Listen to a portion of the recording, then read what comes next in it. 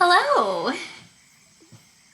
I'm live. This is a time that's I don't normally stream at, but here I am. We're probably going to be running very late into the night today. So,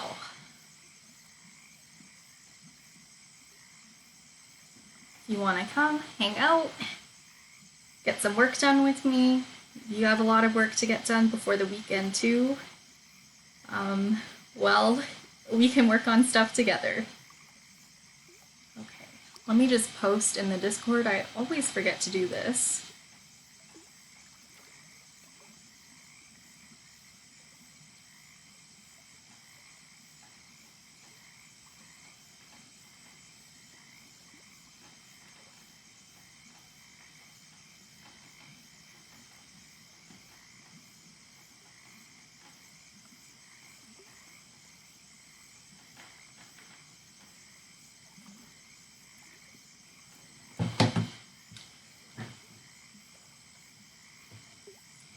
Okay.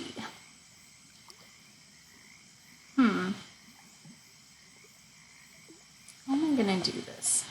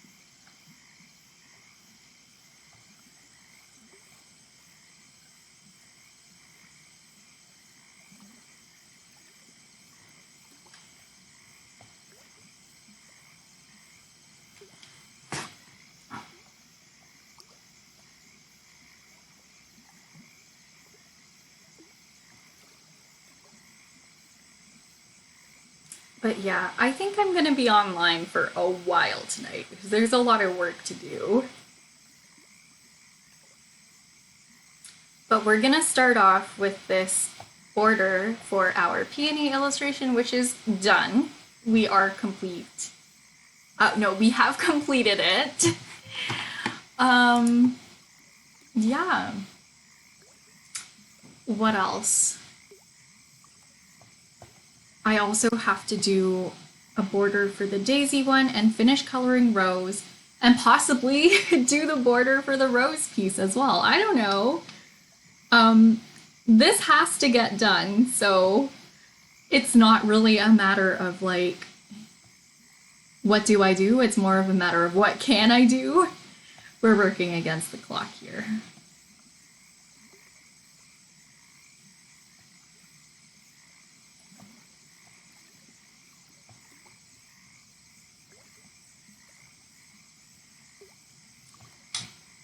Honestly, I spent most of today feeling kind of crummy and sleeping. And you know what? That's valid because I was just building up the mental, emotional, and physical fortitude to combat the gargantuan task that awaits. To face the absolutely intimidating quantity of artwork I have to make right now.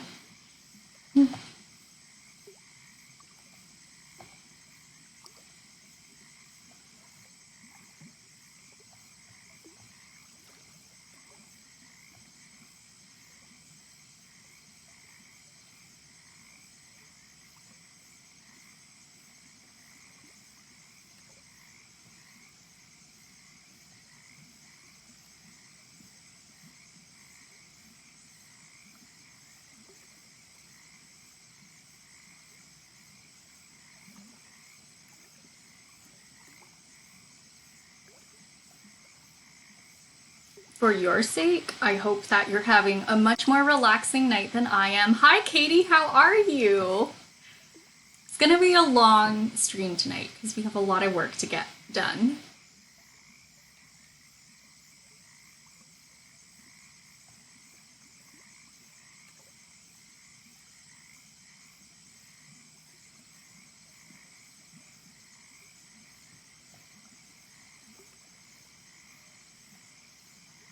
But you know what? I'm happy to be spending the time with you guys.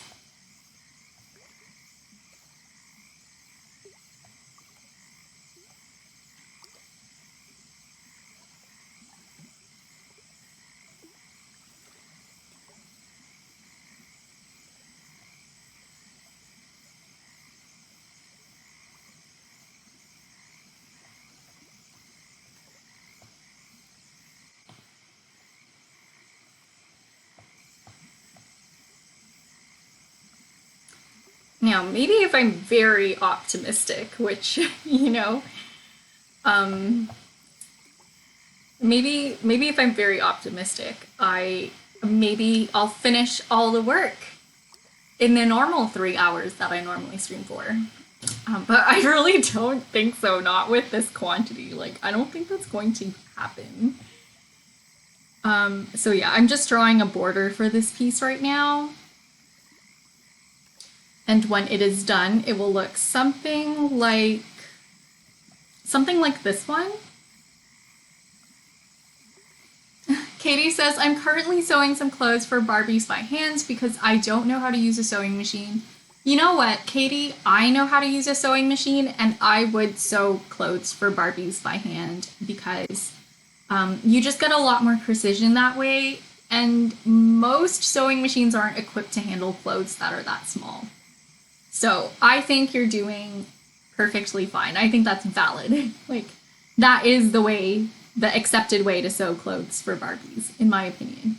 Anyways, when we're done with that peony border, it will look something like this, where there's white space separated from the drawing by this like botanical motif. We also finished this one for Foxglove, and then we also have to do this one for Daisy. So we have to do that. Daisy wasn't originally a character, but I have included myself in this series because I already had a picture of myself with like the Daisy dress. So now I'm a character in my own like universe. I'm in the Dimpleverse. And then we have to color in Rose, all of Rose.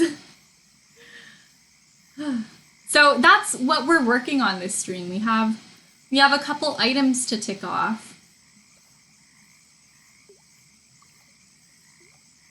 Goodness, it's a lot of work today.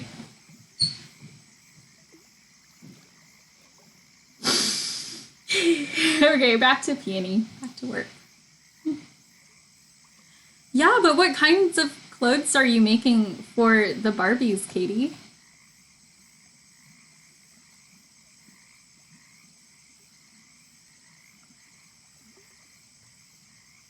That's so cool, by the way. I love Barbie a lot.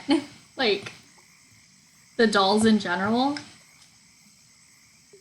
And the old movies from the 2000s. I say the old ones because I haven't seen any of the new ones yet, actually. I haven't seen any of the new Barbie movies.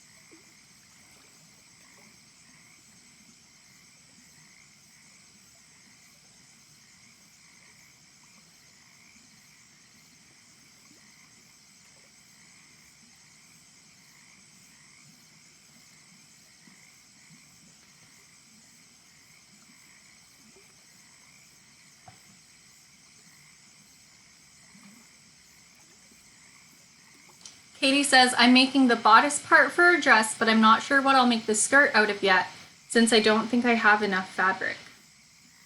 Huh. I'd be surprised if you didn't have enough fabric, considering, like, I feel like you need a lot less than you think you do.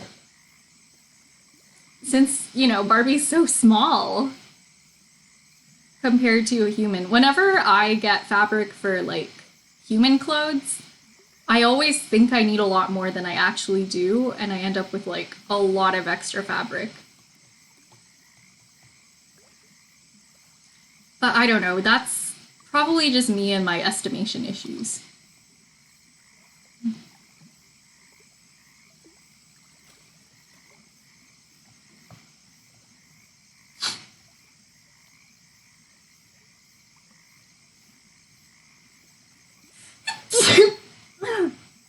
Gross. Katie says, I got the fabric from an old pillow that I've already used for fabric before. Okay, I see. So I guess you're already working with, like, smaller pieces for sure.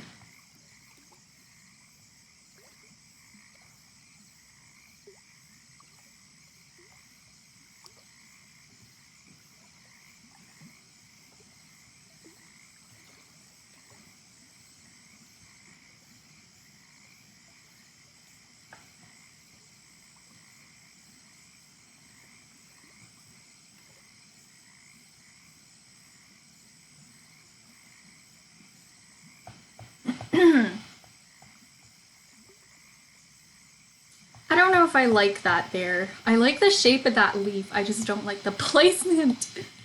Okay. Erase this.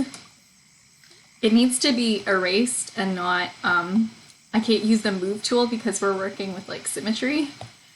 So if I use the move tool, it'll only move on, like, one side of the canvas.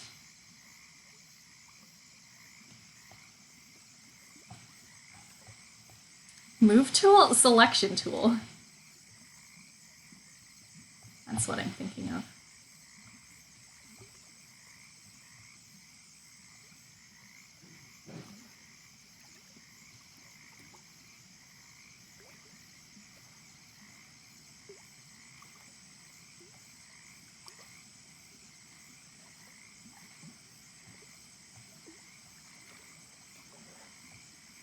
Okay, so we have 2 peonies, one on each corner. They could probably be larger. I'm gonna take a risk. And just, hey, where'd my selection go? What if I were to just, like, increase the size of this?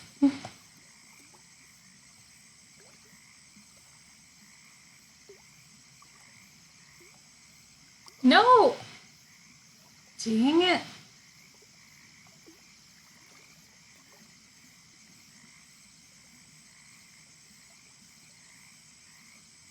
Because I do want this to hit, like, as close to the edge as possible.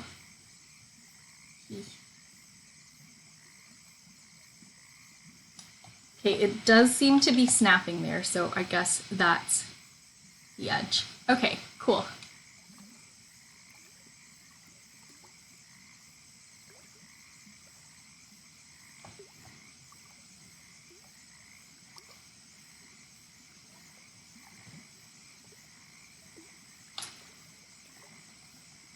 If you're comfortable sharing your dress when you're done, I would love to see it.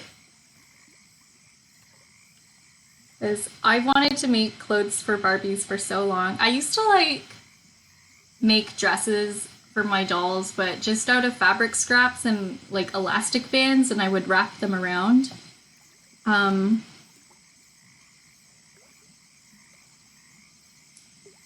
But I didn't actually sew anything, so I would be so interested in seeing, haha, so interested in seeing what you make, Katie.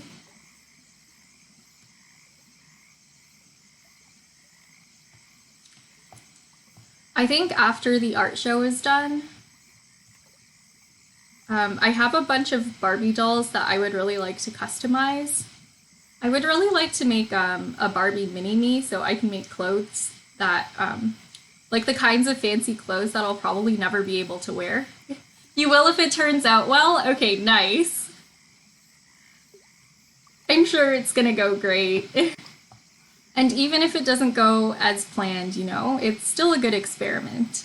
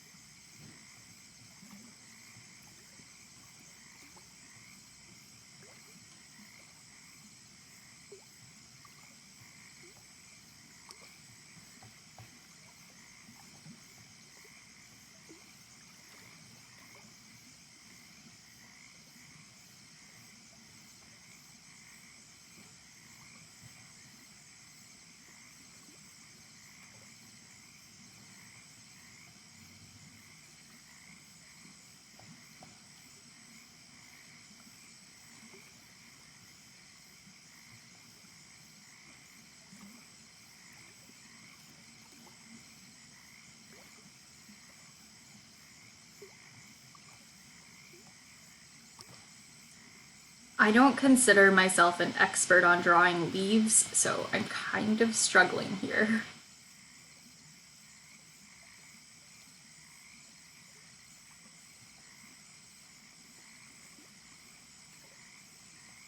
Whenever I draw foliage, I always try to make it into like really simple shapes. But I feel like peonies have a very distinct leaf type, like leaf shape. And I would like to capture that because I think they look cool.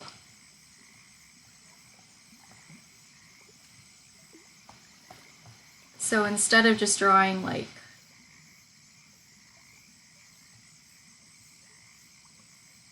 a simple shape, I'm going all out with this.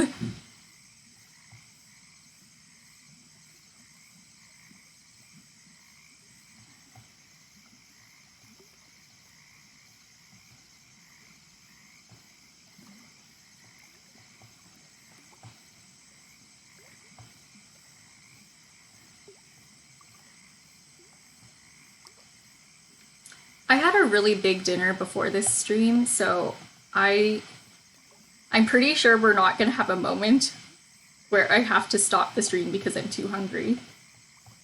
I had a huge bowl of like chicken curry with okra and potatoes. So I feel fantastic. I feel ready to go. There's nothing like a good hearty meal to give you the fortitude to get things done.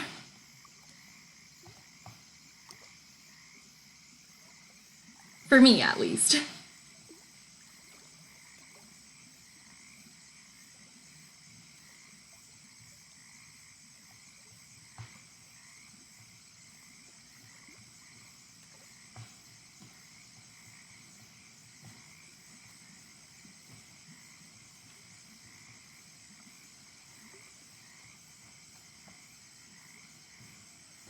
Probably why I didn't do so well in college, because I wasn't very good at cooking myself delicious meals.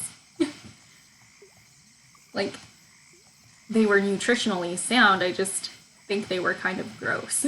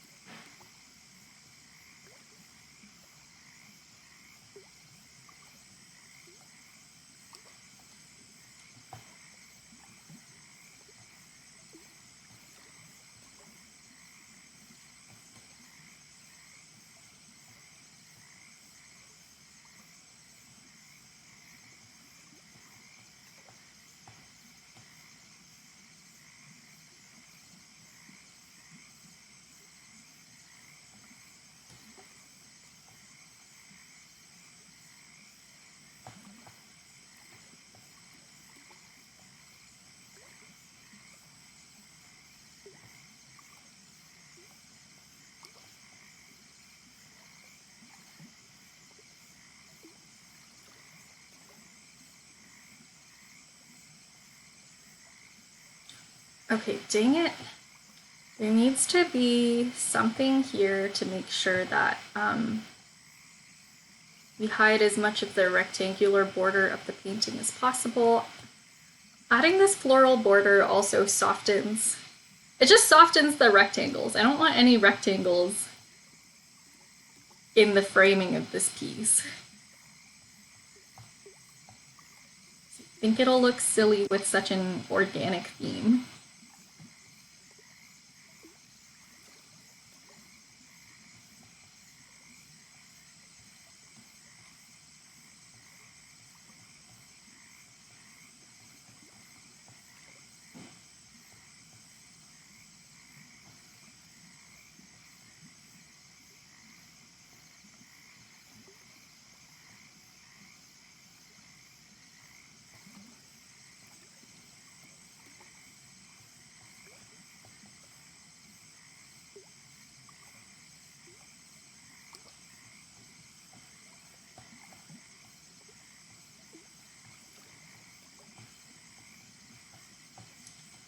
Okay, y'all are not getting the best view right now from like,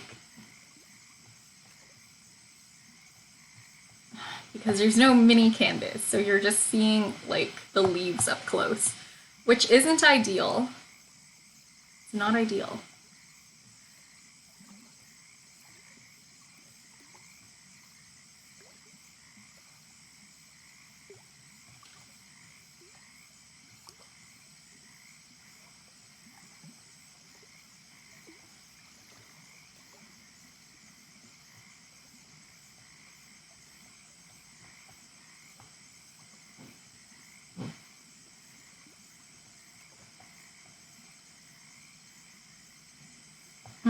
Okay, this random leaf doesn't look so great.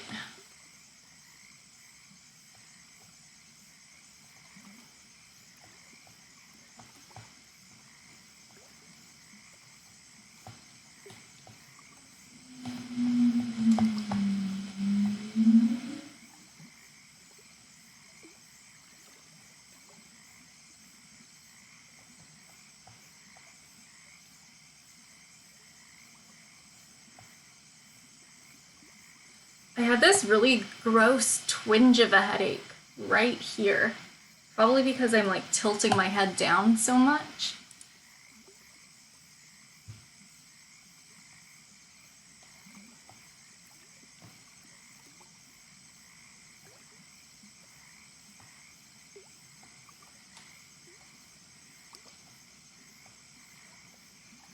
Okay, I'm gonna switch out my reference picture and see if I can find another peony.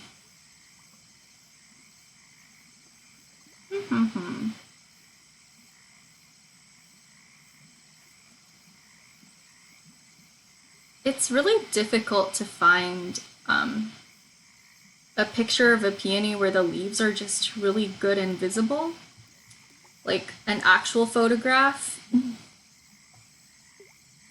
So I've been looking at a lot of botanical drawings because otherwise I don't think there's any way I would be able to get a look at how the leaves are connecting to the stems. Like there's just no way. Because normally when you see peonies, it's just one big like bush of them.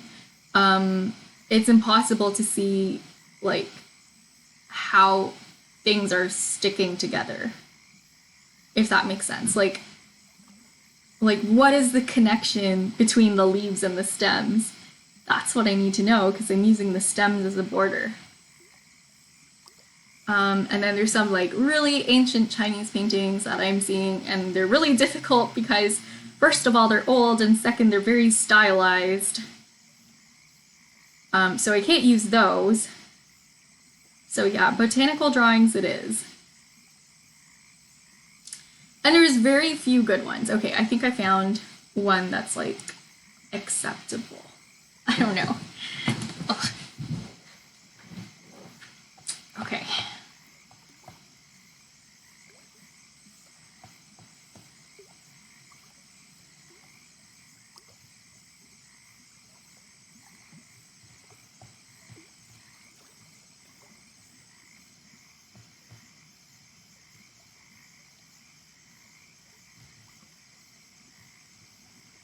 But yeah, I gotta remember to like literally keep my chin up. Because if I don't, um, I'll be very sad because the back of my neck will start to ache. Okay, I'm gonna look up peonies over in this screen.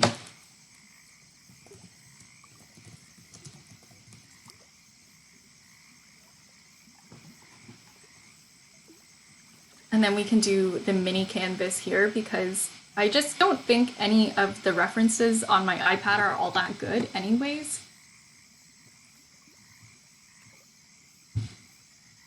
So I don't think we need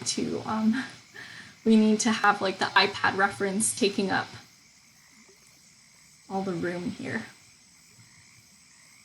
Like there's nothing particularly special about the references I'm using.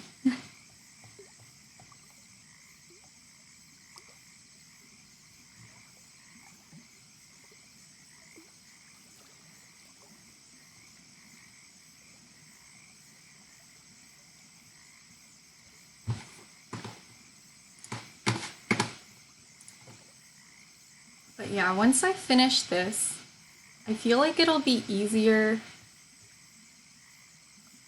I mean, I feel like it won't be too bad to go on and do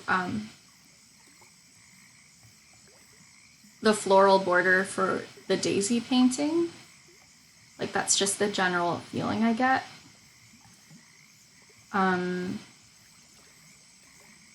Because I already feel pretty like prepared for that one, if that makes sense. I'm just not familiar with this flower and it stresses me out.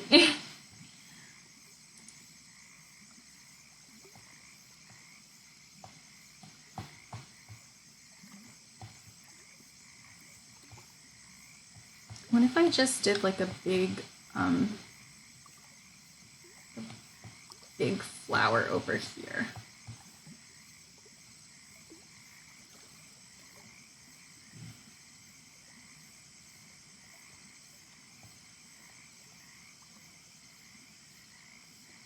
I'm not really copying petal for petal any particular reference. I'm mostly looking at these for structural purposes because I feel like it would be too hard to duplicate the flower. So I'm really just looking at these to see how these photos and botanical drawings to figure out how the petals normally fall, like the general vibe of the flower, and then going off of that. I think it would actually, in this case, be harder to copy the flower. I don't really like to copy things anyways. Like, I'll use references, but I'll never draw the reference exactly as it is. I'll always use a couple of them and then, like, use them to inspire what I'm doing. So I just feel kind of gross about copying other people's art. But yeah. I don't think I could physically keep track of the petals of this flower if I was actually trying to replicate a drawing or picture.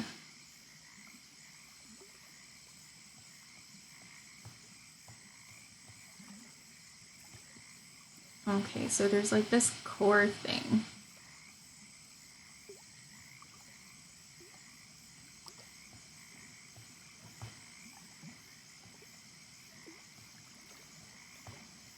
I kind of want to draw it upside down, so maybe if I draw it right side up and then flip it upside down, it'll be better. Don't know. Don't know what I'm doing.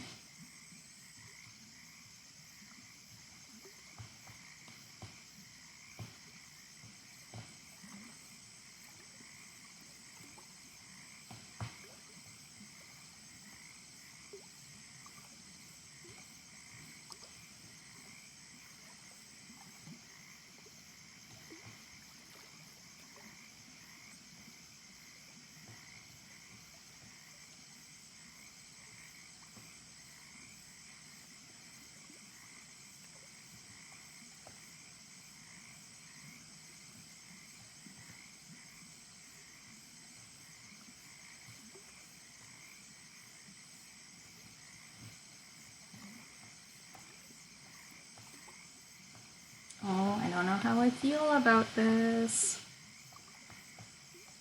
You know what? We'll see.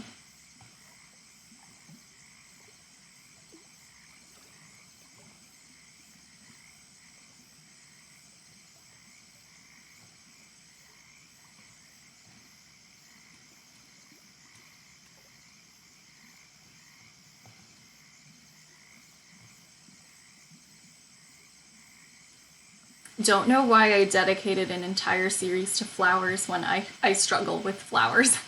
Hi, baby soul! Welcome back!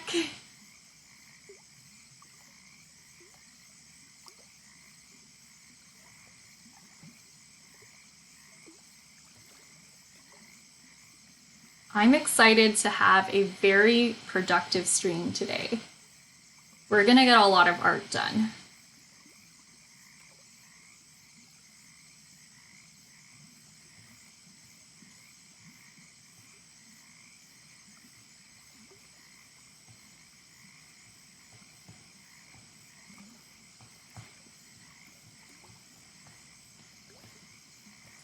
But I don't feel like using the timer today, so we're not doing like any timed drawing challenges unless somebody redeems like a 5-minute drawing challenge. Then we'll do a timed drawing challenge. But, you know, none that I will bring upon myself.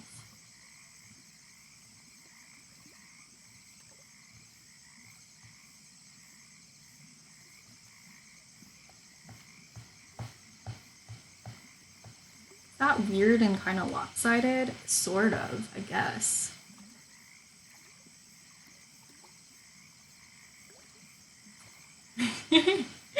Aw, thanks for the emotes. How are you, by the way, baby soul?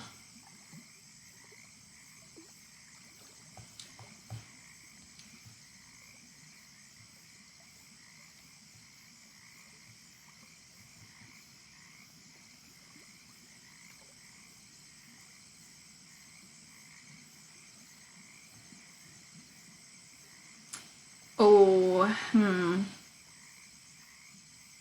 What if I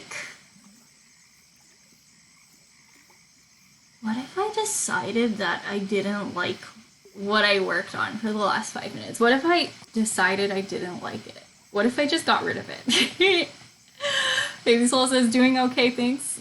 And how are you? I am feeling great. I had a big hearty dinner. I had chicken curry and potatoes and okra and rice.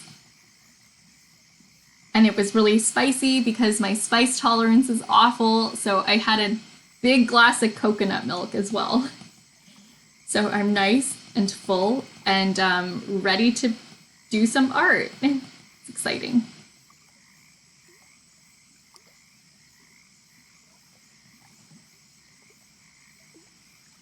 Can't drive on an empty tank, so.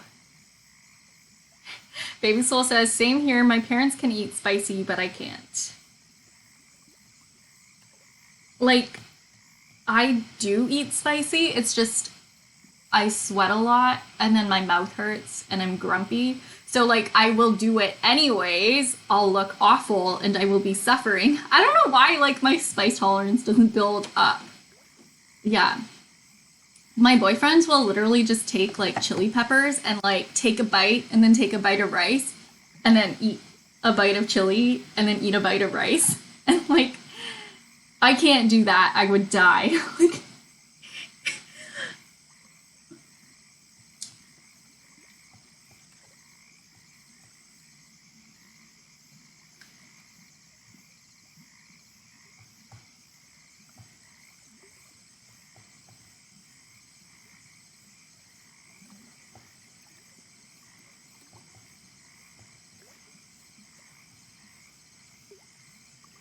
one time I was eating like what I consider to be a spicy dish, and then everyone in my family and my boyfriend, they were all like, are you okay? Like, you don't look great. Are you okay? And I'm like, I'm fine. It's fine. You know, like it's delicious and I'll just push through the pain, right?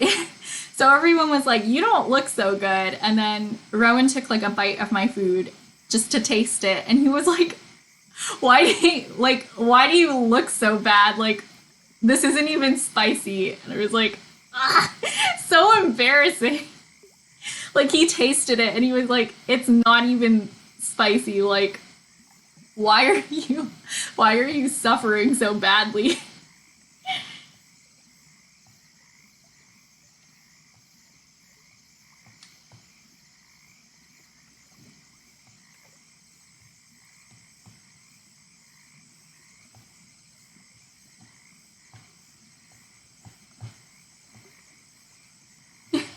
Baby Soul says my sister also teases me for that. Yeah.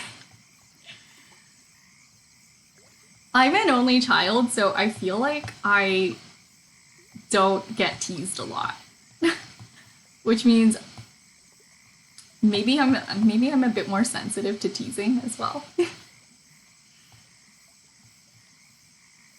But I've never had to share a room with anyone. Even though you're older than her, rip.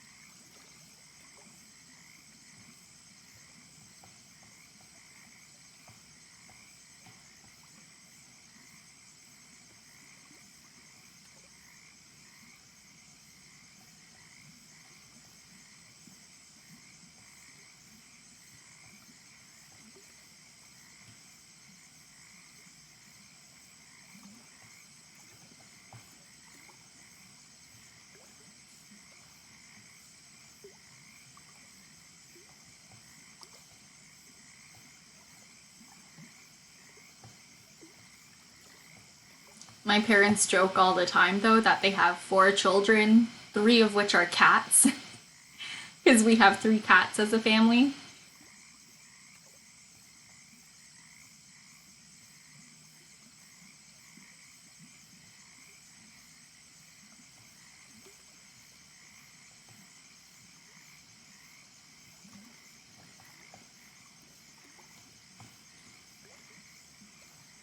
Especially when like all 4 of us, like my cats and I, are napping together on the couch. Like, I hear them sometimes. They're like, "Oh my goodness. All 4 of our children are asleep. Our cat children and our human child."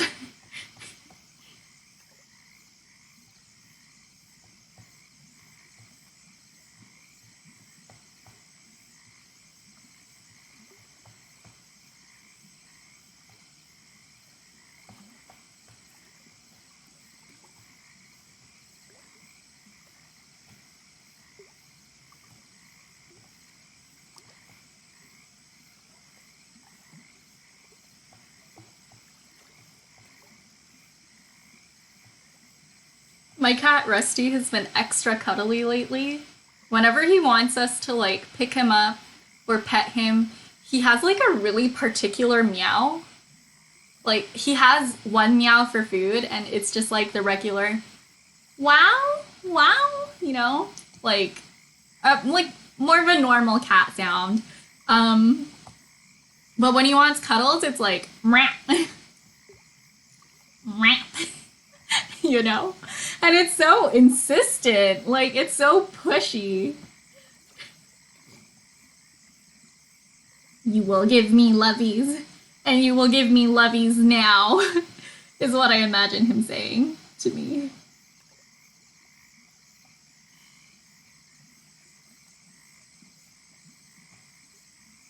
It's somewhere in between like a purr and a meow as well. So cute.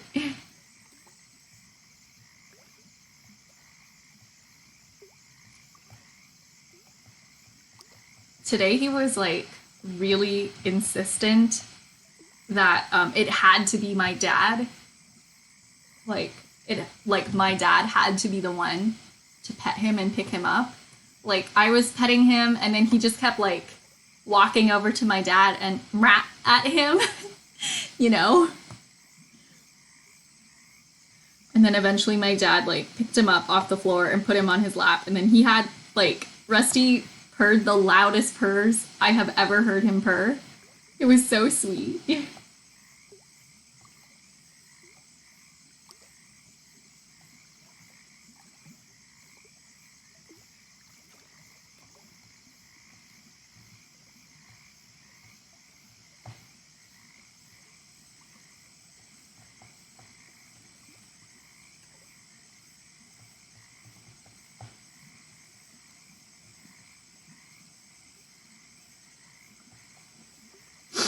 Okay.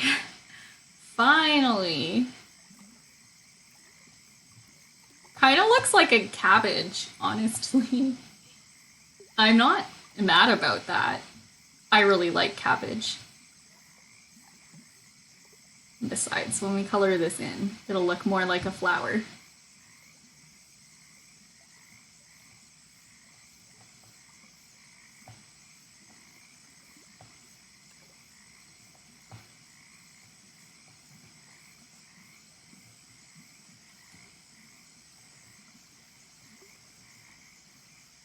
I don't know, is that too many petals? That's too many. Too many. No, wait, I like that one.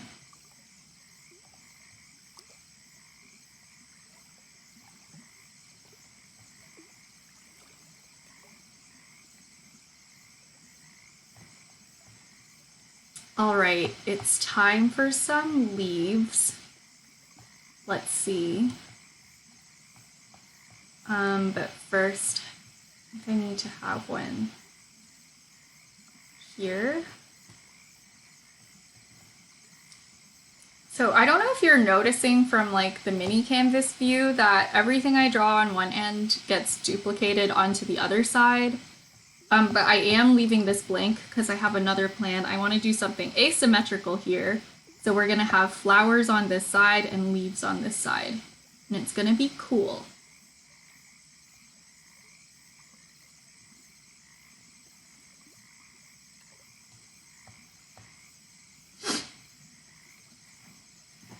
But yeah, there's a lot, a lot to draw for this piece. If I get like frustrated and bored, I'll just move on to like a different art piece that we have to do today, because there's a lot to do. Can't afford to get hung up and lose momentum. Whoa, it's always crazy when you draw in the middle.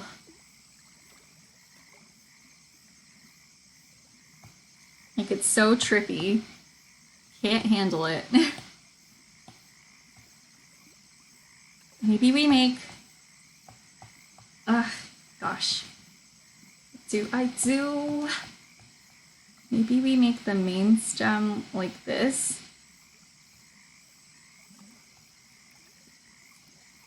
And then have like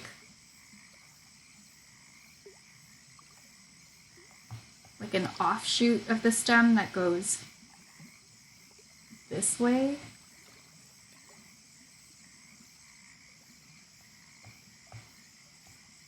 But yeah, I had a lot of sleep today. I was just really tired for some reason. And then I just let myself like pretty much sleep all day. And you know what? I feel good about it. Guilty, but good.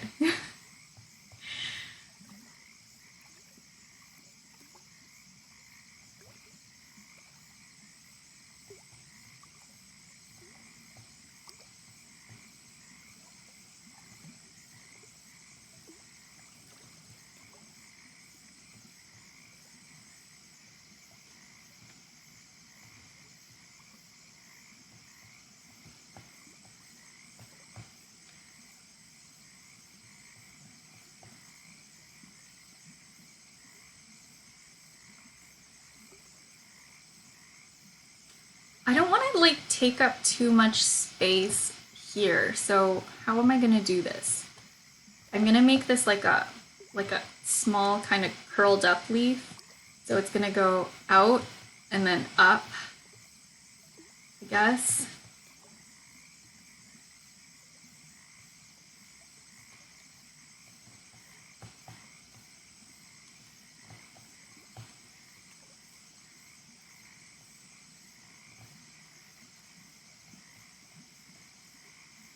and then out again, and then down.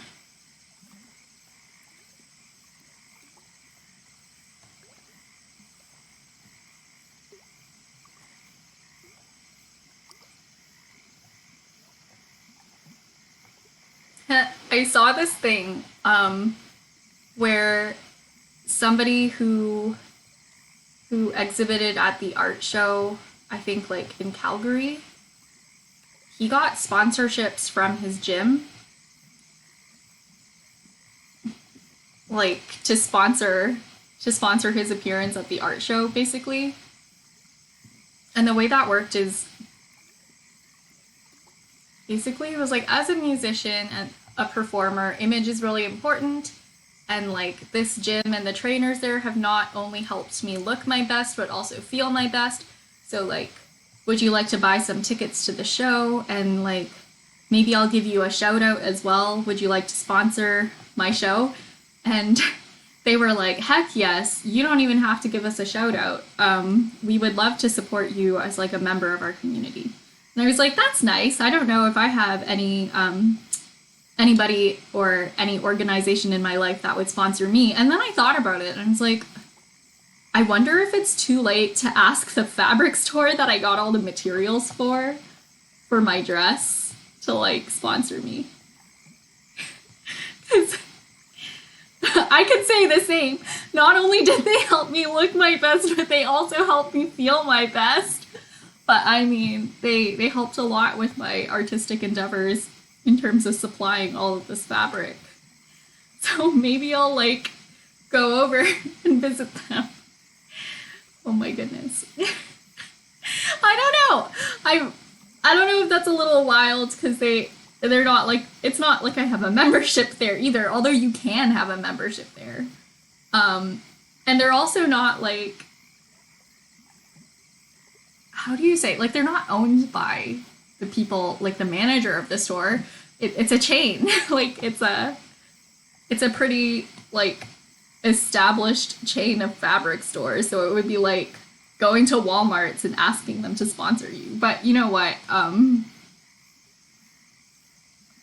feel like it's worth a shot. I don't know if it's a bit too late, but I don't know. Maybe that'll work in my favor because I could be like, there's a week left until the show. Would you like to sponsor?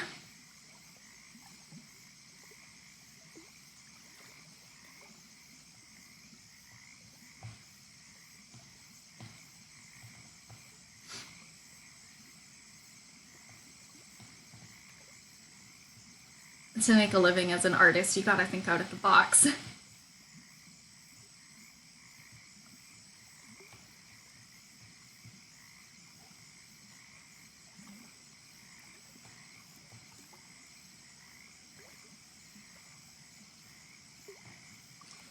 I think that just goes for doing freelance stuff in general, though. Like when you're trying to run your own business and make a name for yourself in whatever industry, you do kind of have to think a little more creatively.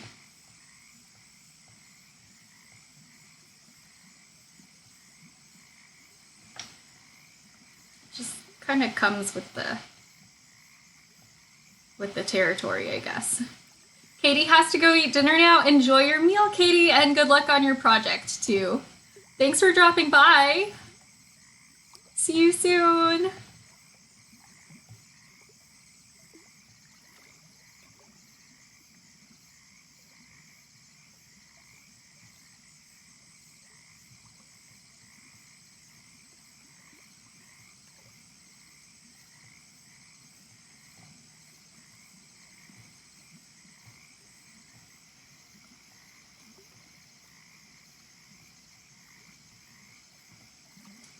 What am I doing?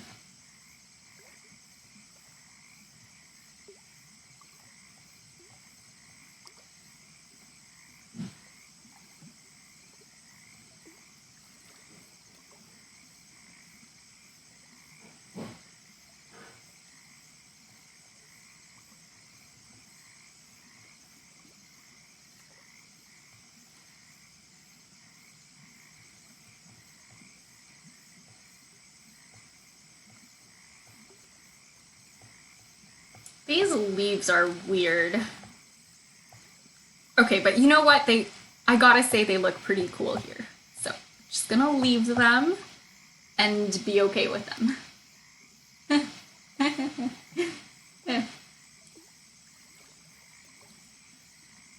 That's the laugh of someone who's sure of themselves.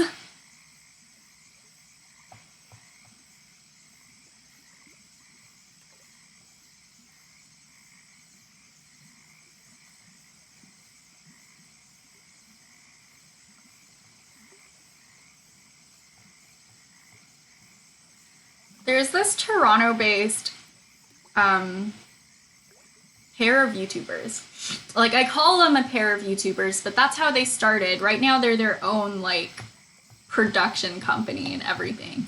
And they're called the Sorry Girls. I think probably because of that Canadian stereotype of saying sorry too much. And what they do is a lot of, like, DIY stuff. They met in college, and they were friends ever since then. And they came out with this. This is a weird segue. They came out with this t-shirt that had, like, in, like, lowercase Comic Sans on it. And it's called their Nervous Laughter t-shirt. And honestly, that's such a mood when I'm doing any kind of art or DIY. Like, you're not sure if something's gonna look good, but you just have to try it anyways. Especially when you're trying to learn to, like, draw or make something new. The Nervous Laughter is such a vibe. What am I doing? Is this what I wanna, is this where I wanna go with this?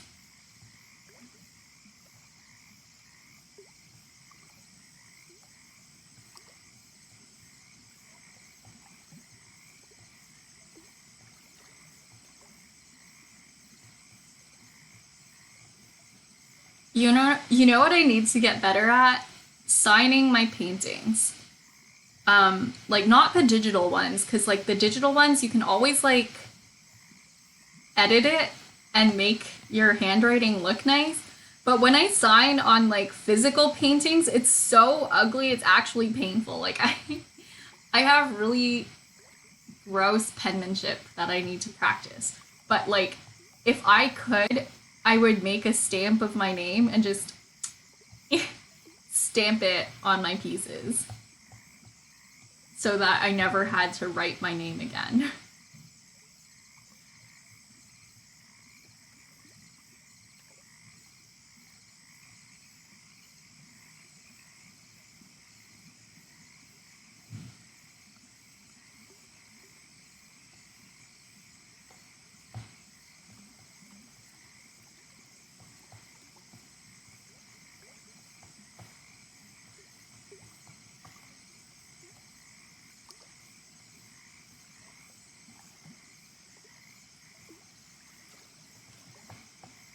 And oftentimes I get really nervous about how when I sign my name, there's probably not going to be a way to erase it.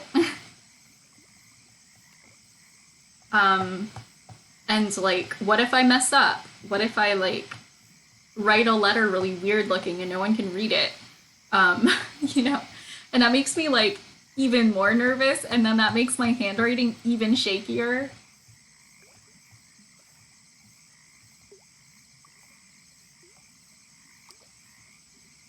Ew. What is that? I hate it. I hate it. Ew. I should be looking at the bigger picture. Or the smaller picture, haha, because the canvas on the side is a mini one. Hee funny joke.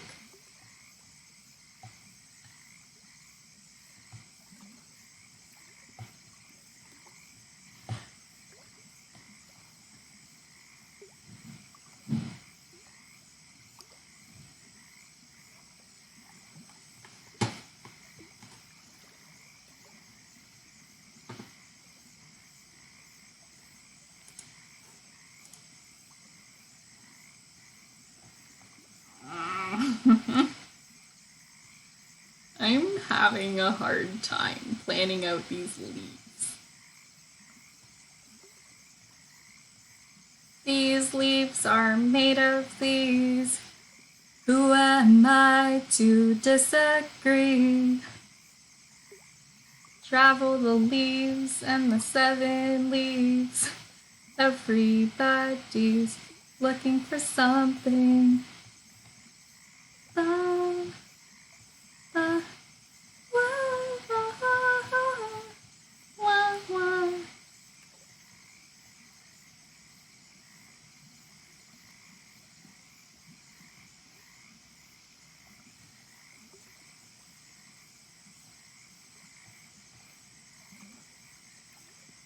Do I like that? I guess I kind of like it. I don't know. Do I like it?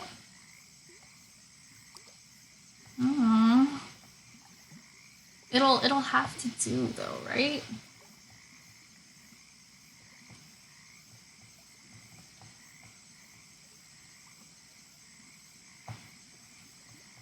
How did I just spend like 5 minutes on one leaf?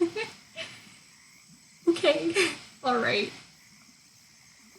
I think I want like one big flower over here. Which means we'll do that on a layer that doesn't have the symmetry.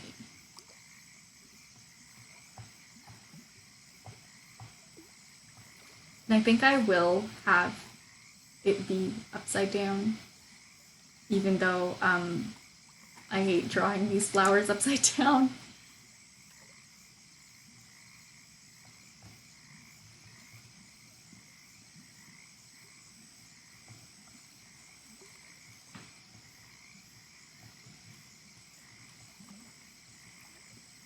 Which is why I'm drawing them right side up, and I'm gonna hope they look good upside down. If this doesn't look good upside down, I'll be really upset.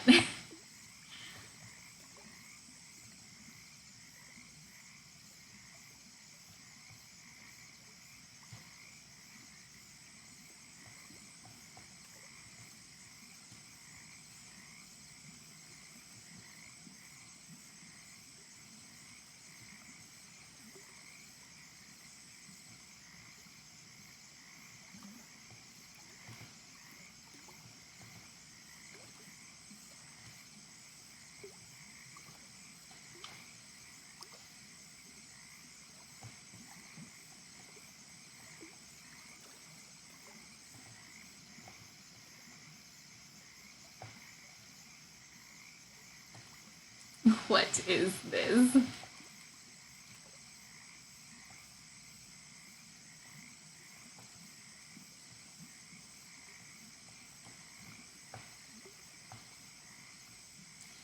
I think a petal needs to be here. It's really a struggle to make sure that the flower you draw ends up looking balanced, but also organic. Does that look natural? I don't know.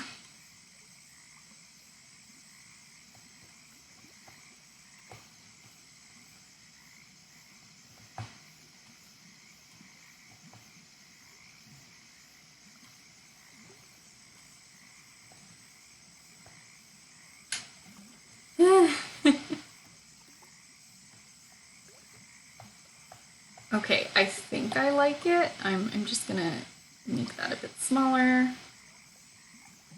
Cool, and then we're gonna add some leaves.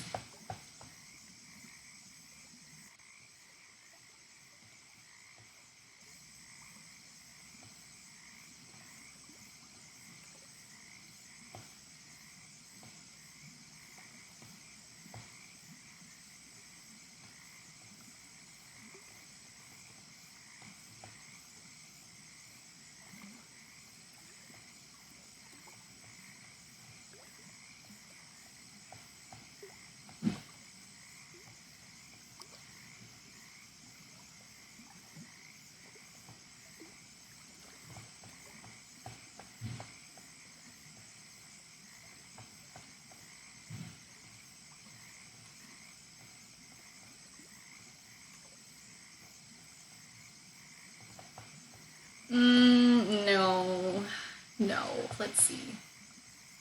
Maybe we do a little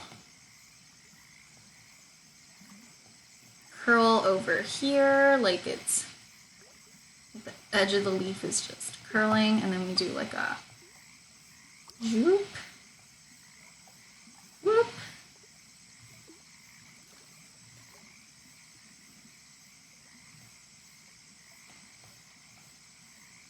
As I'm drawing these leaves, I'm imagining the Minecraft Enderman teleporting noise, and somehow that is helping me.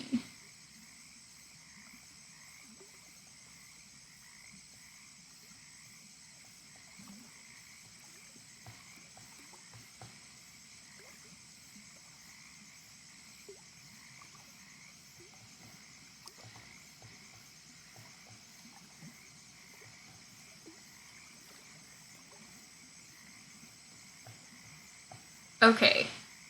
See, it did help. Sometimes you just gotta have like funny sound effects in your head, and it makes things less stressful. Okay, I love it.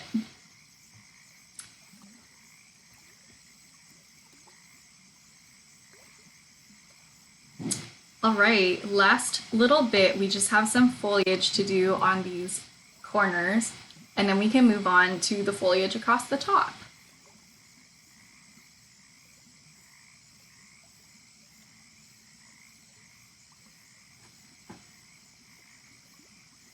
Let's attempt to find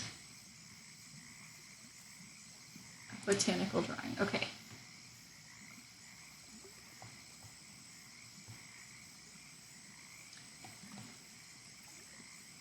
Not that I'm remotely going to follow this botanical drawing, but you know, helps to have a reference.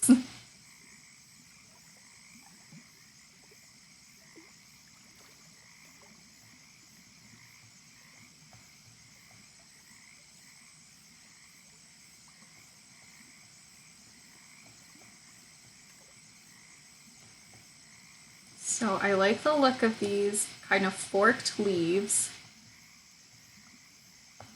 And then they're kind of like always a bit irregular and kind of lumpy, which makes me happy.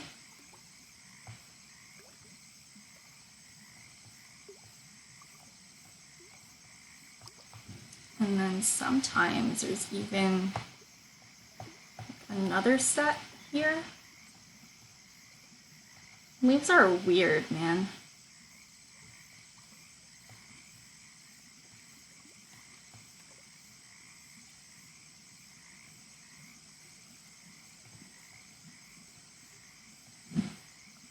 Wow, I just looked over, right? Because I was wondering how the plants in my room were doing. Let's take a quick break. Let's look at my plants in real life, because I'm starting to get very tense.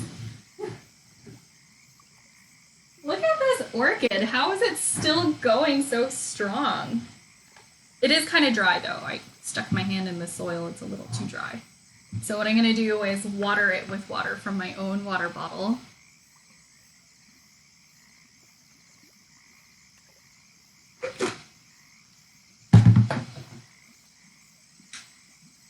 One moment, please.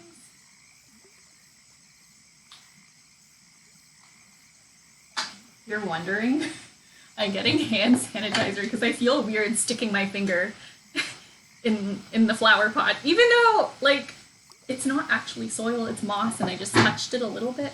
Anyways, look at these orchids. How are they still going? Like, I thought they would have wilted by now, like, but there's no signs of them going away anytime soon, which is nice because I have waited 2 years for this plant to bloom. And here it is. I feel very accomplished because my mom has never been able to get one of these to bloom, despite being far better at gardening than me. And what I did with this plant is I would forget to water it for weeks on end, and one day it just flowered. Maybe it was a cry for help. Maybe it was saying, like, please notice me. Please water me. But yeah, I only water it about once every 2 weeks or so. And it's very happy. Look at it. Look at it go. Let's see how many flowers she has. She has 1, 2, 3, 4, 5, 6, 7, 8, 9, 12. She has 12 flowers. Wow.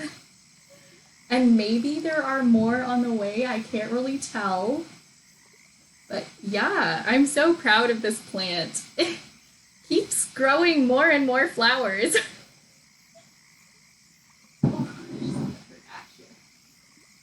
Very pleased with how this plant is growing.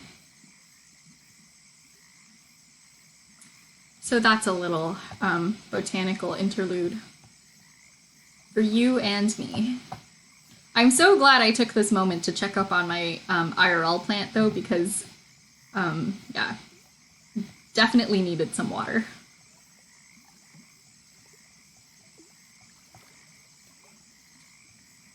I'm also kind of proud of myself because normally I smother my plants in affection and I give them way too much water and then they drown.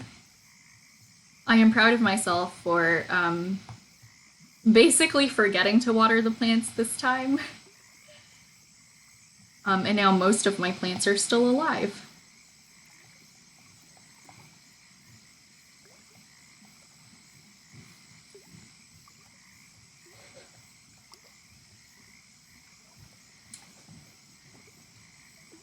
Let's see. What am I gonna do here?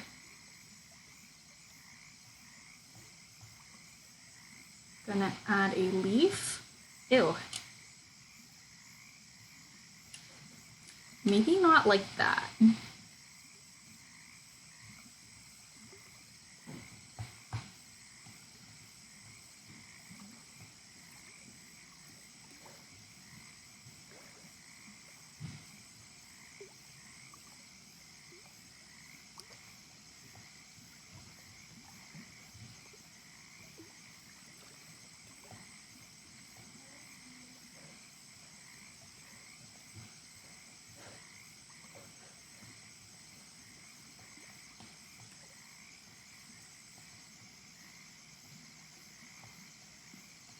Okay, kind of ugly, honestly. Let's do something about that.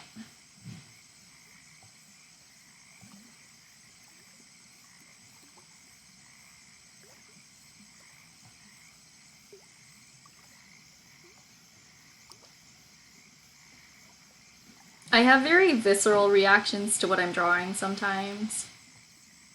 Very, I guess, opposite reactions.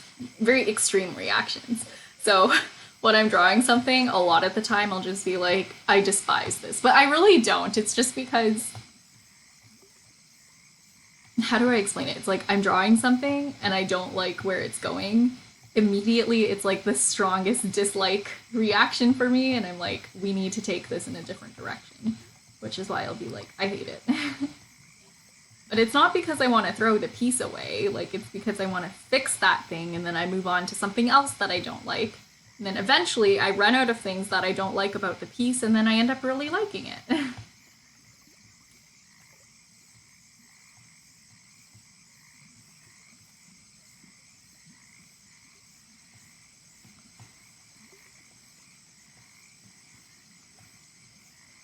But yeah, while I'm drawing, I'll always be like, ew, no, no.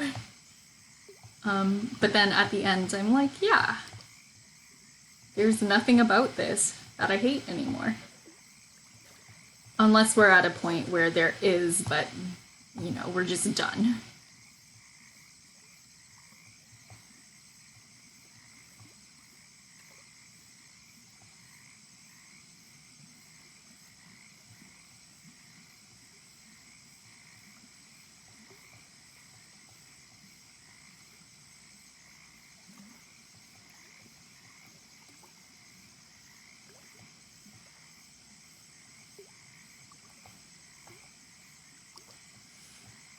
Okay. Yes, I'm into that. What I do need to fix is the outlines for this because they got really thin when I sized the flower down. So I do actually need to go in and fix up this line art.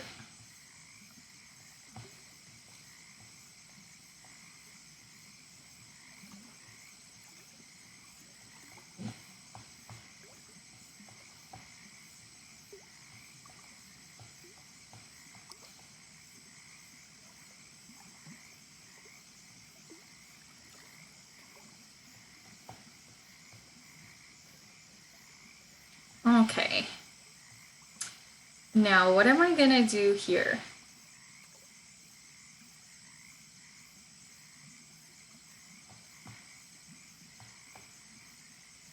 So it looks like we have like, oh, wrong layer. Nice save. I'm really excited about this actually. Okay, so we have, maybe we can do a leaf here, like a double leaf here.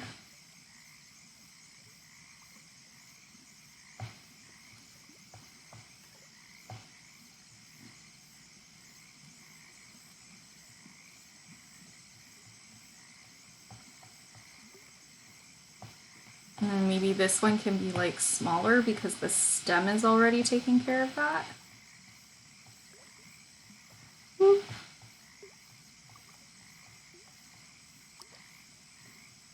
Maybe we do like a little tuck. And then maybe we do another double leaf over here. I don't know. No, maybe just a single and then we make this one into the double. Like a little fork over here. I like that, I think.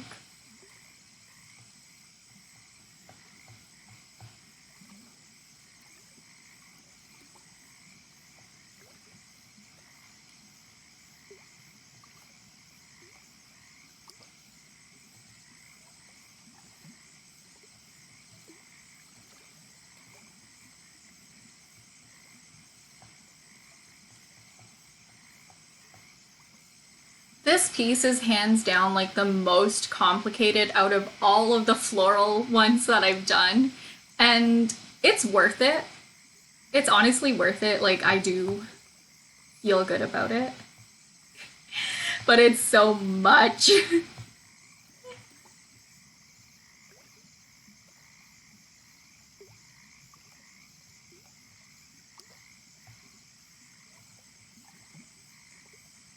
Like, everything about it is just really extra. The border is extra, everything in the actual piece is extra. Like, it didn't have to be this way, but also it just had to. Like, I just had to make it extravagant. Baby Soul says, it seems like I am at least a minute behind. My message still didn't show. Huh, oh no. I read that as soon as it popped up on screen, by the way, so if you see this like a minute late, it was like as soon as you hit send. That's not good.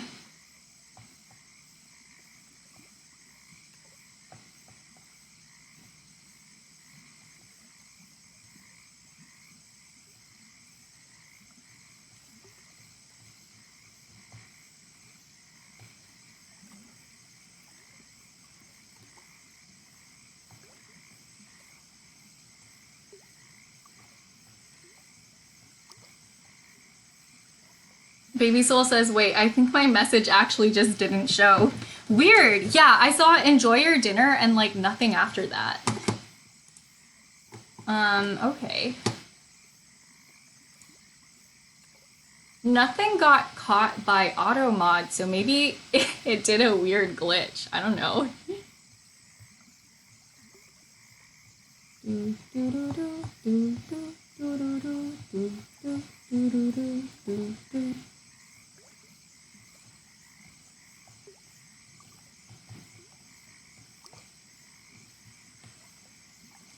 Ah, okay. Baby Soul says, I was in a Final Fantasy XIV dungeon. I also would like to have a stamp with my signature because my handwriting is so bad that every signature looks different. I don't have plants. I think I would do a good job with keeping them alive. Yeah, okay. I've gone through a lot of plants before finding ones that do not die in my care. I'm looking over at them right now. I see a few yellowing leaves, but they're fine. They're fine. They're fine. Uh, yeah, so the plants in my room, I have one, I'll show them like later during a break, but I have one cactus. I have an aloe vera plant. I have a pennywort. The pennywort isn't really mine. It's like a plant from the garden that we had to put inside for the winter. I come from like a family that does a lot of gardening. Actually, like my family and Jeremy's family are really good friends because of gardening. Also because Jeremy's family, I mean, Jeremy and I are really good friends, but like also our family members are friends. Yeah, we're always like sharing garden things. It's nice. So yeah, I have a pennywort. I have a pilea, which is also known as a pancake plant. It has large circular leaves that look like pancakes. Of course, the orchid that I showed you. I think this one's called Sansevieria. I don't know. And two spider plants. I'll show you during a break. I'm kind of in a groove right now, and I don't feel like standing up again. What a mood.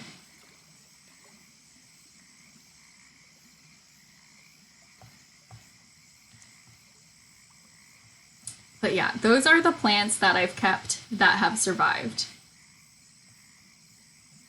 And they're also all like pet safe as well.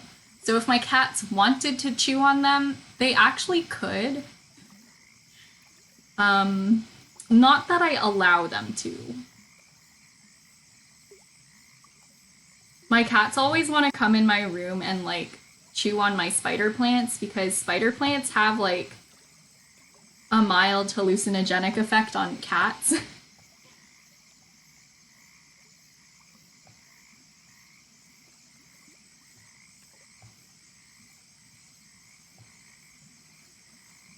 So think of it like catnip, but a little more intense. So they're always going after those spider plants. It's actually really funny. They're just not allowed in this room because it's not just the plants that are in here, but this is like my art workspace. And there's a lot of things that are very fragile here, but there's also a lot of things that are not particularly safe for cats, like all my sewing supplies. Like, I don't want my cats to eat any sewing needles. That would be horrible.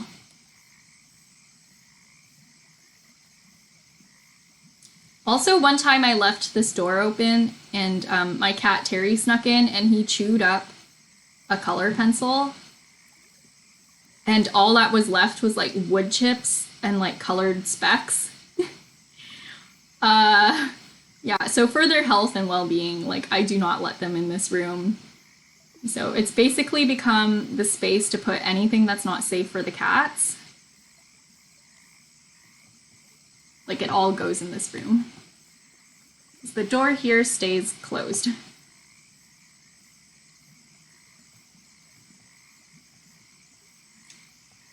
But yeah, if the door ever accidentally gets left open, I always find them like chewing on the spider plants to get high. Baby Soul says, how old are your cats? I think Rusty is turning 4 this June. Colby is turning 2 in April. And Terry is turning 3 in June as well.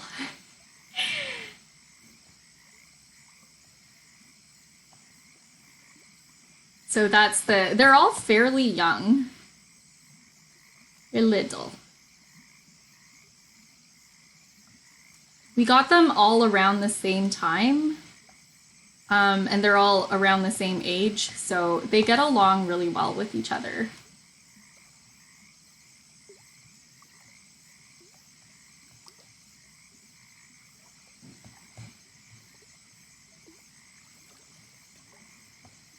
Hi, Katie. That was a quick dinner.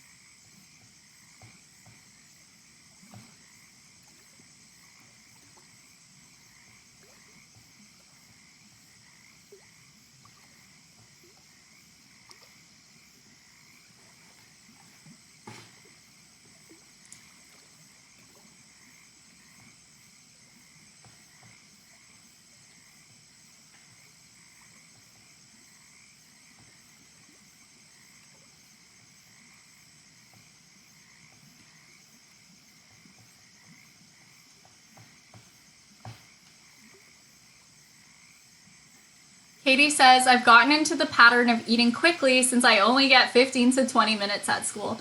I couldn't eat that fast in school, so what I would do is like sneak food into classes because I just need to chew a lot. Like, it's always been a bit of like a thing in my family where it's like, why does Joni take so long to eat? Oh my goodness, I just referred to myself by my real name. Ah! Yeah. No, everybody knows. That's my offline name. But it's still weird to use it sometimes. Like I still like my screen name better. When I'm streaming, my screen name. For everything else, my offline name. Um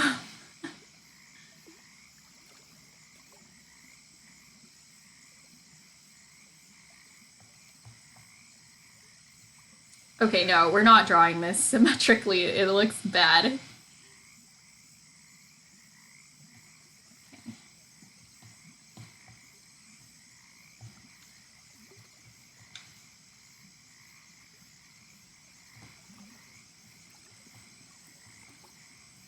But yeah, when I was a child, I would eat so slowly that like all my other cousins would go and play and I would be the only kid at the kids table still eating. So then I would get lonely and then I would sit at like the grown-ups table and listen to all the gossip. Even though I wouldn't really understand half of what they were talking about because it's like grown-up stuff.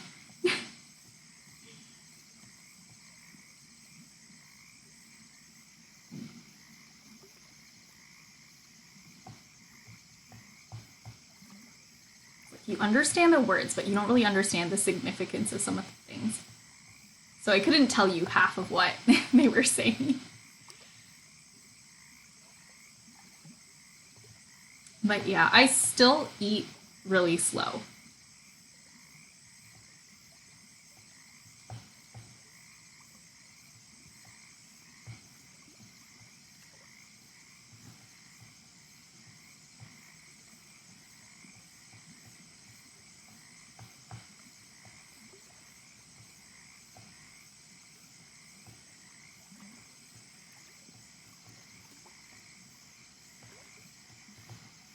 I remember one time I was sharing a pizza with a friend, and they were like, they admitted that they also ate really slow, and they were saying, like, I was scared that if I ate too slow, I would be holding you up. And I was like, me too. I was scared that if I ate too slow, you would get impatient with me.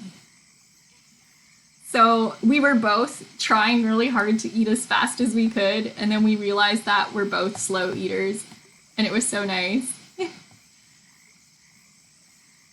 Baby Soul says, I feel you. My boss actually also watches my stream sometimes. It would have been weird if she called me by my stream name. I fear the day my boss accidentally exposes me in front of my coworkers because my coworkers want to know my music taste, but I'm too ashamed. But I don't tell them. My boss knows though, since I always put on music when I play Tetris on stream.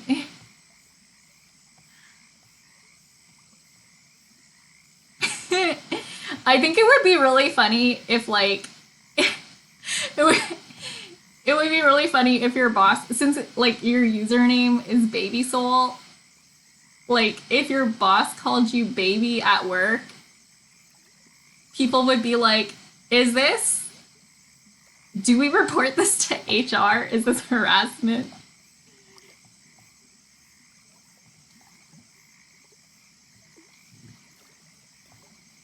It's like, no, that's just my online nickname.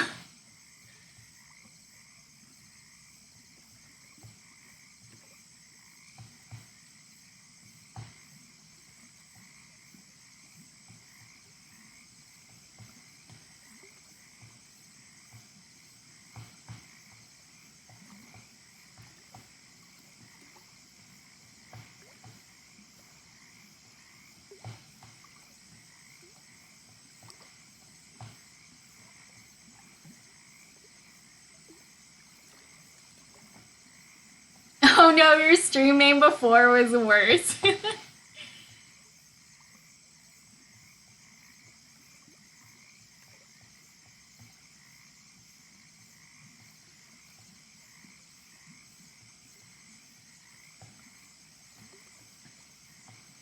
I mean, if your boss is known for this long and she still hasn't said anything, then you know what? I'm sure it'll probably be fine.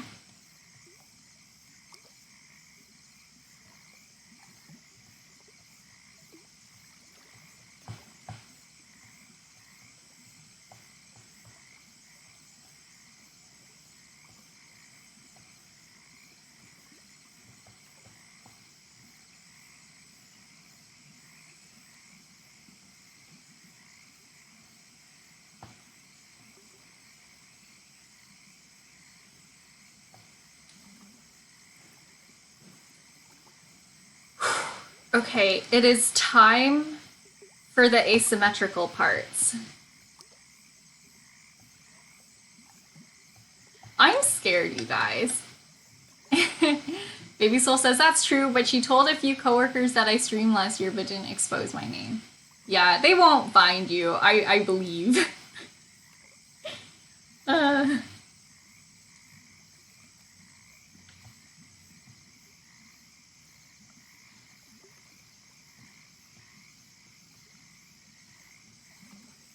yeah, everybody knows I stream in real life. Everybody knows, everybody watches my stream. Like, my whole family watches my streams. It's very nice. I appreciate it a lot.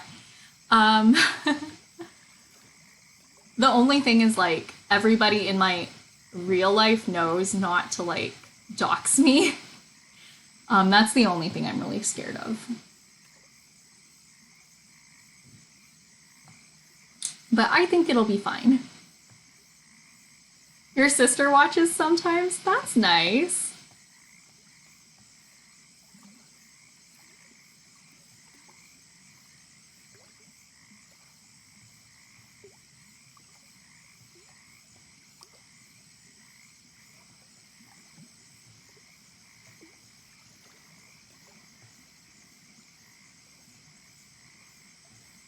It's always really nice when, like, to have the support of your loved ones.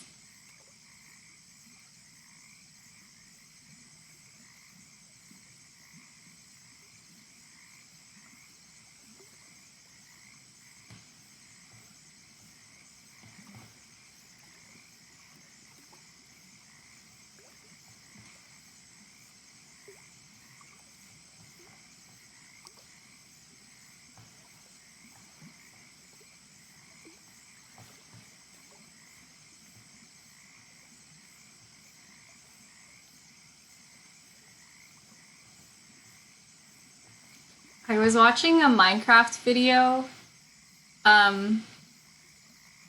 where somebody tried to sing Never Gonna Give You Up in Swedish.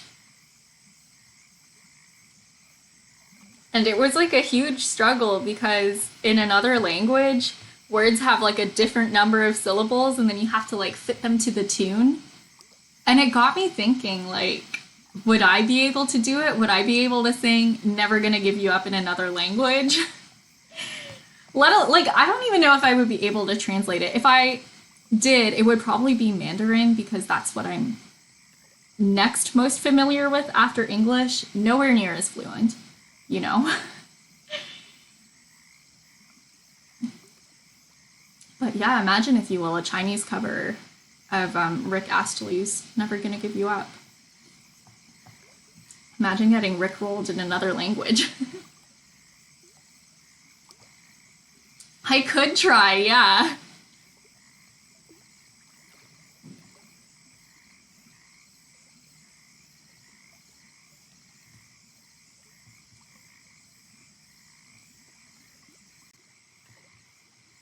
I'm all like the gears in my brain are already turning.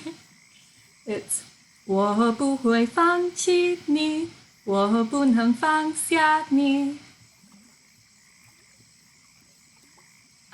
Never gonna run around and desert and hurt you. How do you translate that?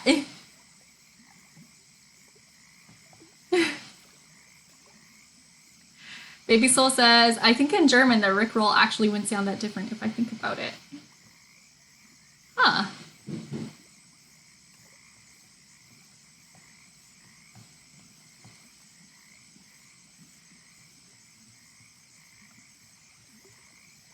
I don't like this leaf.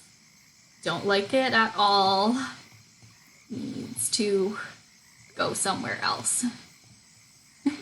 Oh no, you would delete your account if your parents found out. Why? I don't think there's anything like bad about your account, or maybe it's just like you want to keep your private life private.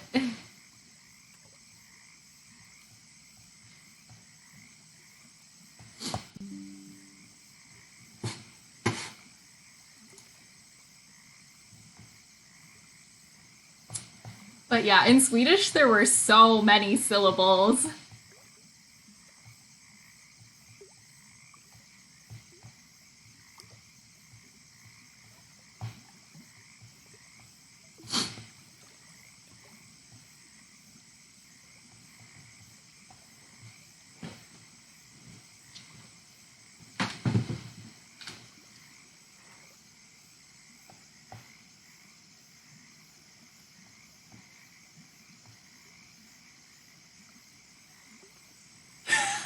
Oh no.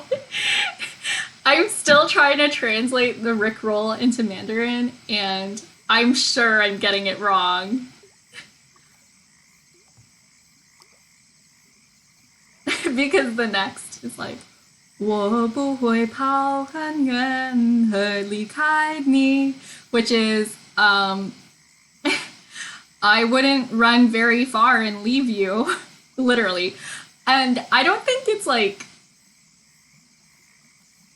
I don't think that works. Like, I don't think it sounds right.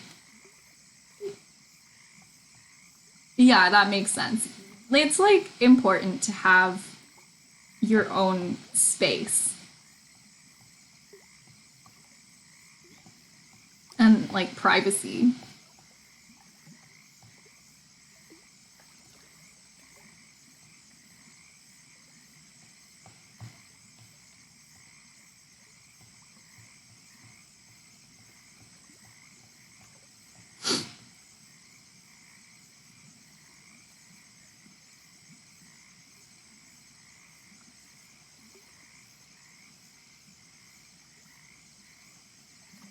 Okay, I'm gonna stop translating Rickroll in my head because it's very distracting and it doesn't even sound that good. I bet there's like a better version of this somewhere.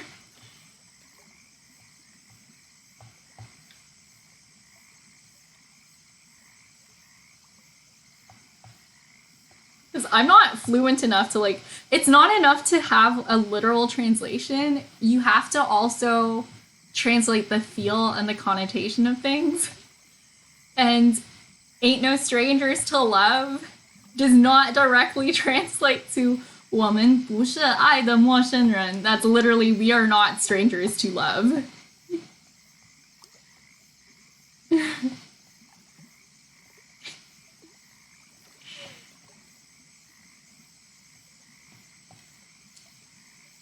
You know the rules, and so do I. Da da da da da da da da. You wouldn't get this from any other guy. I just wanna tell you how I'm feeling. Just wanna make you understand. Never gonna give you up. Never gonna let you down. Never gonna run around and hurt you. Never gonna tell a lie. Never gonna say goodbye. What's the rest? La da da da da da da da da da.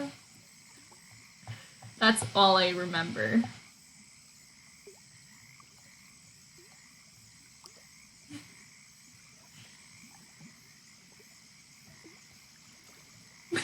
Aw, thanks for the Crimkin emote, baby soul.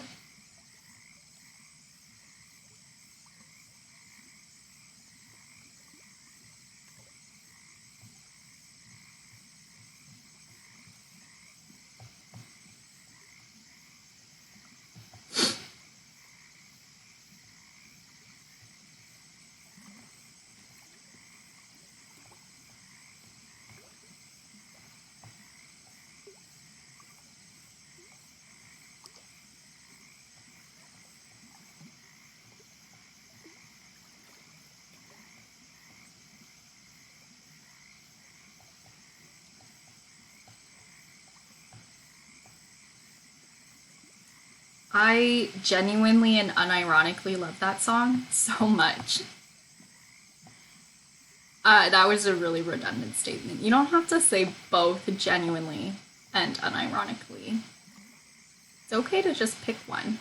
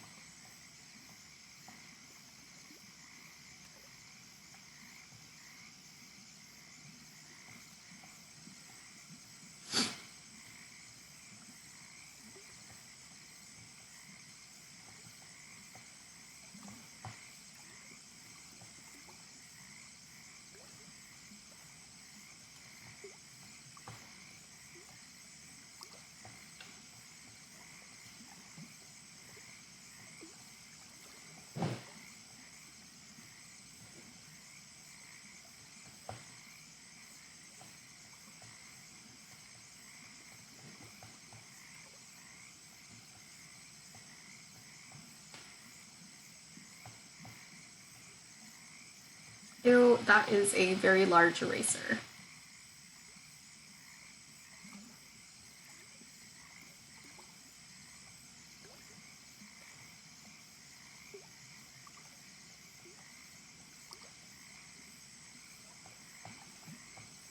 Okay, I think I'm gonna have to add like another flower over here, like another full-sized one, which is gonna be no fun. Why the heck this piece is so complicated?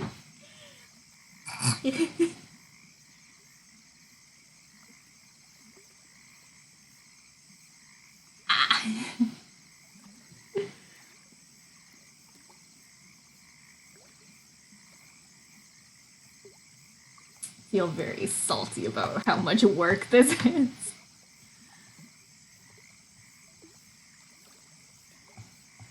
It's fine, we'll get through it. Why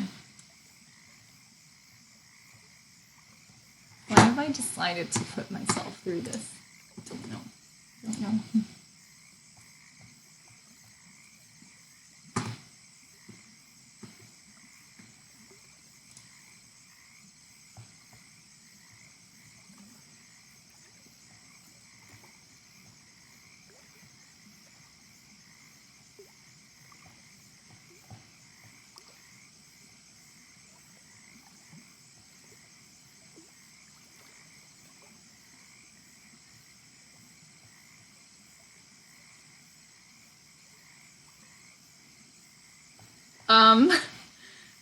No, not quite. Not like that. Not like this. No, no. No, no.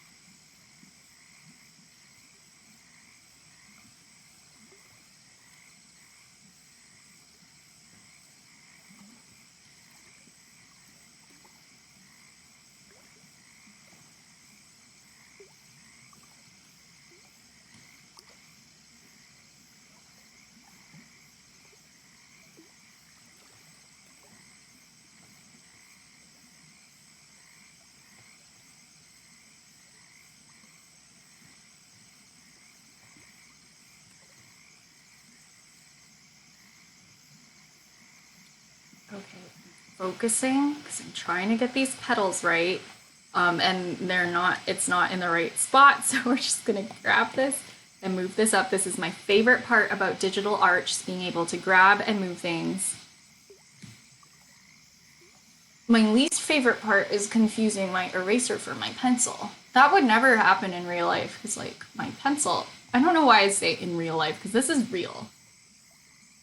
This would never happen outside of digital art because my eraser and pencil in traditional art look completely different. Like, you know, my eraser is a rectangular piece of rubber and my pencil is cylindrical and long and yellow, right? Like, they couldn't look more different.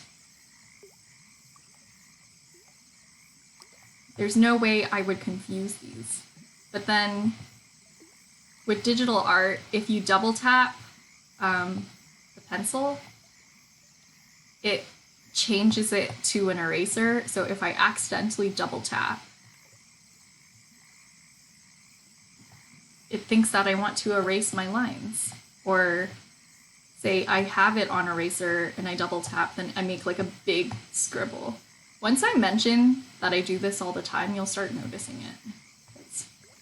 Ew, no, I actually hate this.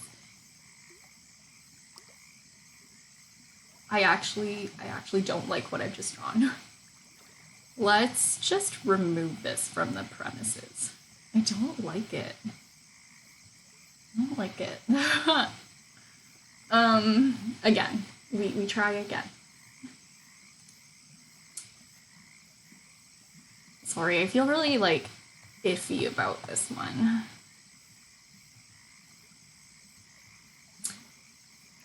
After this, maybe we take a break and we do a different flower. I don't know, maybe not.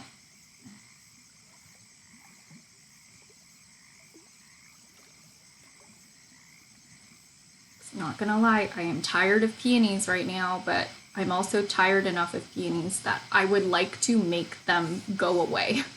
Like, I would like to stop. And I'll only be able to stop when I'm done with them. Like, actually done. To the point where there are none left to draw.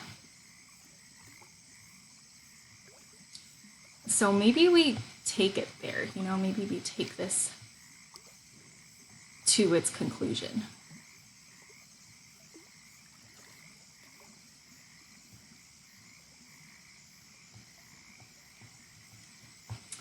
See, you know that I've accidentally used the pencil instead of the eraser when there's like a big mark, like a big color or outline mark, and then it gets erased right away. It's not the pen glitching out, it's me glitching out.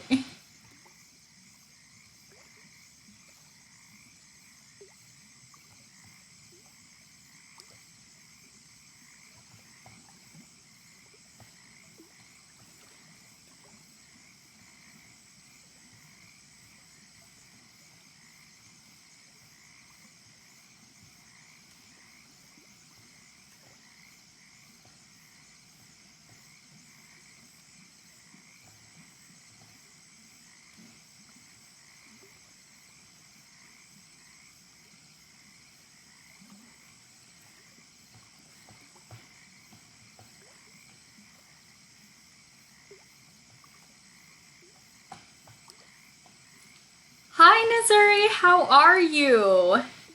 Hi. Hi.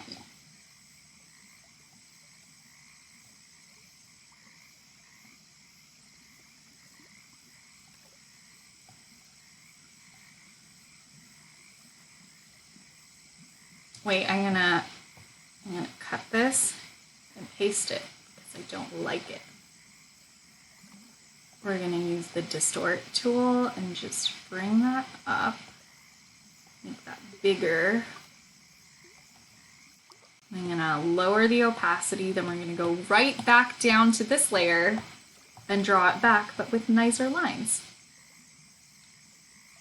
Naziri says, I'm good. I just modded my keyboard a little, so I'm really excited about that. Yo, send me a picture. I really want to see.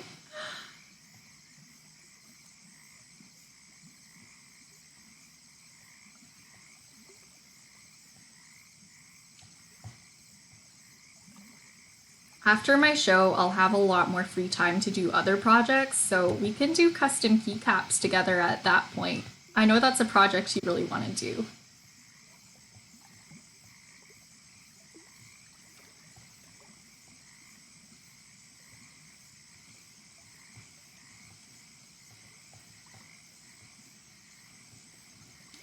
Do do do do do do do do do do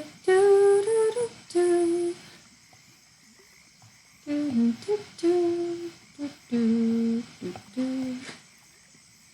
We are so out of tune.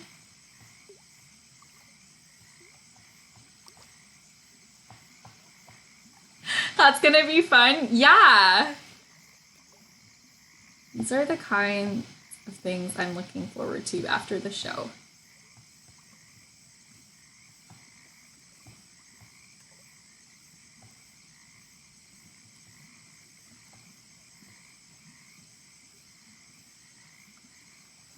I found out that one of my friends who I didn't think was going to be able to attend like in person is gonna actually be there at the venue. And I'm so excited to see her. Oh my goodness. Like I thought she was just gonna be watching from live stream, but she's gonna be in the city the night of my show. And like if that isn't motivating, I don't know what is. Like knowing that there's going to be people there who I haven't seen in a really long time just makes me even more excited about preparation. So when figuring out all this drawing stuff gets to be a bit of a grind, I just think about all the lovely people who I'm going to be able to see and everyone watching on live stream, and then I feel a little better.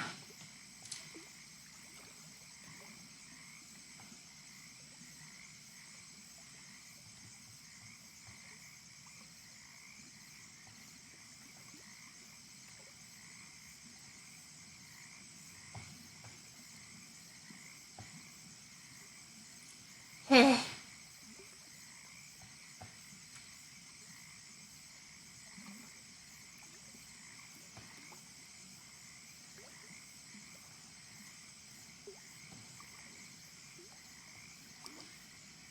Oh my goodness, I can hear my mom talking to my cats. And it looks like my cats have gotten in some trouble. Ruh-roh.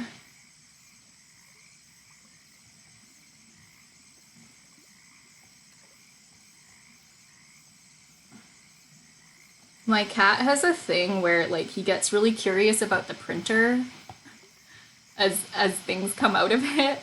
He's like, "Whoa, what's happening?" And then he like tacks the printer a little. It's not as bad as like some other cats that I've seen. Like it's not as much of an issue, but I don't know. We're producing some stickers right now to sell at the show, and we want them to all be really nice and perfect.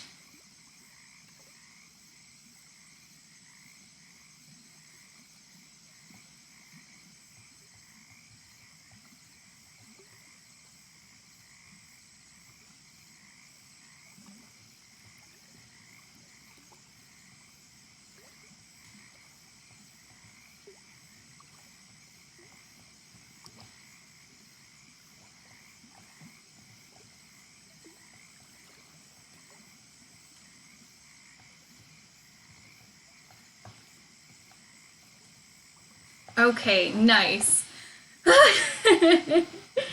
Only this space left to fill. We're getting there. We're getting there.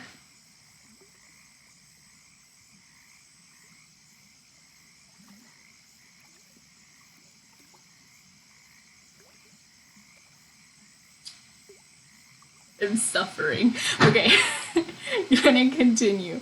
Why is this taking so long?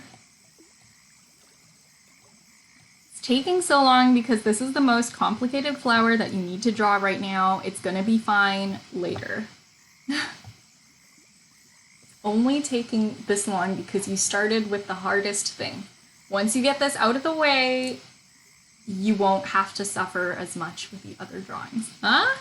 You know, you start uphill and then it's all downhill from here in like a good way, you know, like when you're hiking and you're walking downhill and it's less of a struggle. Actually, when I walk downhill, it kind of hurts my knees. I don't know. Do you guys prefer walking uphill or downhill for prolonged periods of time?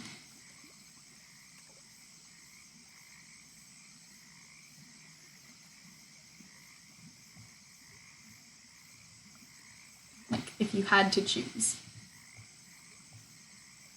You think downhill? I think downhill too, like, despite the knee pain, at least you don't have to, like, pull yourself up as much.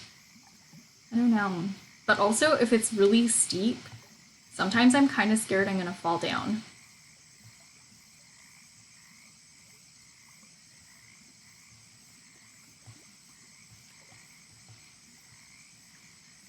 The weather has been so lovely here lately. I think it's almost nice enough for me to be able to roller skate. I think it is nice enough to roller skate, actually.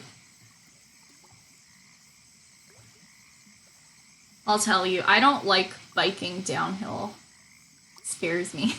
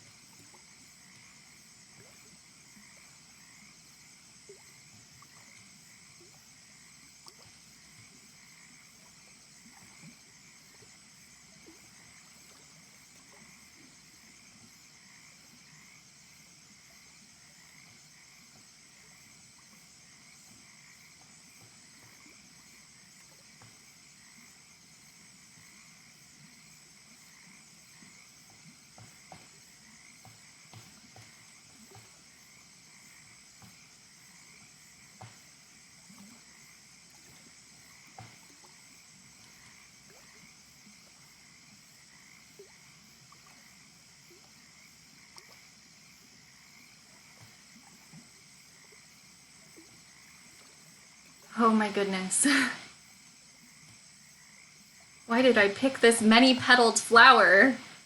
Sure, it has cultural significance and artistic significance in the style that I'm drawing in, like in the fashion period that I'm inspired by, but I don't care, it's so many petals.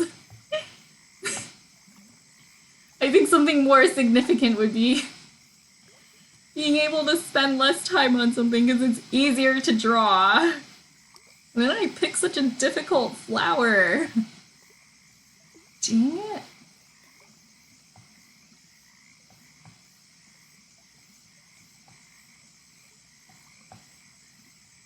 So wrinkly. So many, like, things happening with it.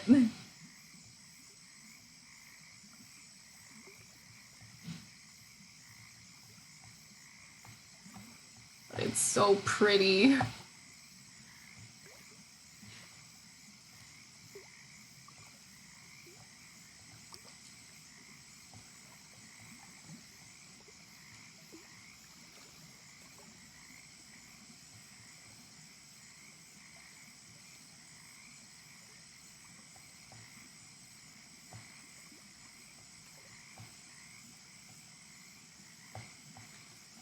It's worth it. It's gonna be worth it. You can do this.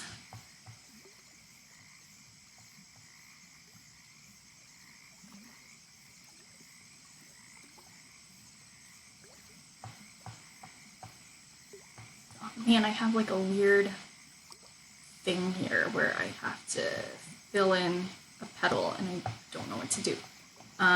What we're gonna do is move this in a little bit. Just about here, maybe?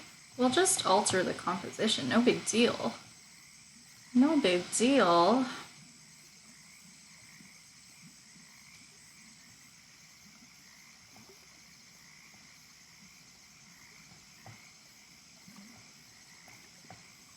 That doesn't look or feel right. Okay, that's better. I accept that. I'm okay with it.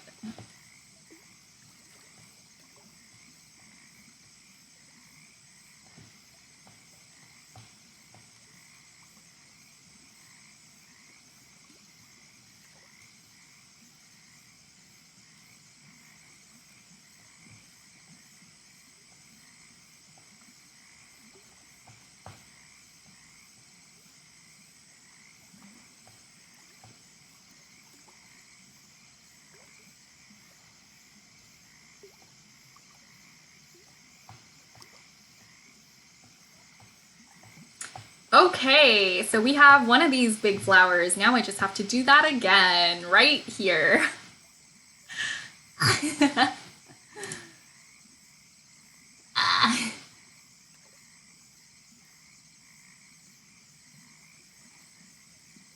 I've been making that small stifled scream noise a lot lately. It's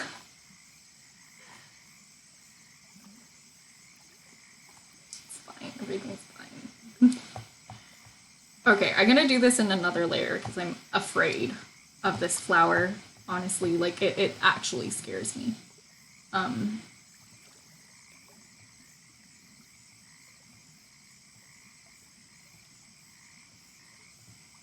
Do I think I could draw this with no reference? I'm gonna try to right now without copying the other one.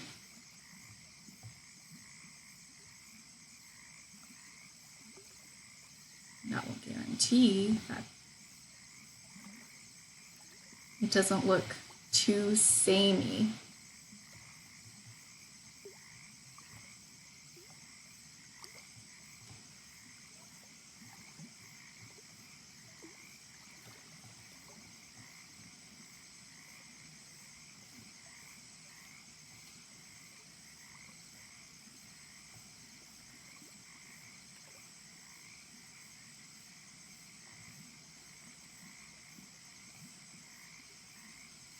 No.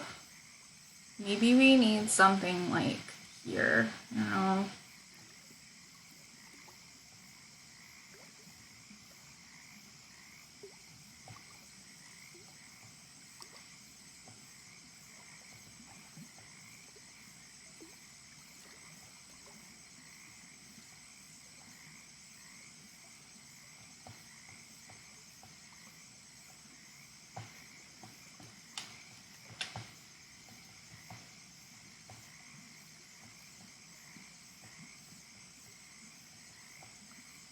Sure. No. We need like something in between these two petals.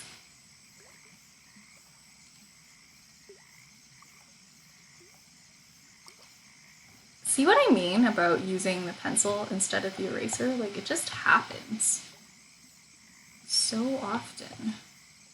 How dare.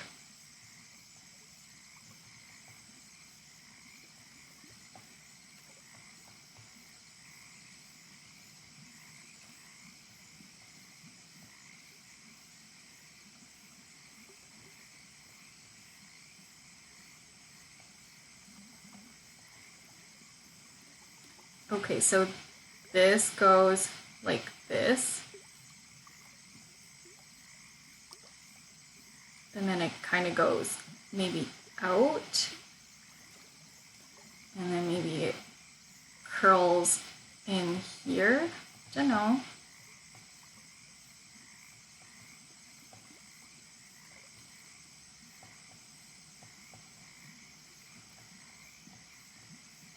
And I'm gonna assume that this does this.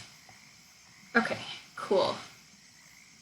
And then we'll make it like an upwards going petal instead of a curling petal, because we have like too many curling petals right now.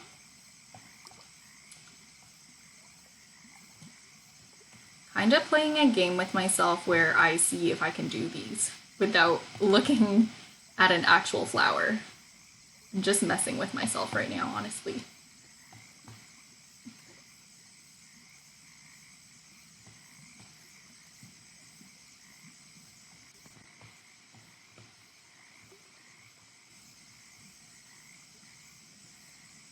Like if someone came up to me, they were like, draw me a peony right now. And I was like, I don't have Wi-Fi, I can't see a reference image. Would I be able to do it? This is that challenge. I think the answer is looking more and more like no. No, I wouldn't know how to do it.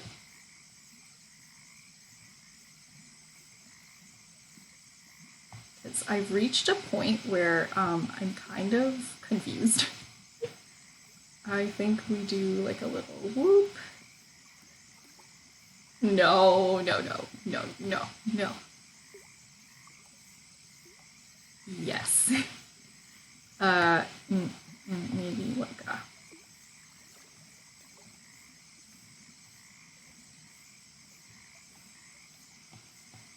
Like this. Wow. Okay. And then maybe like a...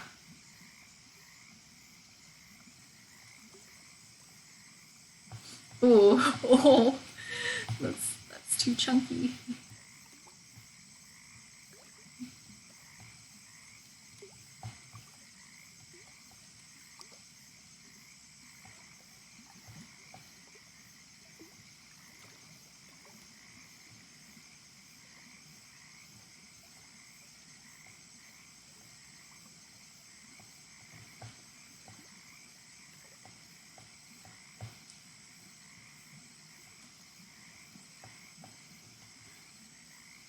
But yeah, is there a point in drawing this flower with no reference? No, there really isn't.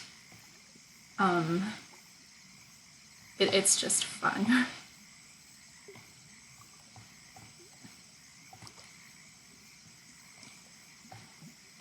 My idea of fun is working harder.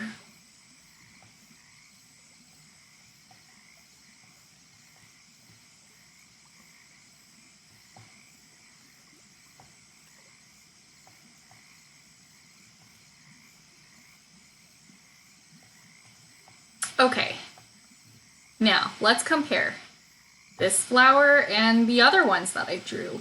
Honestly, can't tell that I drew this one with no reference. I mean, I kind of can because it's a little weirder looking compared to the other ones. But not weird enough that like you can't tell what flower it is. So I am okay with that. I'm okay with it. I think it's fine. I think it's fine. Nazuri says you're not using a reference. It looks so good. No, I'm just messing around because like I drew the same flower literally, well, not the same exact flower, but the same type of flower. 1, 2, 3, 4, 5, 6, 7, 8, 9, 10, 11, 12, 13, 14, 15, 16, 17, 18, 19. I drew the same thing at least 19 times. So I just wanted to see if I could, you know, like I wanted to see if it got stored in my brain somewhere. And you know what? I think it has. I think it's safe to say that I've learned how to draw this flower. So practice really does make better.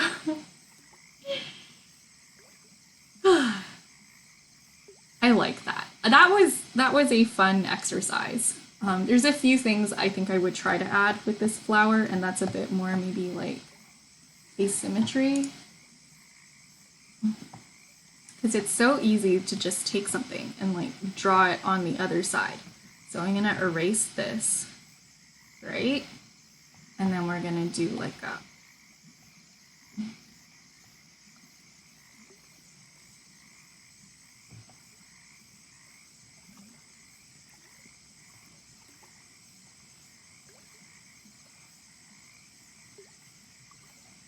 Because when you look at real flowers, they have some funky parts like this. Gotta keep it funky so it looks like real nature. Let's be a bit more bold with this one.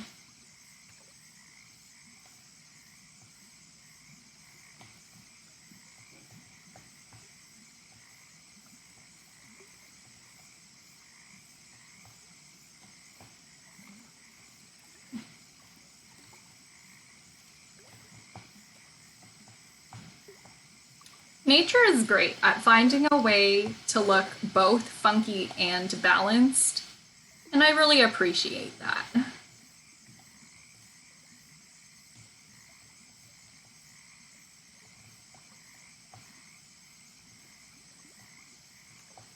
Okay, so we have some little extra bits here and there. I like that. I like it.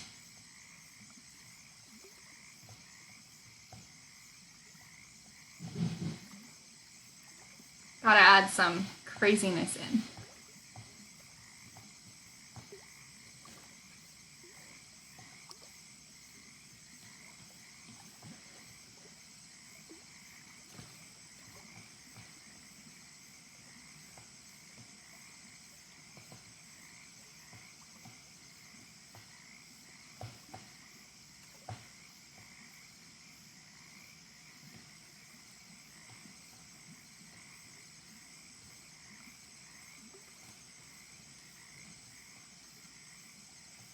So I'm gonna add this to the list of flowers that I know how to draw pretty confidently.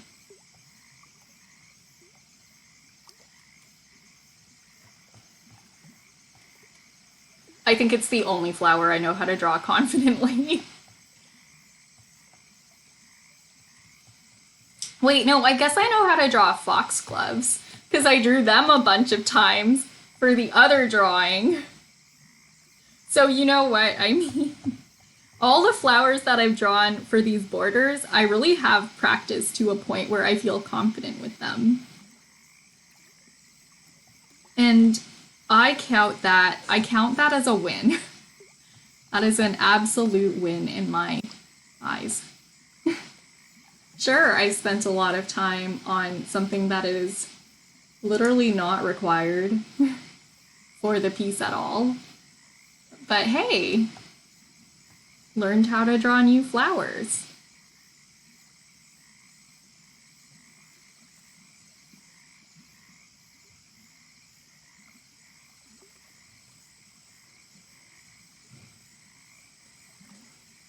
I think the buds are probably the easiest to draw.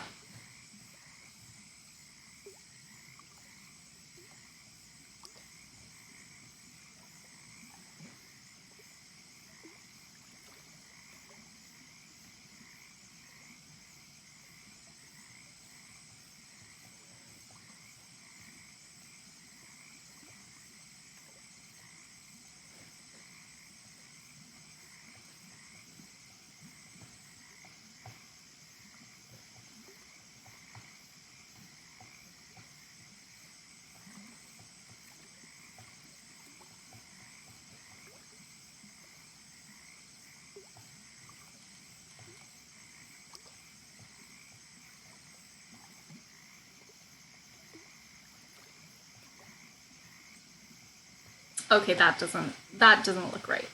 It's a little too tilted. Wah.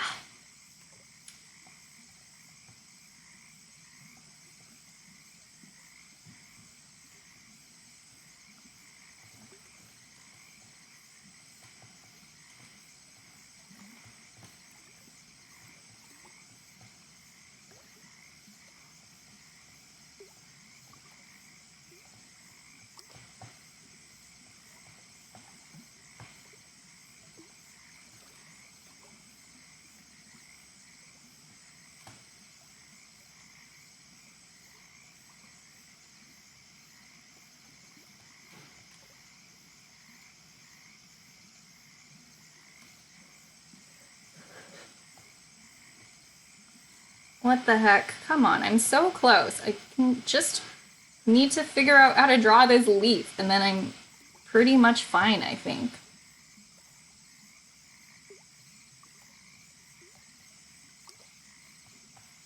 Maybe another leaf here.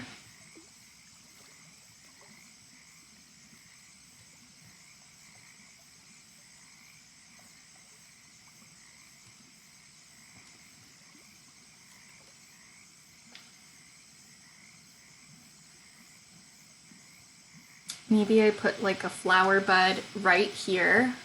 Seriously, we are like so close to being done. The line work for this. Oh my goodness. I'm not gonna really shade this in that much. I can't. I won't. First of all, it doesn't need to be that detailed in terms of shading. It just needs to be colored in. I think it would take away from the drawing if it were to be colored in. I mean, honestly, I kind of wanted it to be all black and white lines, but then it looked a little too weird. Like, it looked a little too stark. But I would like to make some contrast, as if like this is a kind of quick inky watercolor drawing that's done on top of the original artwork. Like, I want there to be a slight difference in styles between the frame and the actual drawing. The frame doesn't have to look as, I guess, polished. Don't know if that's the right word. I don't know if that's the word I'm looking for.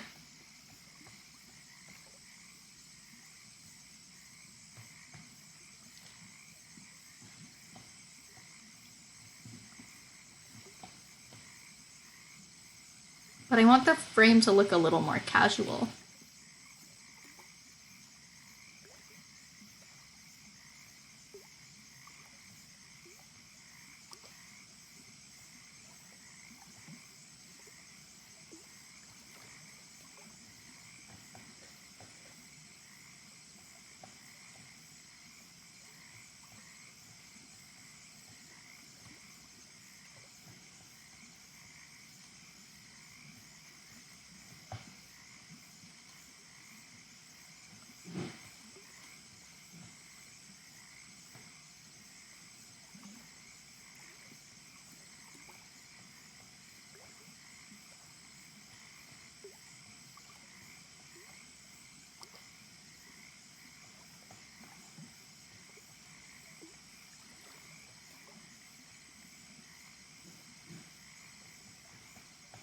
Okay, awesome.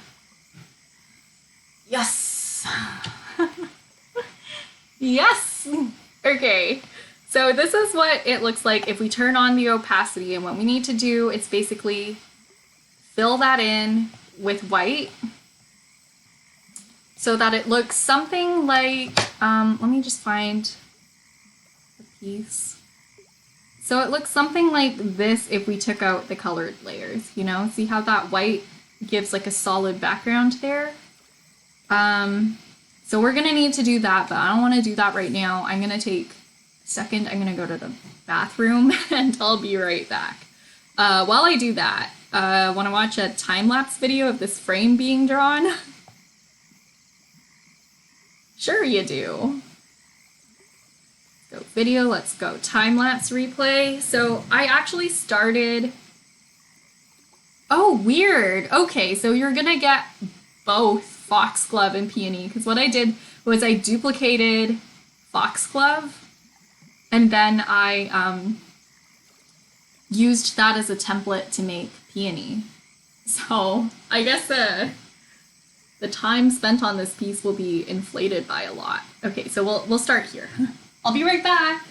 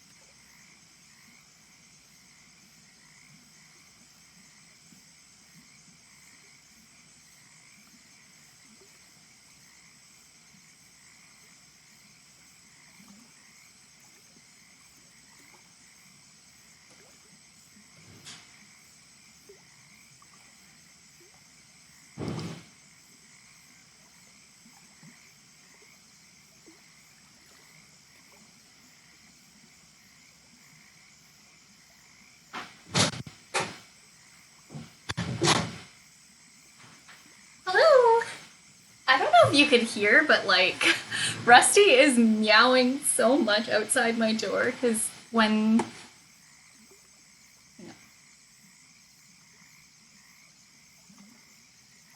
I'm gonna wait for him to meow again. No, I don't think he would have been able to hear. Yeah, because he thought that I was going out to feed him, but I was just going to the bathroom and coming right back. Yeah, besides, it's not time for his evening meal yet. They eat at like 11 p.m. and then like 9 a.m. in the morning and then 4 p.m. in the afternoon. So yeah, this is what we did today. We were like here, I think. This is where we started. This was grueling. This was so difficult. But hey, we managed. Here we go. This is the piece so far. I'm gonna do something easier. And we're gonna do more black and white foliage because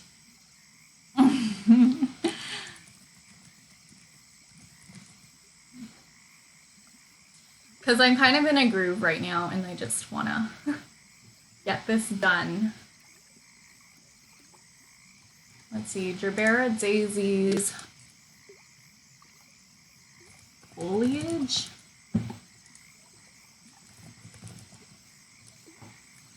Will that turn up with some better results? Foliage.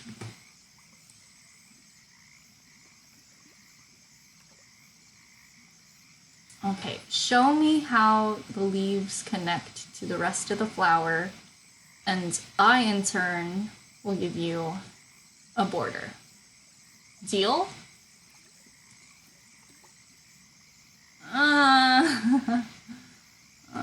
Okay. Let's look up botanical drawings. I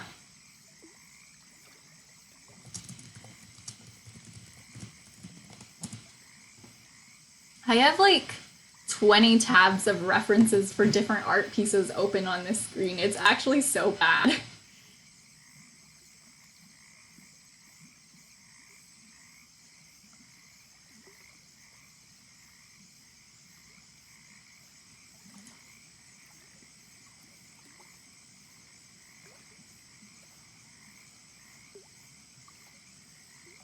I don't know. I don't know.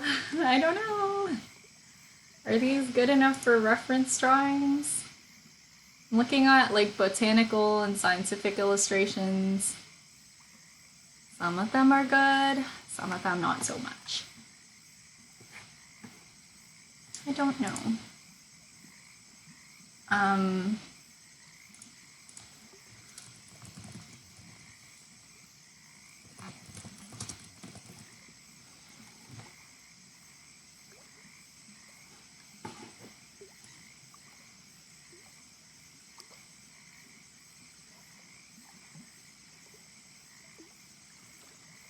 I feel like Gerbera daisies are a little too fancy for what we're looking for.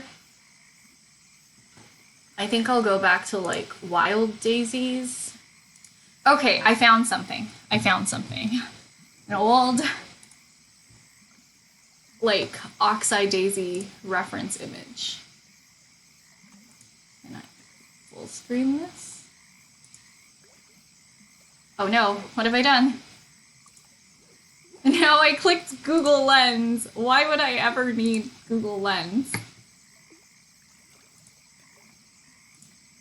Now open my image in a new tab, please. Pinterest never wants to open my images in a new tab. Pinterest will always open a Pinterest tab. And it's like, why would I need that? Okay. Let's do this. Okay, delete that layer. We can lower the opacity way down, and what we're gonna do is turn on Drawing Assist, which mirrors what we do on one side onto the other side. It's gonna be real cool. And what I'll do first is just scribble, just get the general shape of what I want drawn out. So I think we'll make a leaf here, and it'll be one of those like relatively skinny ones. Oh, we're gonna go real simple with this one. I love it. Okay, we'll do another leaf here, and it might be maybe a bit wider. Don't know. We'll try to cover up as little of this as we can. And then we'll do another leaf here, and it'll just barely kiss the edge. And then I guess we'll try to do like a sideways view of a daisy up here.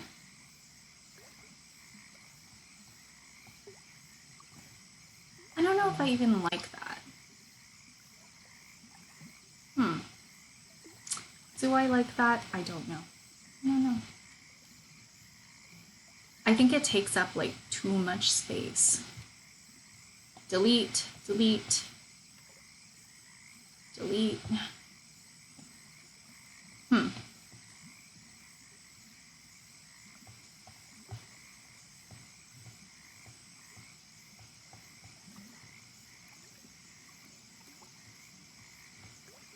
Let's do circle here. You know what? I could probably do radial symmetry for this one. Ugh, gosh, don't like it. Don't like it. I don't like how round it is. It needs to be more of like an oval.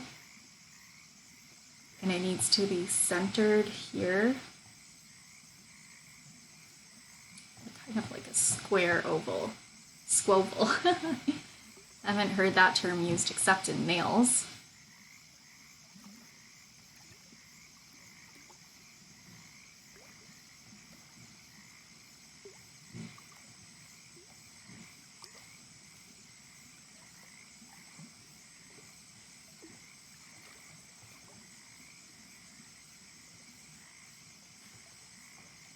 Okay, cool, cool, cool.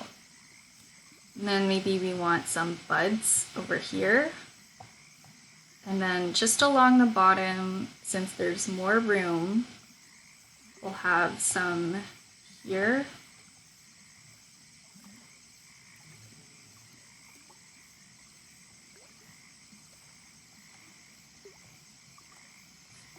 Okay.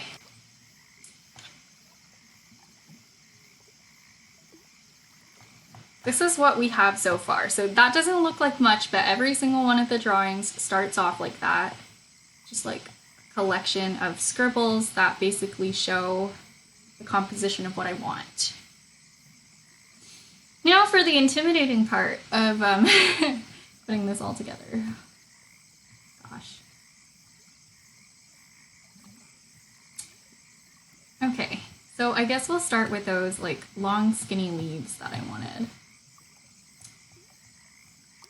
So it's because they're kind of like folded up on themselves. That's why they look like that. Okay.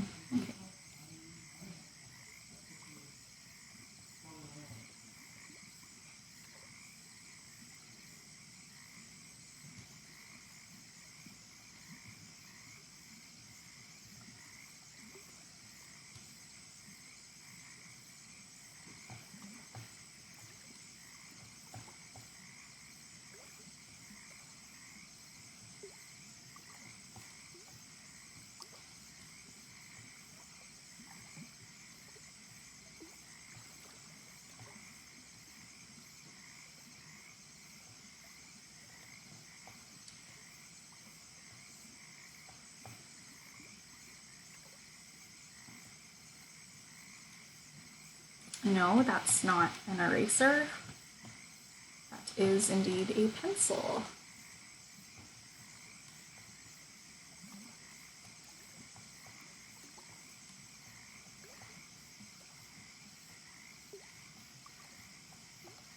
Hey! Hey! No! Okay, I forgot to turn on drawing assist, so it didn't double over to the other side. That's not good. Okay. We want symmetry because symmetry means less work. Ah?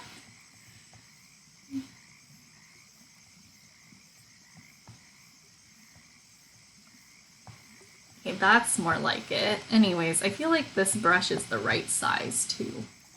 Whereas I don't think it actually was before.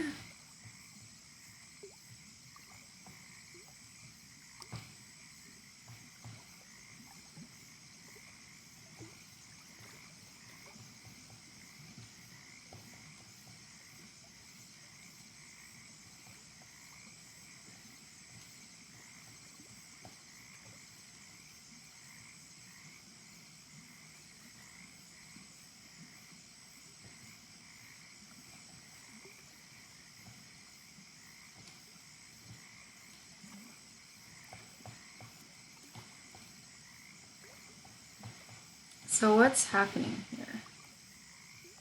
The leaf like curls this way, and then as it goes up, it starts to like show more of the other side. I don't know if what I'm saying makes a lot of sense, but pretend it does, okay? Like, it makes sense in my brain.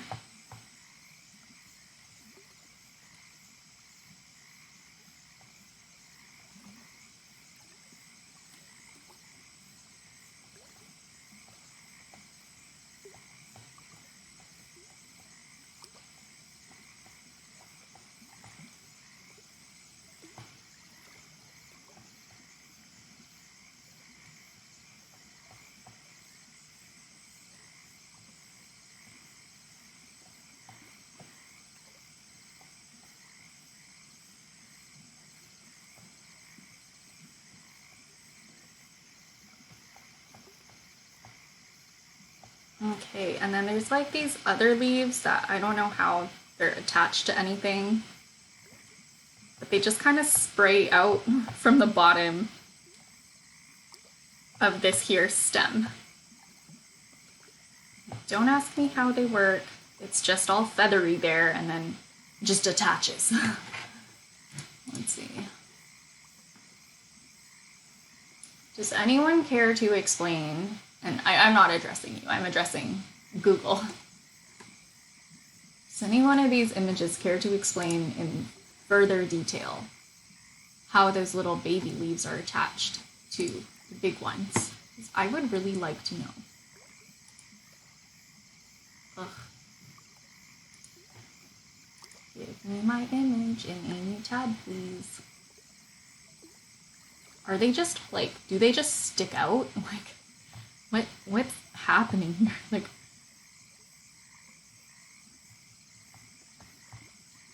I don't understand what all these little feathery things are.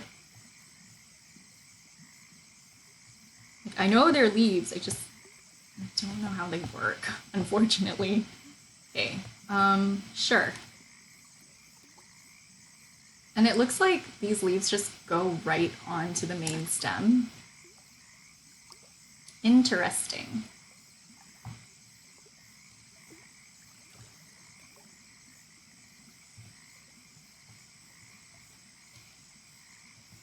Man, plants are weird, you guys.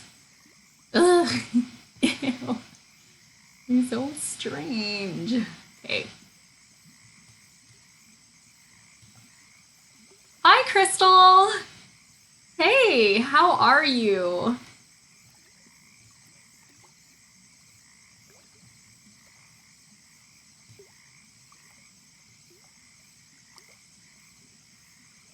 I'm working on a border for this portrait of myself. I've just decided to include myself in the Dimpleverse of plants. Why do these look so bad? Help. Somebody actually help me.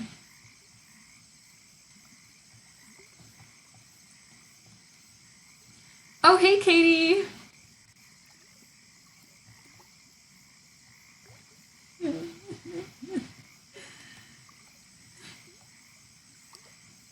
I'm fine, I'm fine. Everything's fine.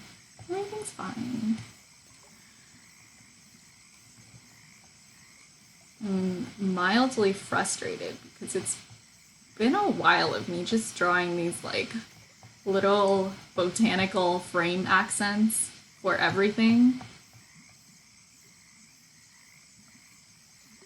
And am I over it? Yeah, I am a little over it.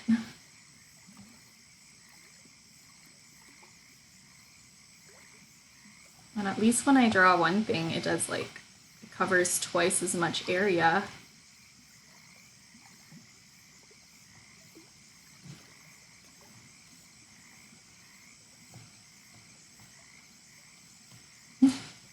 Crystal says, I'm doing well, currently working on some schoolwork while listening to your stream. Nice. I'm glad that I can keep you company while you work. I'm getting a lot of work done too. There's so much to do for the show.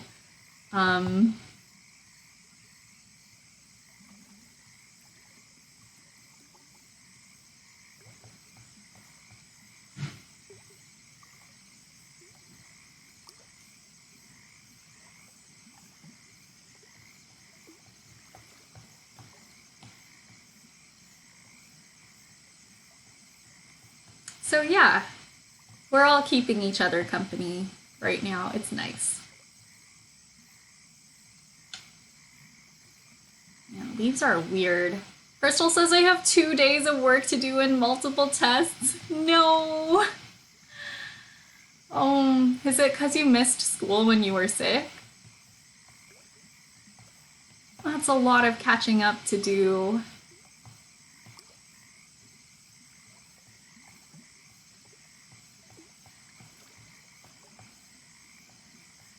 Kind of looks like little feathers. I think these leaves are kind of cute. Okay.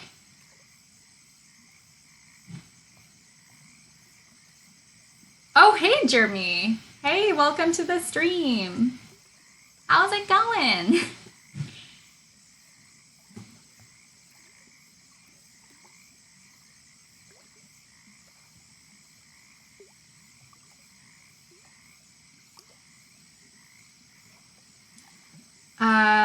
Crystal says, no, it's because yesterday my mom took me to clean our old house even when I told her I had work. No. Well, I hope you get done everything as soon as you can. That's really rough, Crystal.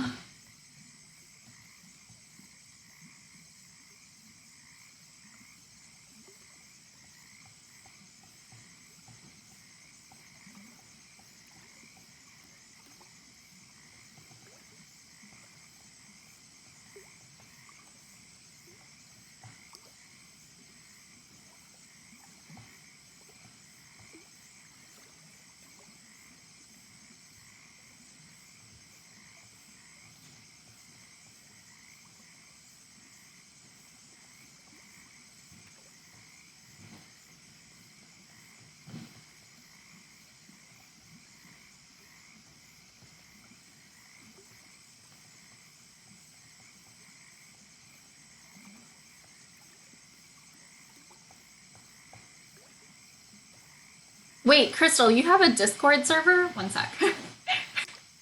Wait. Why? How am I not in this? Unless maybe it's like not a public server, but hang on.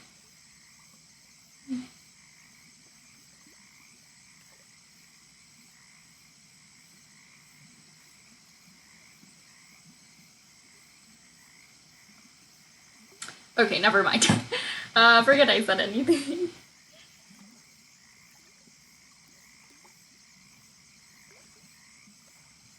But yeah, if you guys want to see some cool gaming streams, definitely check out Crystal. And she also does some art streams sometimes.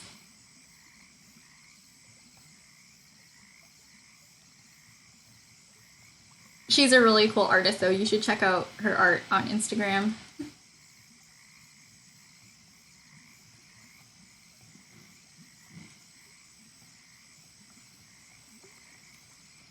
Ew, why is this so hairy? Jeremy says, how has the art been tonight? Okay, so we finished the line work for the border of the peony drawing. It was a grind. It was a grind, honestly. So right now we're working on the border for Daisy, which incidentally is me, because I drew this art of my Daisy dress, and now I've added myself into the meta of like me and my OCs. So this is the border we made for Peony. Look at all that line art. It'll look even cooler once it's colored in, but I do like how it's a little asymmetrical. Yeah, this took like 2 hours. 2 hours is probably a conservative estimate, but yeah, we're going back to this.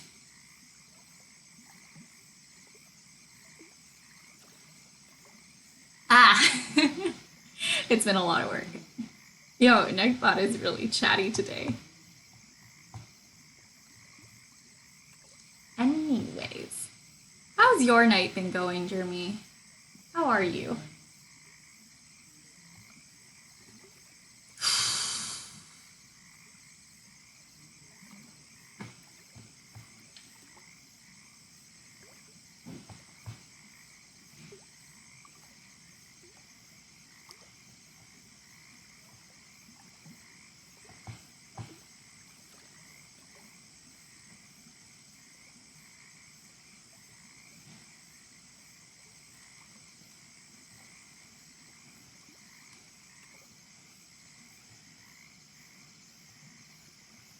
I thought this would be easier because I already knew what the flowers looked like.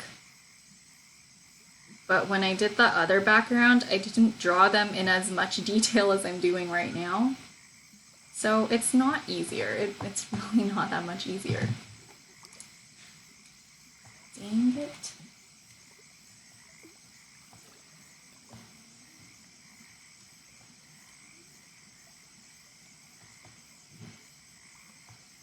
Oh no! Crystal says, that concerns me. I barely know the people there. Ooh, stay safe on the internet, you guys.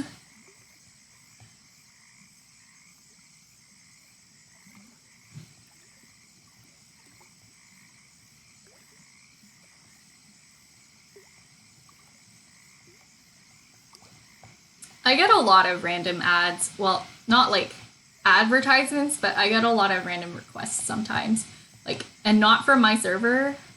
There was one person who added me off of like a different server, and then they tried to call me, and I didn't add them back. Like, but they tried to call me, and my Discord did actually ring.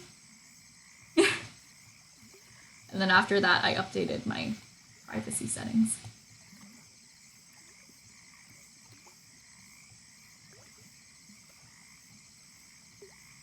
Katie says, be right back. My mom is calling me over right after pulling an April Fool's prank on my dad. Wish me luck. Oh no, I hope that you don't get pranked too badly.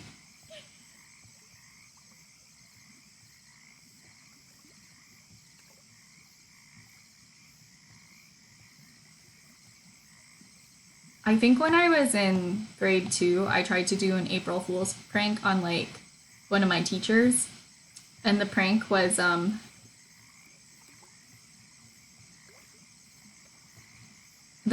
made a little spring out of paper. And then I wanted to surprise her with like a piece of candy that would like spring out of a card. And the candy was too heavy for the spring. So nothing happened.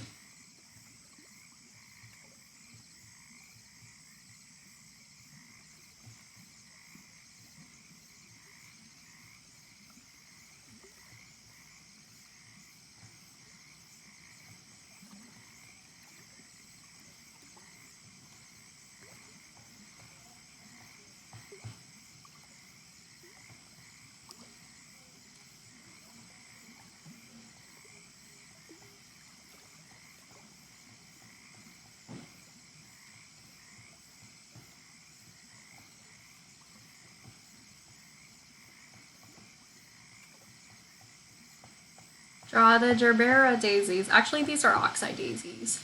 Draw the daisies, they said. It'll be easier, they said. I said. It was me.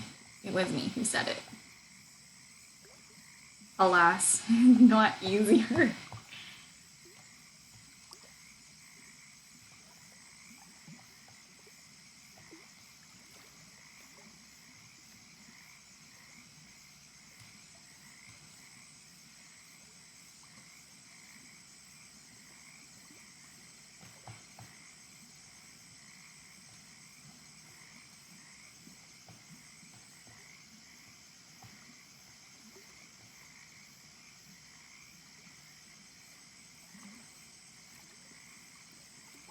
I'm having a moment.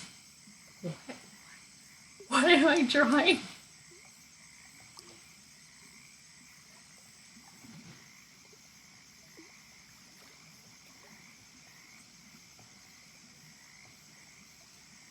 But yeah, when I said I was gonna be a mega stream, yeah, I don't know when I'm gonna not be streaming tonight. When I'm done. That's when I'm gonna stop. It's one of those. It's one of those days.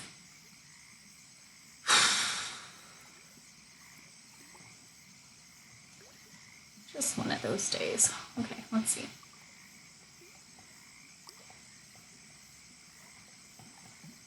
I think I want something like this. And then it goes like, shoot, up.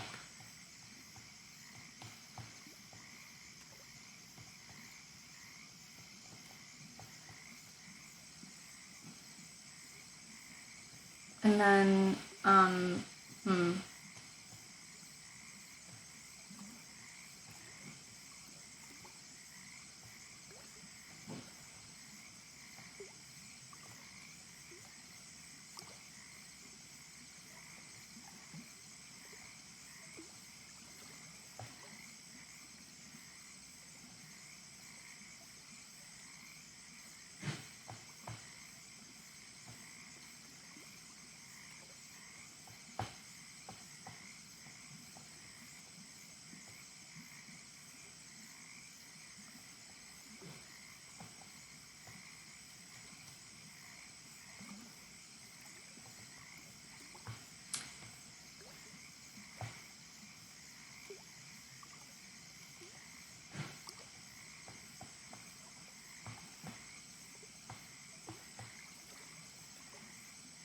okay, let's do like a little leaf over here. I think it'll be cool looking. And we'll just cross over this way and do a little whoop. And like a little whoop, whoop, whoop. The sound effects help, okay?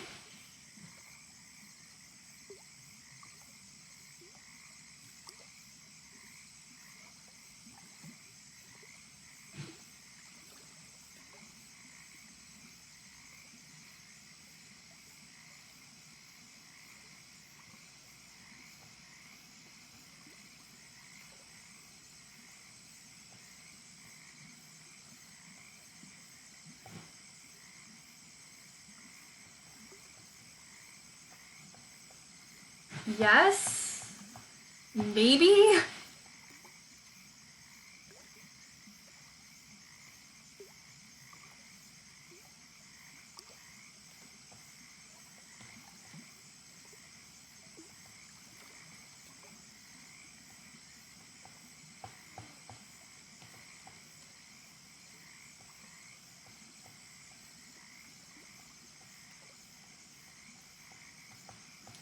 Okay, there we go. A leaf.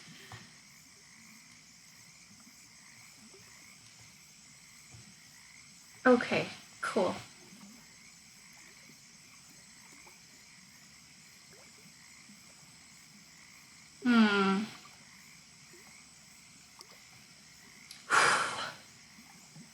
Deep breaths.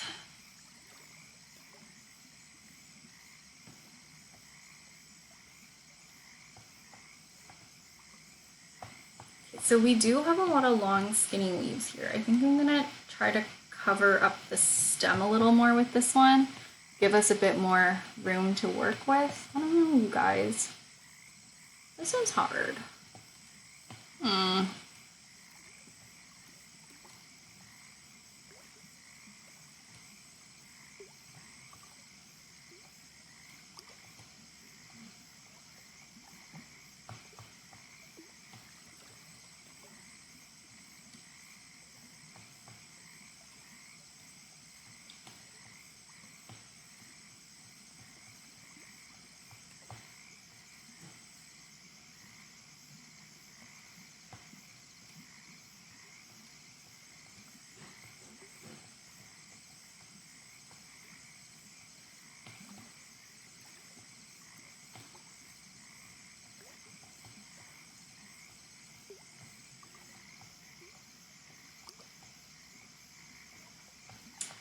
Okay.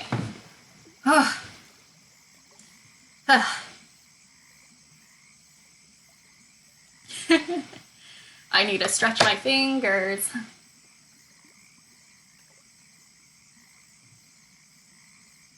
And have a beverage.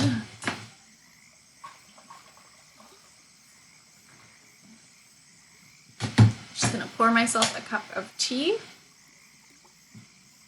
And we're just gonna do little hand stretches until the tea is a drinkable temperature.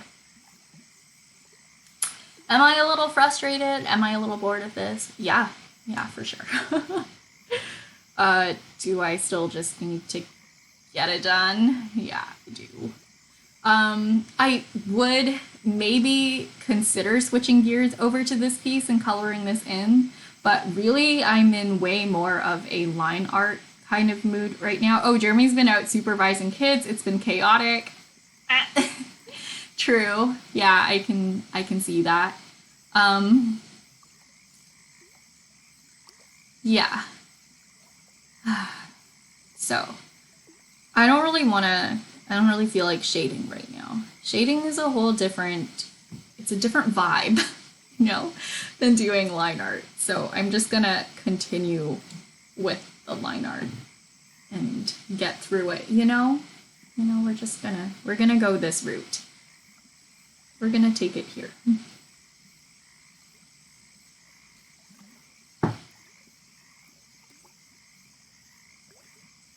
Have you guys been drinking water? Let's have some water together.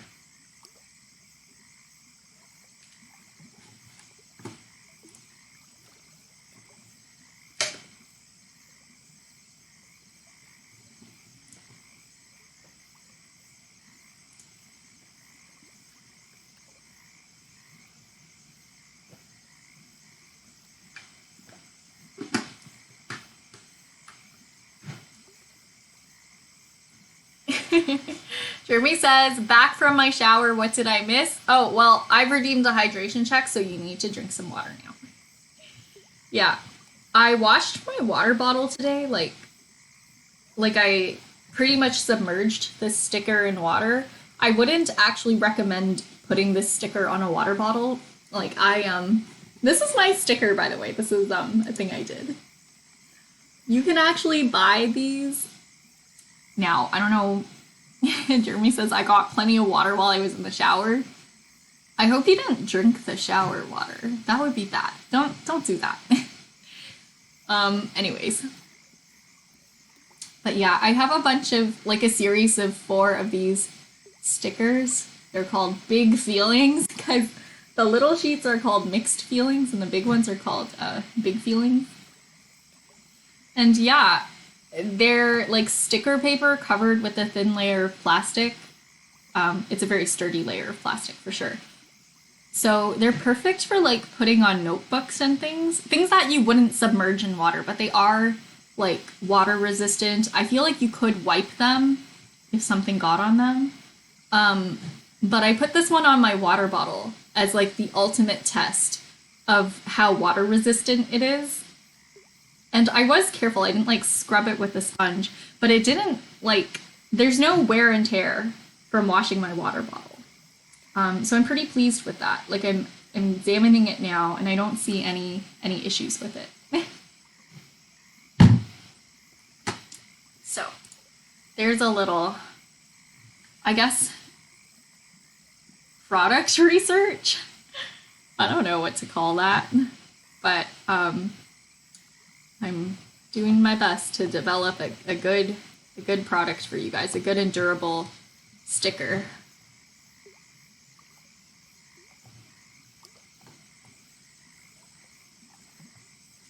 Jeremy says your bottle is very spiffy now. Why, thank you.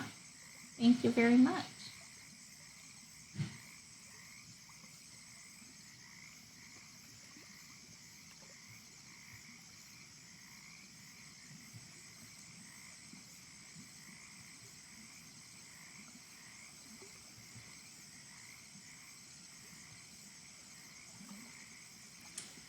Man, I despise these wiggly leaves. They're just so much work. E.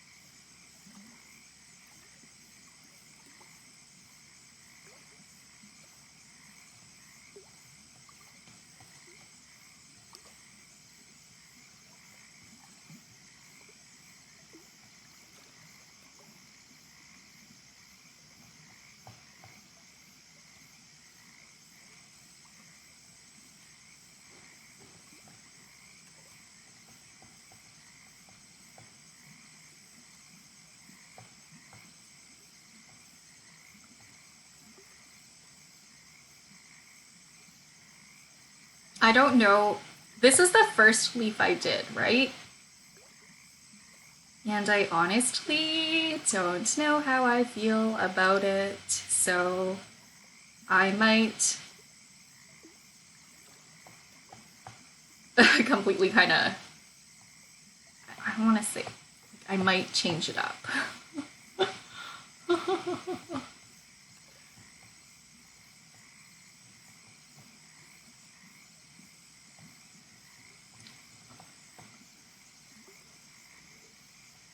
I don't know if I like that leaf like that. Like, can you even tell? Like, take a look at this, right? Take a look at this. Can you tell what this is? This big leaf right here? The one that's like this?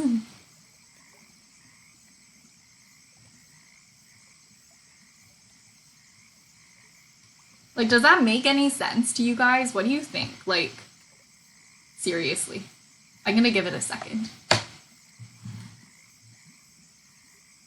My tea is too hot to drink, but like, do you think I should turn the leaf so it does this?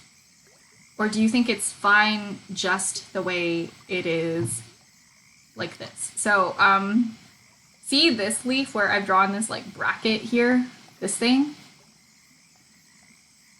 Should I erase it and go with option A over here, or should I keep it as option B over here, which is what it is? Like, this is the current one.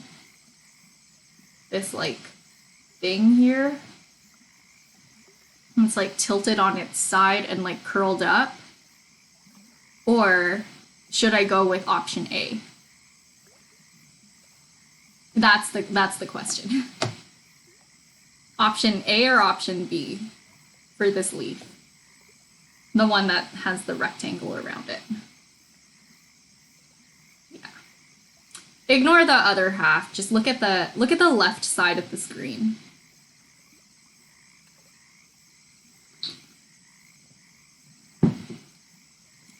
Like, can you tell that option B is a leaf? You think it's fine as it is? Okay. I'm gonna keep it as it is then, because like, I feel like I'm at a point where I'm just overthinking the drawing. I wouldn't pay much attention to the border. Yeah. See, that's why I'm not shading it and I'm not being too particular about it. Okay. Thank you. Thank you for your input. That helps a lot. Okay.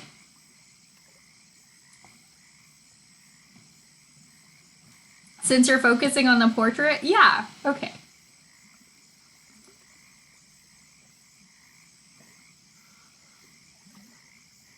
Thanks, Jeremy. That's comforting.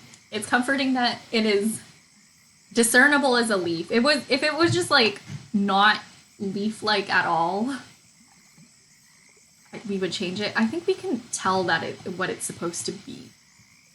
And that's all that really matters. That's what matters. It can be kind of weird looking, but I mean, that's just what, I don't know. Sometimes when you represent things exactly how they are in real life, they do end up looking really weird. Like a curled up leaf. Like, normally when you think of a leaf, you think of it like straight on.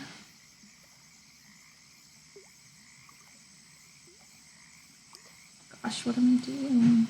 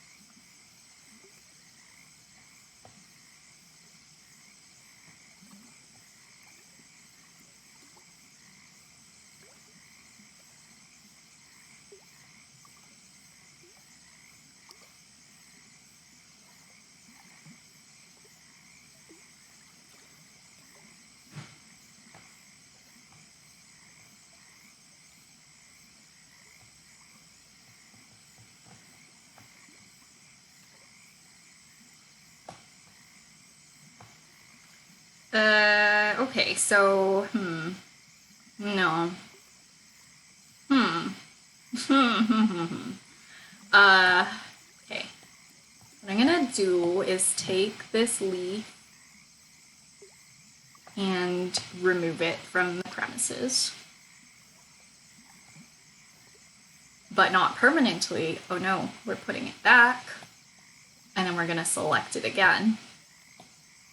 And use our handy dandy warp tool and stretch it until it's just the shape we want. I love digital art. So you can do things like this.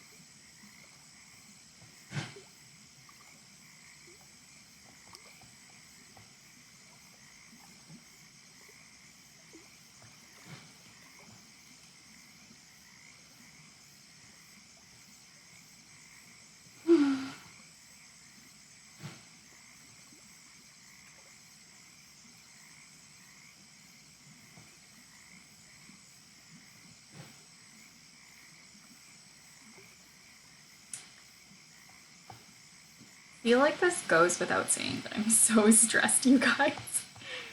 Like, I really am. It's all gonna be okay.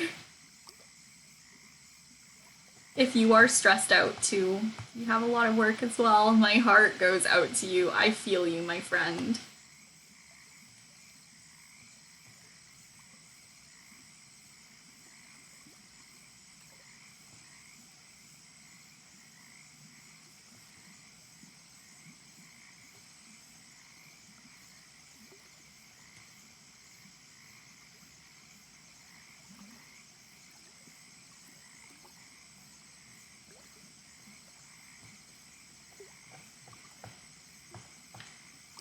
Jeremy says you still have a week. Okay, so we need a plan, right? So technically, I'm supposed to be done all the actual art pieces by like tomorrow. By tomorrow. And then next week I have to focus on like production and setting up.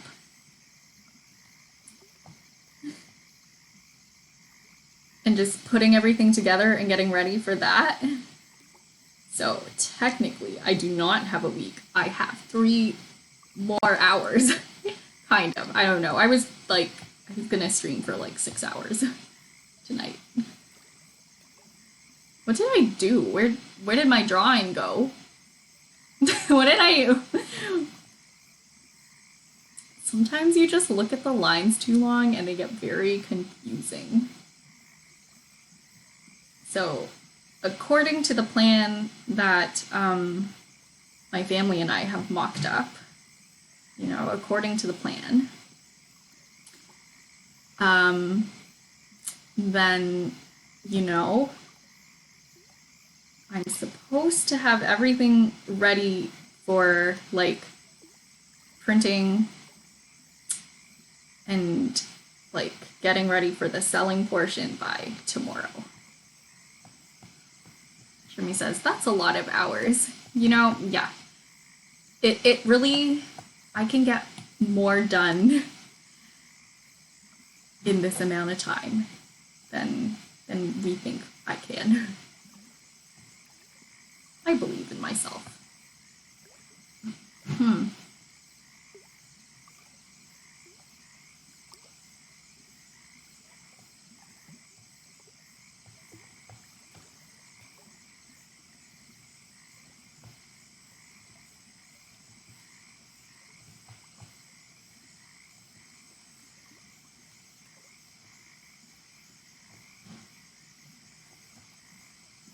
Some weird little leaf nubbins everywhere.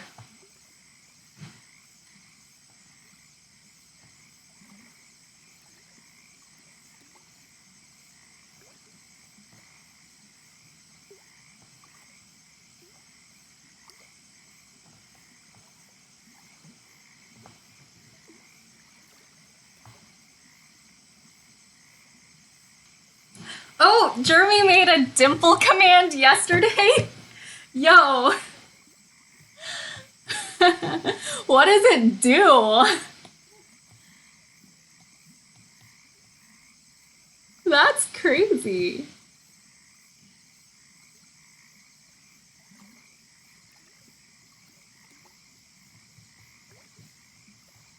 What?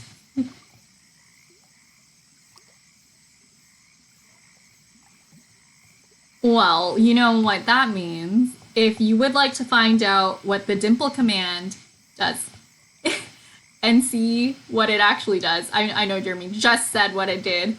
Go over to Jeremy's channel, check it out. He does assorted gaming streams, plays a lot of Tetris, but also other games like Cuphead, which I've been really enjoying. I've been really enjoying your Cuphead playthrough. Jeremy says because Dimple Cheeks is too long to type. True. Dimple Cheeks is a lot of letters.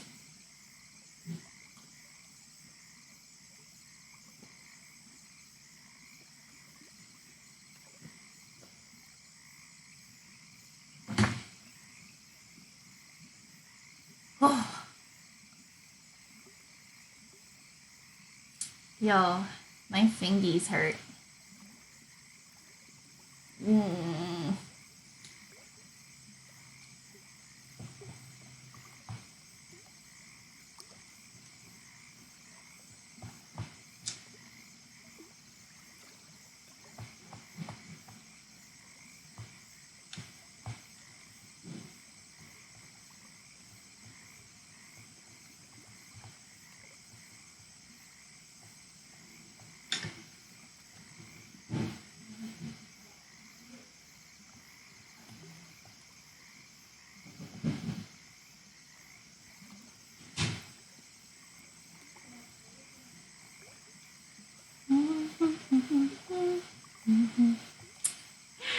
Baby Soul says Jeremy Pro.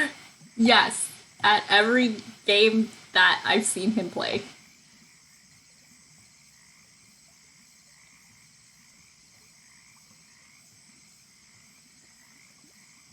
Although it doesn't take a lot. Oh, this is gonna be really bad sounding. It doesn't take a lot to impress me because I'm really bad at games. But I am always impressed watching Jeremy play games.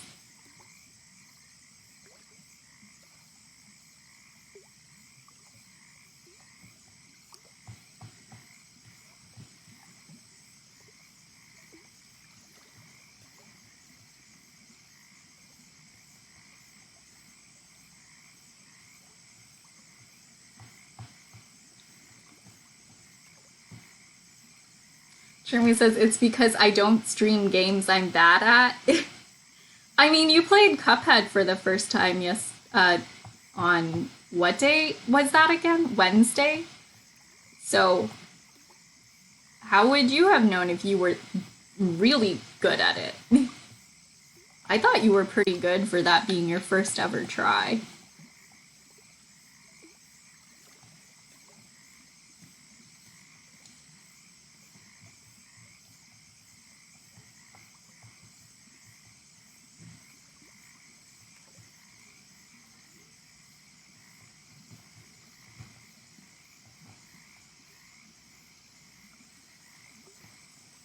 Right now, oh my goodness, this is gonna sound so bad. I hate flowers right now. I hate flowers.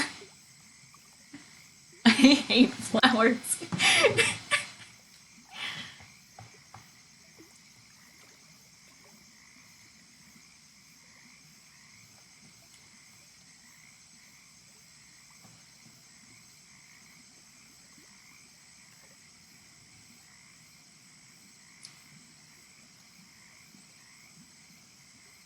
I never want to see a flower again after this.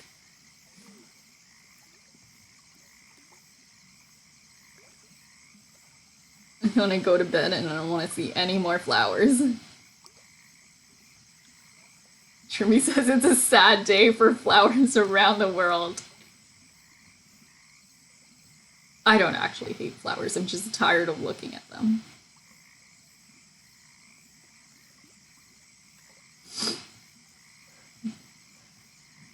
Wiggly leaves.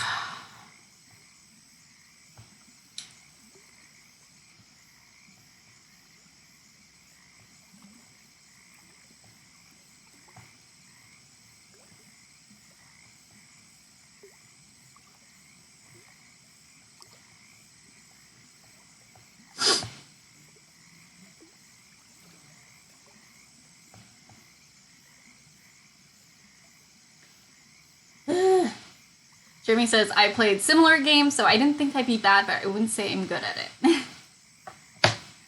Well, subjectively compared to me, you're good at it. Now, there's a game I really like by Nitrome, and it was like their first mobile game that they released. It's called Ultimate Briefcase, and they removed it from all platforms. Like, I can't download it anymore.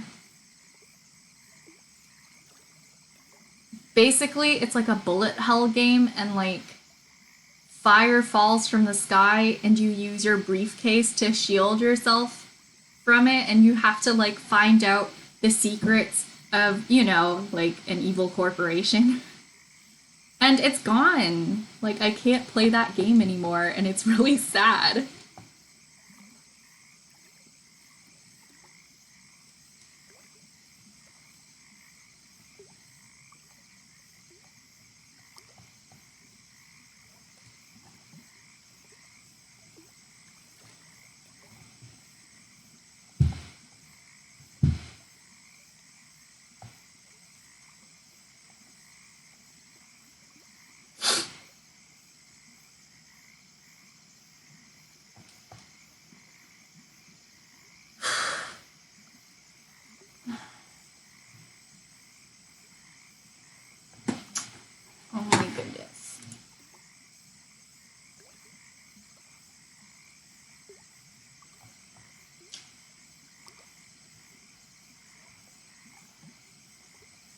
Why do I feel so like strung out on flowers right now? I just feel really like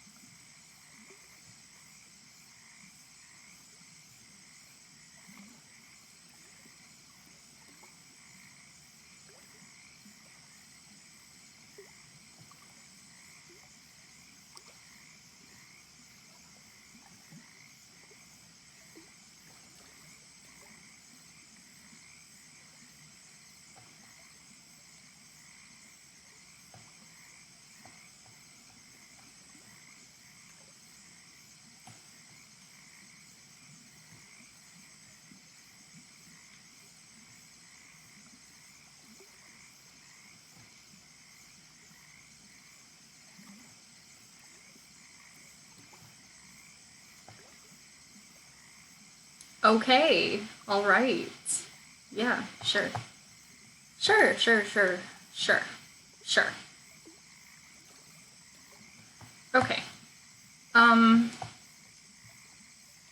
the thing is I haven't even been drawing the flowers. I've been drawing the leaves. Like I think that's what it is. It's like I just hate drawing foliage.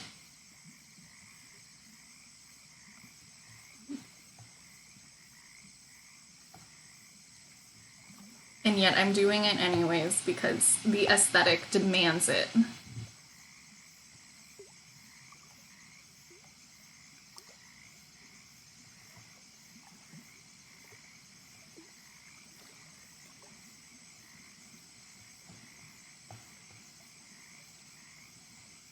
I think I'm almost at the point where I can actually draw the flowers.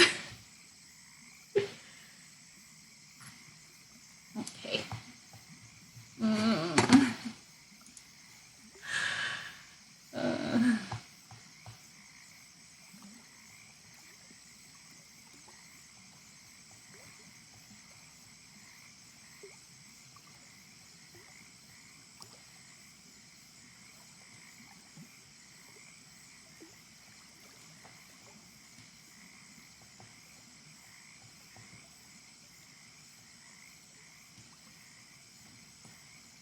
Yeah, I never want a career as a botanical illustrator. Got a little taste of it. No more. Stick to character design. Thank you very much. Thank you.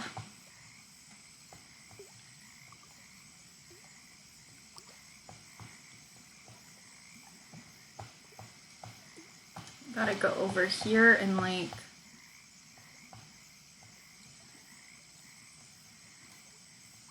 you gotta draw on both sides of the mirrored images because if you don't, things are gonna start looking really weird.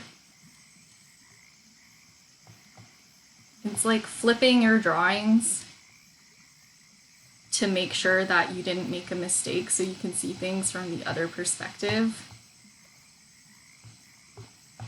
But like drawing on the other side to make sure things don't look weird when you flipped it.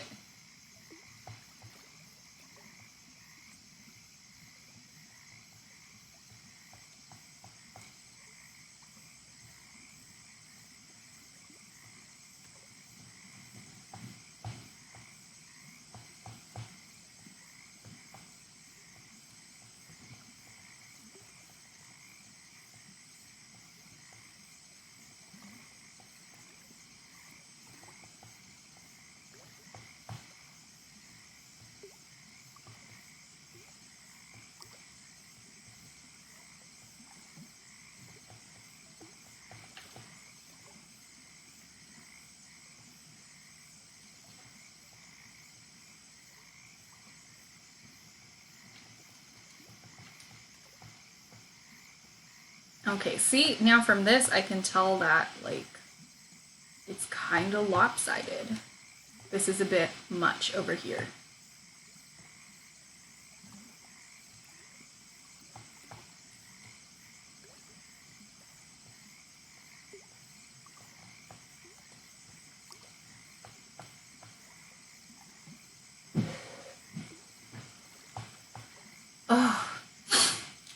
Okay.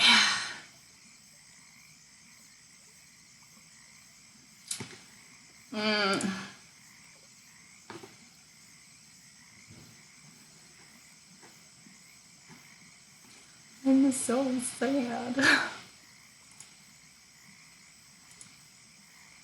Okay. It's fine. Everything's fine. Everything's fine.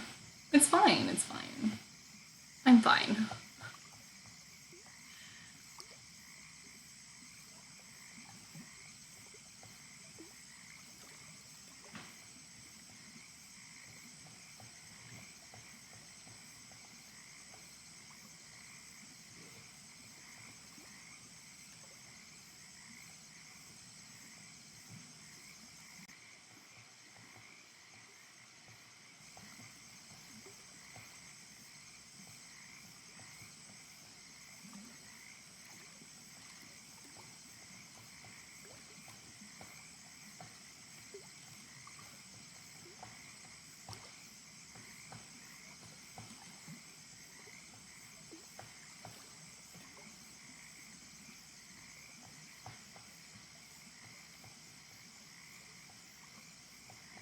Okay, once I got to the actual flower part and I got out of like I was out of the woods with all the leaves, you know, like once I got to the part with the flowers, I actually feel a lot better. I don't know, it's just a lot less arduous than drawing leaves of a plant that you're not really familiar with. I don't like drawing leaves. No, okay, wait, we'll do like a distort tool.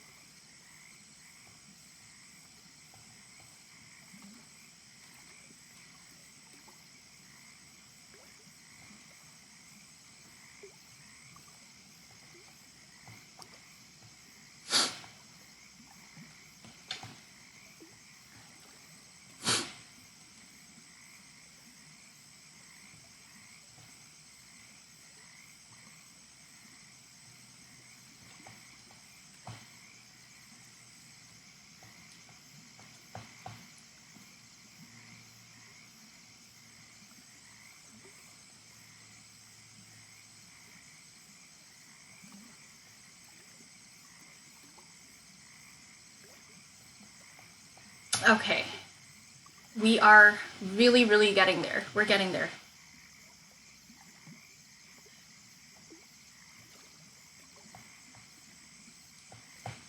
So for this one, I really only have to do... It's symmetrical, you know? So I really only have to do this once. Like on one side. I think it's actually harder because it's symmetrical. I'm going to turn off the symmetry for this one.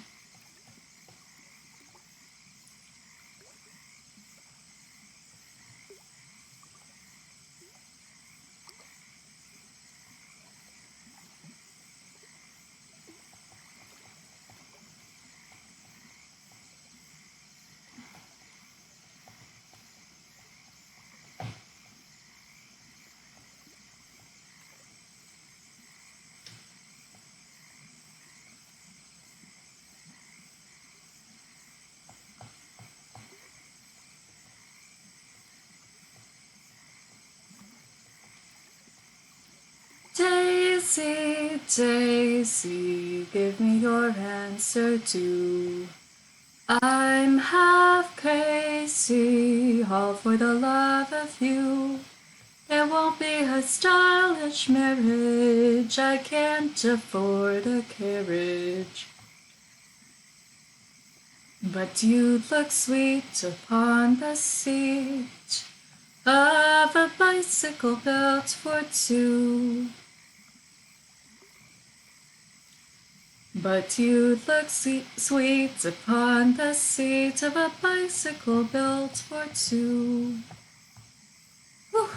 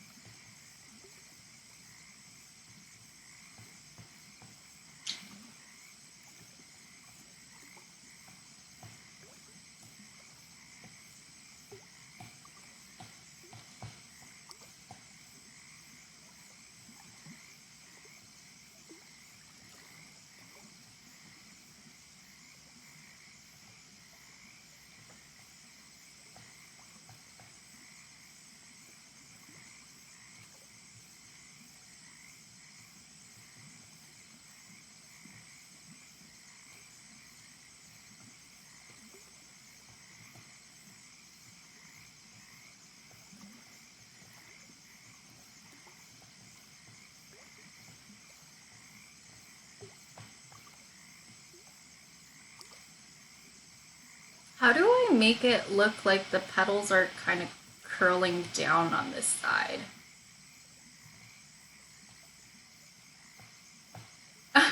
Oh, you want something from Encanto? Okay. Encanto. Let's see, let's do this. Whew.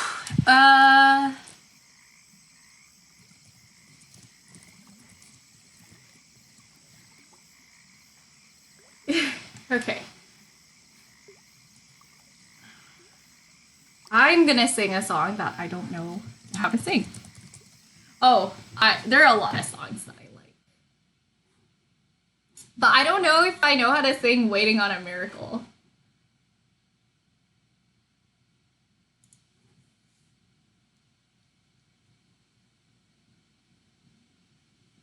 I don't know. Mm.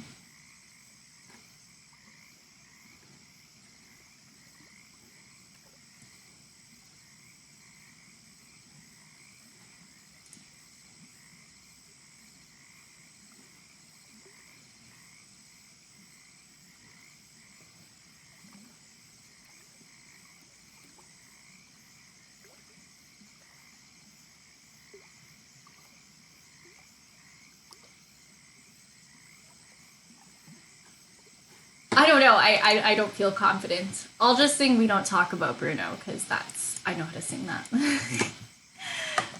Okay. I was gonna sing Surface Pressure, but I don't feel confident in singing Surface Pressure. It's too much pressure.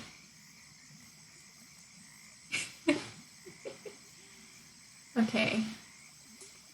It was my wedding day. We were getting ready, and there wasn't a cloud in the sky.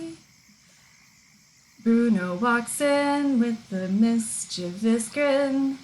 You telling the story or am I? Bruno says it looks like rain. In doing so, he floods my brain. Married in a hurricane. We don't talk about Bruno, no, no. We don't talk about Bruno. Fear to live in fear of Bruno stuttering or stumbling. I could always hear him sort of muttering or mumbling. I associate him with the sound of falling sand. It's a heavy lift with a gift so humbling. Always left a boiler in the family fumbling, grappling with prophecies they couldn't understand. Do you understand? 7-foot frame, rats along his back, and when he calls your name, black, and yeah, he sees your dreams and feasts on your screams. Oh, we don't talk about Bruno, no. We don't talk about Bruno. I don't know this part. He told me that the life of my dreams would be promised and someday be mine. I think it's actually he told me that the life of my dreams would be. I don't think so. Wait. He told me that the life of my dreams would be promised and someday be mine. He told me that my power would grow like the grapes that thrive on the vine. He told me that the man of my dreams would be just out of reach, betrothed to another. And then it just, things happen. Things happen in the song. There's like parts, and then it's 7-foot frame wraps along his back, and when he calls your name, it all fades to black. Yeah, he sees your dreams and feasts on your screams. We don't talk about Bruno, no. We don't talk about Bruno. There we go. That's me attempting to sing some parts of We Don't Talk About Bruno. Thank you guys for the emotes. Thanks, Jeremy, for the song request. Thanks for the little musical interlude. It always helps. Sometimes you just gotta take some time and sing your heart out before you draw more flowers.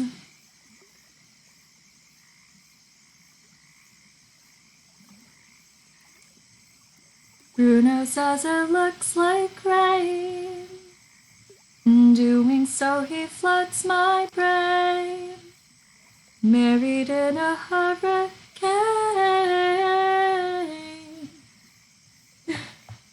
That part is always the most catchy for me.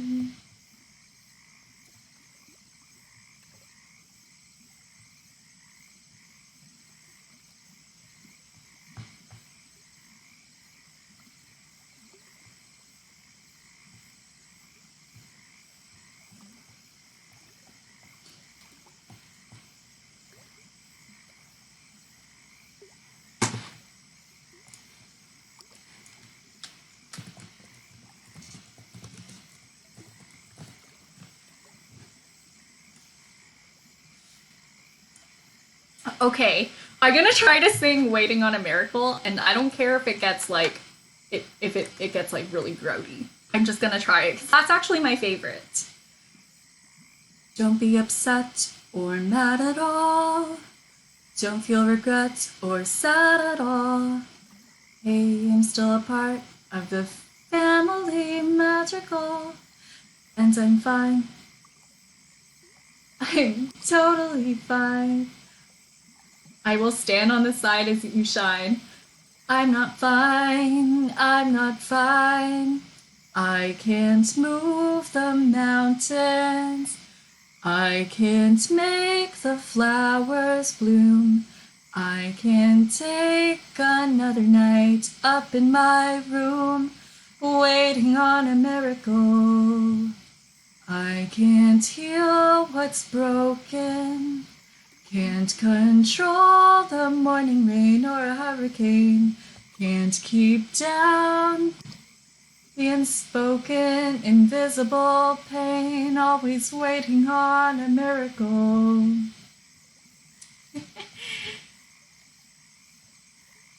That's a hard song to sing because I feel like it sounds better with that musical backing.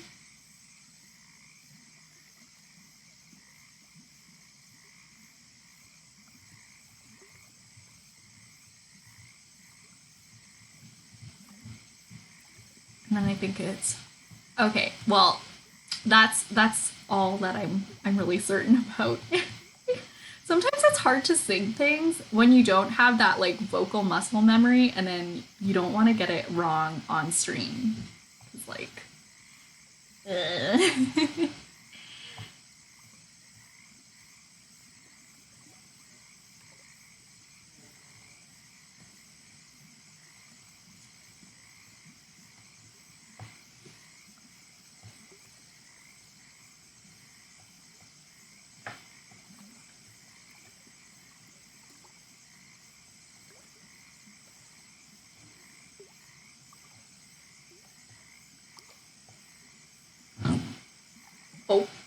Excuse me.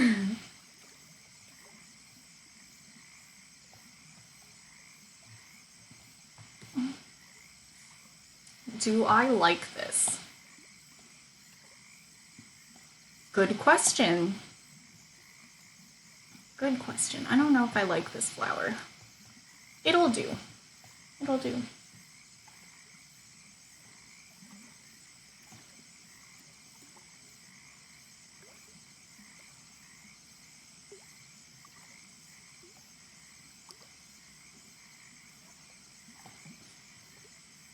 What is this? Okay, we're gonna delete that.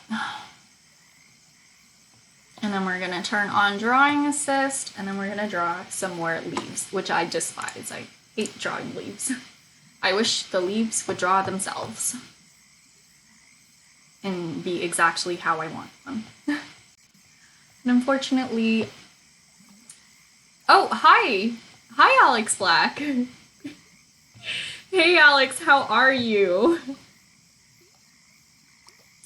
I'm having a moment with showcase prep. It's a weird mood. You guys, Alex Black Designs is another really cool artist you can follow on Instagram.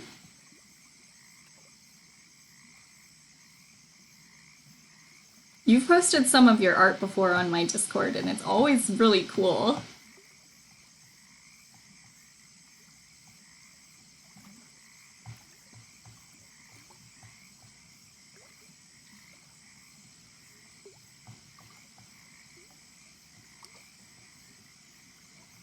But yeah, long time no see. How are you, Alex?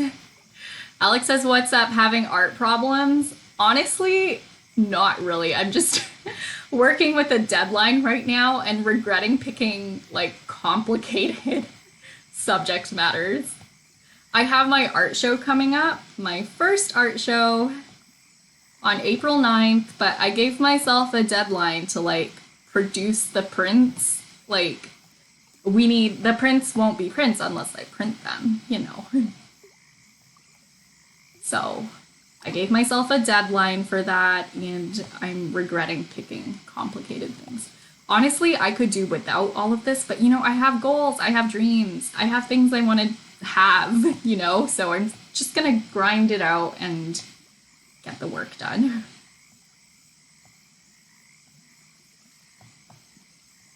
Like, it didn't have to be this complicated.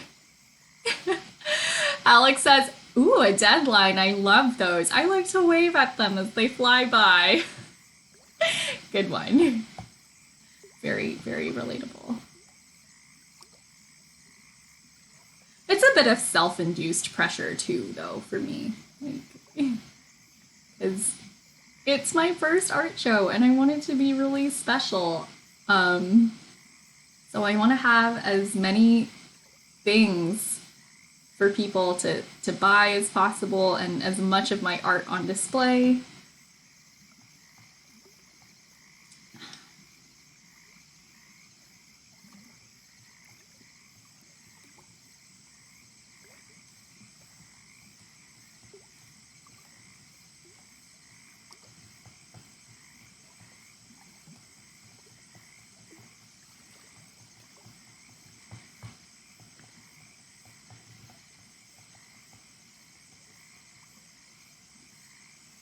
It's gonna be amazing. Don't even fret. You are too sweet. Thank you, Alex.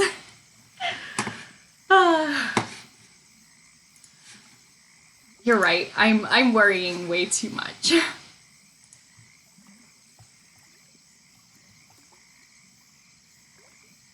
Jeremy says true. Alex knows the vibes.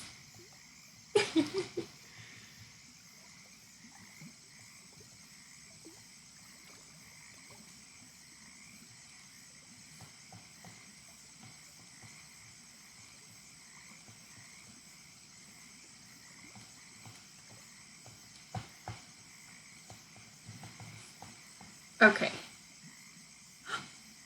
Okay. Yeah, that's why is there still the bottom border to do? Why is this here? Ew. Okay. Sure, sure, sure, sure, sure. Ew. I forgot I had to do that. I thought I was done for a second there. It was not. Not done. Okay. All right. Okay, okay. Sure. Let me see. Let me look at some other pictures of daisies and see if there's an angle that I won't have to work as hard on.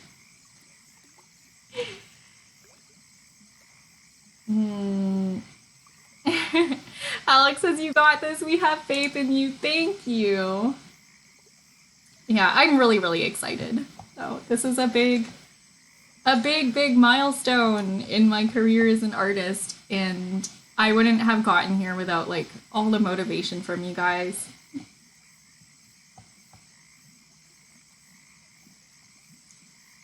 Okay, I'm gonna zoom in over here.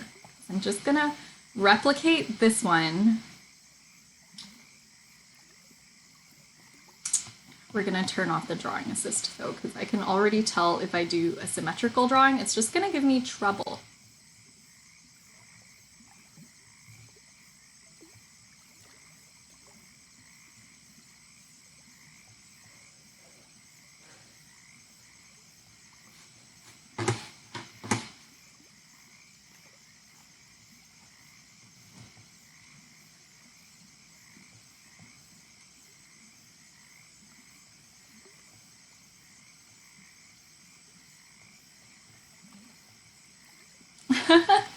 Alex says, I see the sign behind you. I think you were making that the last time I was here. Oh, okay. One moment, please. Let me see if I can get the whole sign in. Oh, we can. Okay. There's like a pile of remote controls over here. Okay. Okay. Ha! Ha! Okay, the front part is running out of battery, but that's because I didn't put any brand new batteries in it. Alex says that looks so good. Yeah, this is gonna be for my art show. This is gonna be at the booth. I can even make it strobe. Oh my goodness, it's going at like all different times. No, I don't like it. But yeah, I'm so excited to have this like at the top of my booth. I hope it draws a crowd. Yeah. Yeah, I just didn't bother to change batteries for like the first section. So it is significantly more dim because these are the batteries that I've used for like every single light strand, and then the rest of them have like fresh ones. So right now I'm just a cheeks. Like I'm dimpled a cheeks. Yeah, I'm gonna leave that here. We're gonna have this in frame today. I'm so glad you brought up the sign because I love showing it off. Let me pour myself more tea. If you are curious about what kind of tea I'm having tonight, it's another like ginger, goji berry, and red date tea. Very sweet, very comforting.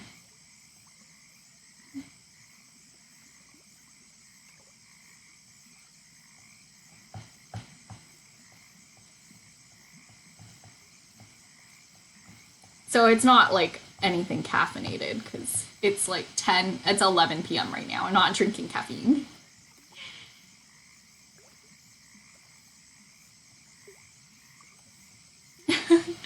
Alex says tea. As an Englishman, I approve. I have English breakfast tea in the morning, and then I have some kind of herbal tea at night. Because I enjoy my sleep. I enjoy sleeping. Don't want to be up all night thinking about, I don't know, whatever you think about.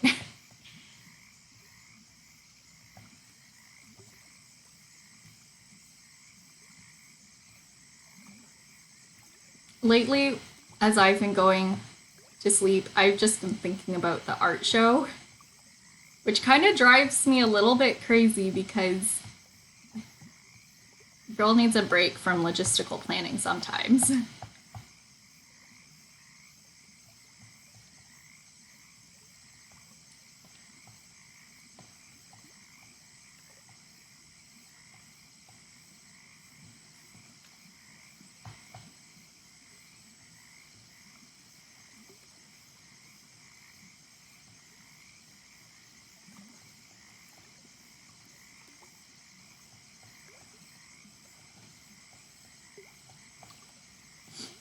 But oh yeah, that makes sense. Because of the time zone difference. I feel like I haven't seen you around that much, Alex, because like I changed my stream time, but because of the showcase, like the art show coming up, I've been streaming at like earlier hours. No, at weirder hours, so I'm back to nighttime streams again. Oh no. I hope this stream and the crickets lull you to sleep.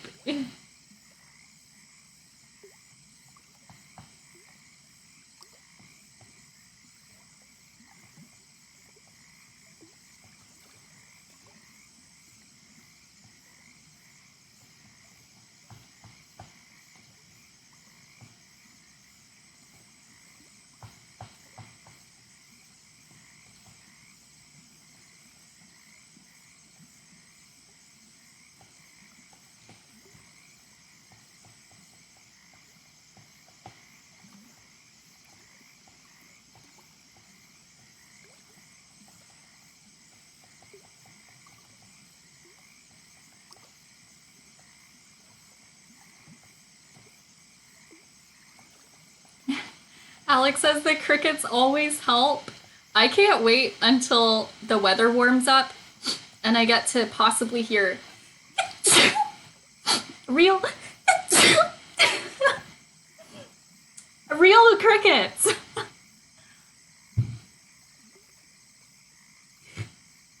Thank you. Thank you.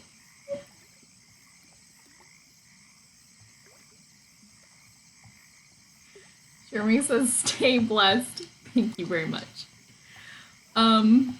Yeah, I've told this story on stream before, but like one time I was in an art gallery and it was dead quiet, and there were these two like elderly ladies in the room, and they seemed really fancy, and like they were also being really quiet, and I didn't want to disturb their art gallery experience, but I had a sneeze coming on, so I tried to hold it in, you know, or like sneeze with my mouth closed, and I ended up letting out this like horrible snort scream.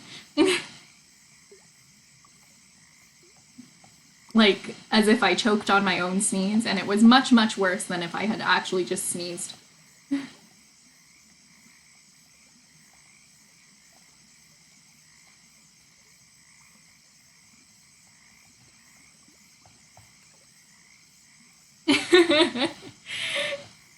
Yeah, they looked around because it was just a really bad, weird sound. Like, and the art gallery was mostly empty, so it echoed too, you know?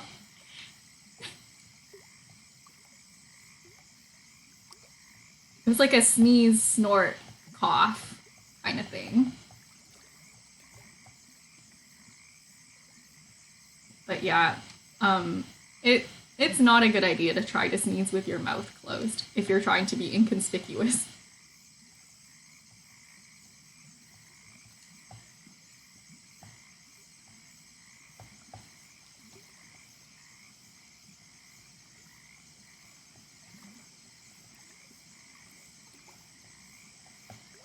So, does anyone have any plans for the weekend?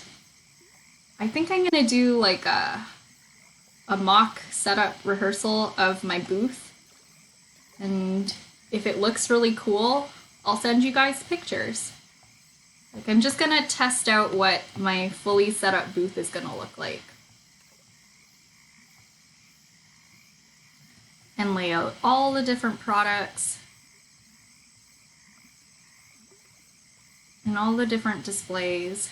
It's gonna be really cool. Okay.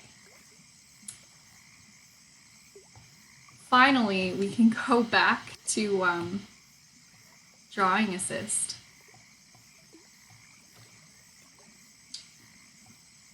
And use that to draw the same thing twice.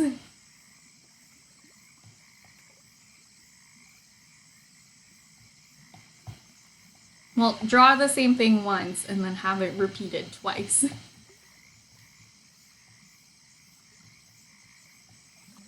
Oh, I don't like that. It's too big. Alex says, my plans are work. I'm having to work all weekend because we're having a refit and move around, so they needed helpers. No. I hope it doesn't last very long and you get your weekends back soon.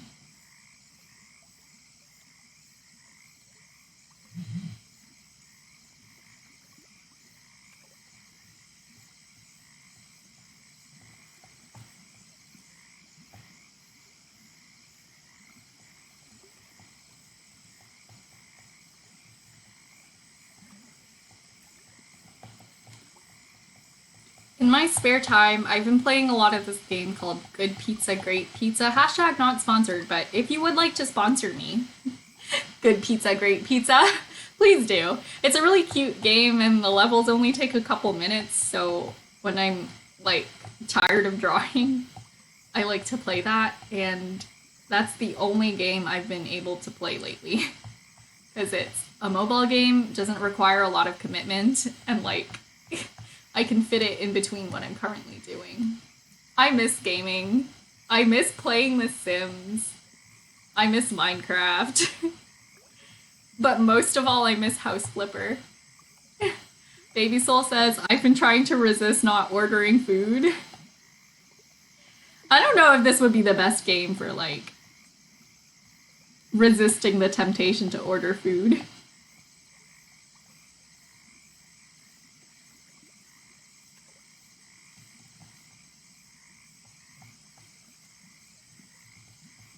I think I've mentioned this before, but my pizza store is called Home Slice, and I'm very proud of it. Do you guys remember when I went through a Candy Crush phase? Last summer?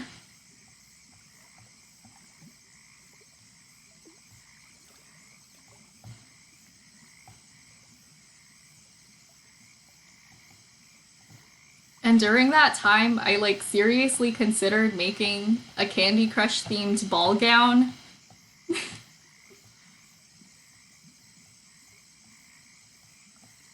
Don't even get me started on how complicated my daydream for that was. I'm kind of glad I didn't do that though. That would have been a lot of work, and I don't even like play Candy Crush anymore. So if I had made an entire Candy Crush themed cosplay but then like kind of gotten bored at the game, I don't know what I would have done. No. Alex says, I also miss gaming. I miss having time to art. I just have zero free time. I hope you have time to do like all the things you enjoy really soon, Alex.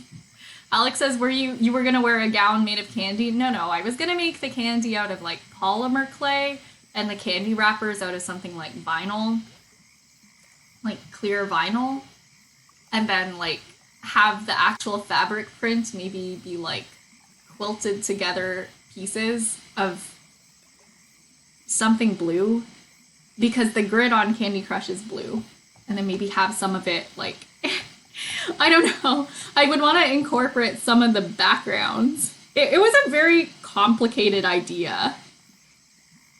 Jeremy remembers. That's what happens when you play a game too much and then you get like really obsessed with it. At least for me.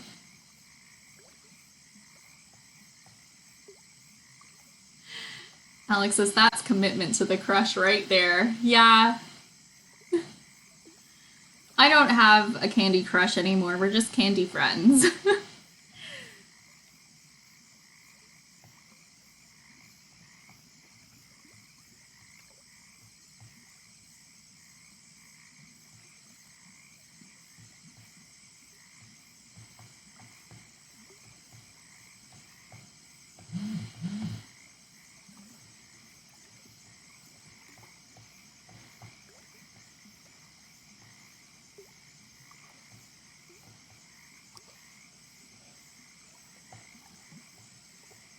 So since the dress that I'm drawing here is actually already done. Wait, I don't think everybody's seen the dress yet. Wait, I'm gonna show you guys. Wait. Alex says candy acquaintances. I guess so. We're candy strangers once again. Okay, let me find. I have to go into like my messages, and I sent myself messages. Okay, let's go here. This is the dress, you guys. Like, this is what the dress looks like. The one that I have, the one that I'm drawing right now. So I'm drawing a border for the portrait I did of myself wearing this dress. And this is what it looks like in real life. I mean, of course, like the video quality is kind of bad because it was taken like in the dark. I guess here's another one, and the lights are also remote controlled. Let's see. There's different effects, and there's even like a strobe one. Alex says, did you make that? I sure did. Baby Soul says, I actually never saw a shining dress in my life before. That's so cool. Yeah, this is actually the third one I've made in my lifetime. However, I don't know why I don't think my computer can handle streaming this. It's like freaking out right now. But yeah, this is another shot of, like another spin shot of the dress. But yeah, this is the third one I've made. The first one I ever made was my prom dress. And the construction-wise, it was like, it was okay, but I had like dreams that never were accomplished because it was the first dress I ever made. Then the second light-up dress I made was, I don't even know if I have pictures of this thing, like, on the iPad. I have it on my phone. And it was, like, a galaxy dress. Like, I used plumbing tube, and I made these, like, orbital rings, and I made them into, like, a hoop skirt, like, a cage skirt. So it would go on the outside of my skirt. And then I put planets on those rings, and then I had, like, lights on the inside of the dress. Yeah, so that was the second one. And then the third one was this one. So I took all the knowledge from all of those years of like making light up dresses and dresses in general. And I finally made like a dress that I'm super, super happy with. Obviously there are gonna be some imperfections, but I'm generally really happy with like how this is. Alex says, damn, that's some serious skills. GG Dimples. Thank you. Thank you so much. Yeah. This was, I actually did work on this pretty much from start to finish on stream, like intermittently. So there are some streams where I was like just hot gluing flowers to pins and then pinning them onto my dress. There were some streams where I made like the light up flower crown. There were other streams where I, what else was I doing? Where I was actually like sewing all of the petticoats together. And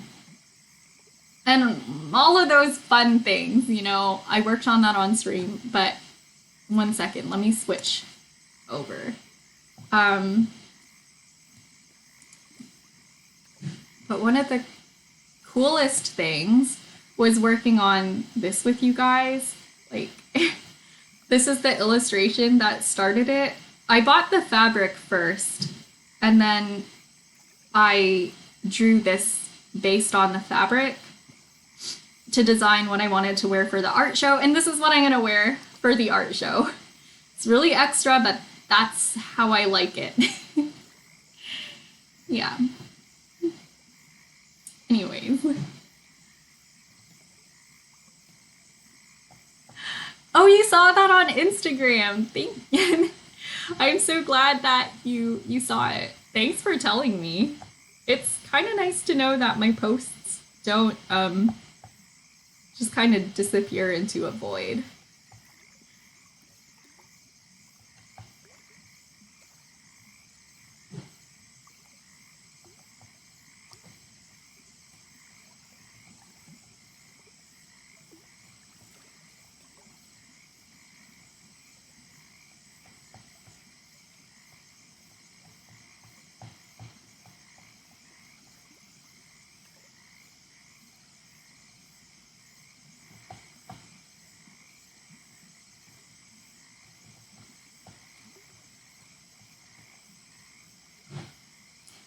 Alex says, nah, I always take my time to check out my favorite artists. I'm really terrible at using Instagram. And I find that, like, a lot of the time, I'll, like, posts get buried, and then I feel so bad when someone I know posts and then I didn't see it until, like, weeks later. I don't know. I'm like, why didn't I see that? It's because I follow like 1,000 accounts, isn't it? Like on my main. I need to not. Sometimes I try to see like what I can unfollow, but there's so many cat accounts that I'm really attached to my cats, okay? And like, you gotta have cats on your Instagram feed. What's the point of social media if you can't look at other people's cats? I have cats at home, yes, but I don't have every cat at home, just 3. So yeah, it's, I don't know, the algorithm, but also just the sheer number of accounts I follow.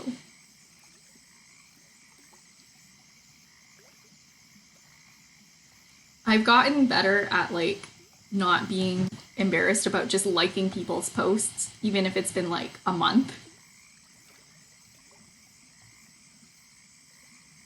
Alex says, I follow so many now that it takes 40 minutes to scroll through all the pictures while having my morning coffee. I don't think they even show me, like, I don't think I'll ever be able to scroll to the bottom of my feed again.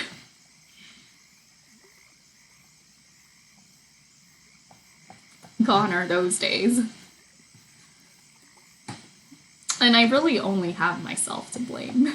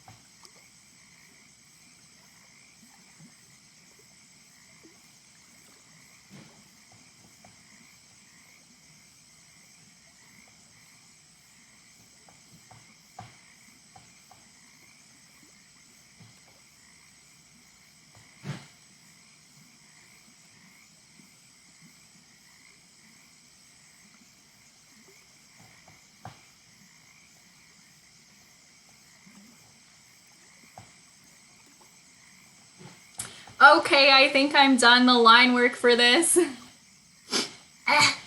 Alex says, how do you choose who to keep and who to let go? I don't really unfollow any artists. I just unfollow meme and cat accounts. If the meme accounts get bought by like a company or something and then they only post sponsored posts, I'll unfollow them. That's how I decide.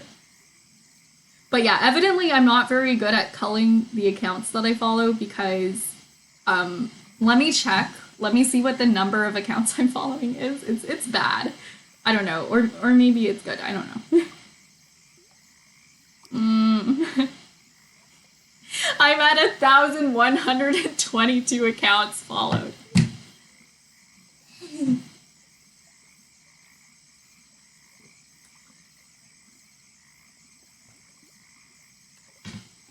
Some of these, like a good portion of them are actually people who I know. So, like, even if they don't really post, I would feel kind of bad unfollowing them because, like, what if I want to connect in the future? There's a lot of people who I talk to who I haven't talked to in years, you know? It's always nice to reconnect with people. Yeah, we're moving on. I forgot to tell you guys. Let's do a little retrospective. Alex says, that's a lot. That's going to take a lot longer than 40 minutes to get through. Yeah, I try to limit the amount of time that I just scroll through Instagram. So I do miss a lot of things. but that's okay. I get a great variety of content. Okay. Yeah. Let's go back and take a look at this piece. So this is Foxglove. This is the first in the flower series, based off of a design I came up with in high school. So that's cool. Oh, wait a second. This is the line art. Well, you know what? It'll be kind of cool to see where we started versus where we are. So this is like the beginning stages of Thorn, and this is based off of like another original character from high school. Alex hasn't seen these? I know, I'm so bad at posting. Yeah, well, I'm so glad that you get a chance to see them now. I did this all off stream actually, and then I started coloring it on stream. So this is, I think, like the daylight version of Thorn. She's based off of like specifically the thorns on a rose. I don't know why my like zoom function isn't working so well. And this is the actual version I ended up with. It's kind of like a sunset lighting. So everything, all the lighting is a lot more warm toned and the sky is much more epic. I really like her morning star. But yeah, and this is what, no, we can't do that. You have to click on it and like minimize it so you can see.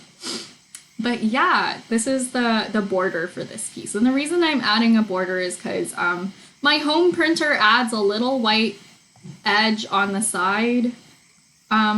So instead of having it be like, oh my goodness, this is so much to explain.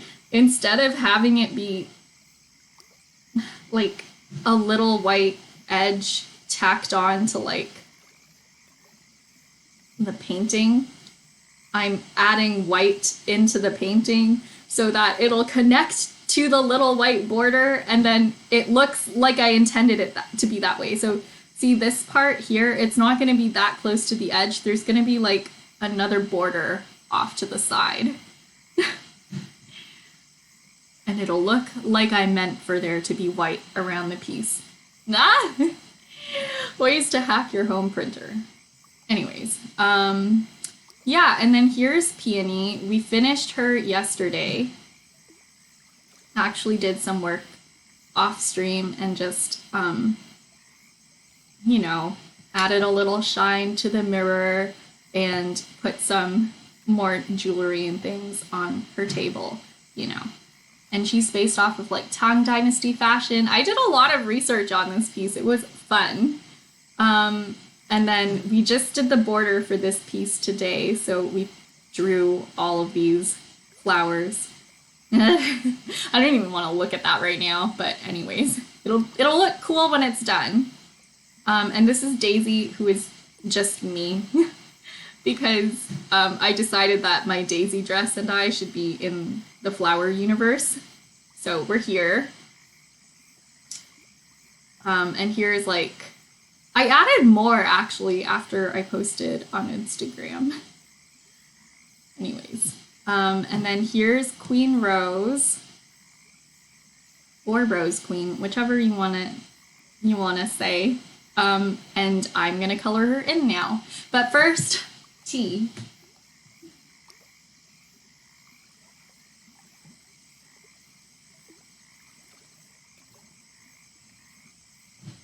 Oh, Baby Soul's going to bed. Good night, Baby Soul.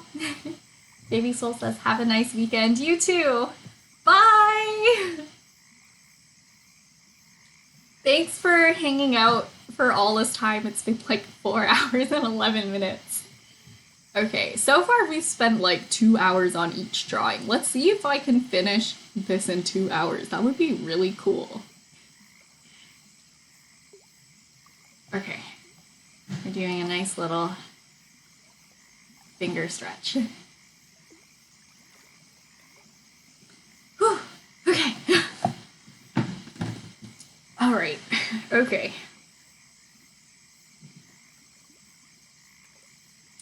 Yeah. Alex says jazz hands. Yes, jazz hands are clinically proven to alleviate finger pain from drawing too much. When I say clinically proven, it sounds really official.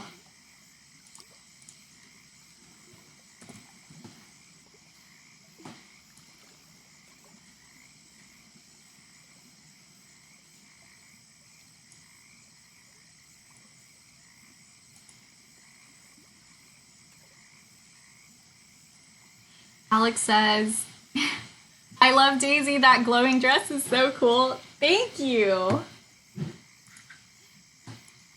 I'm so excited to wear it, but also scared because it's kind of very impractical to wear.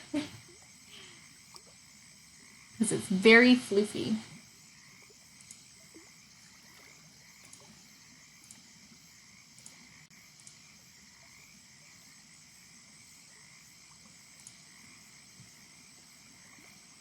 Okay. Now, how would I like to do this? So, let's start here. I think I'm going to color in the hands. Whoa, this looks really weird. Okay, I'm gonna color in the hands on top of everything else. And I'm just gonna use like a studio pen to ink it.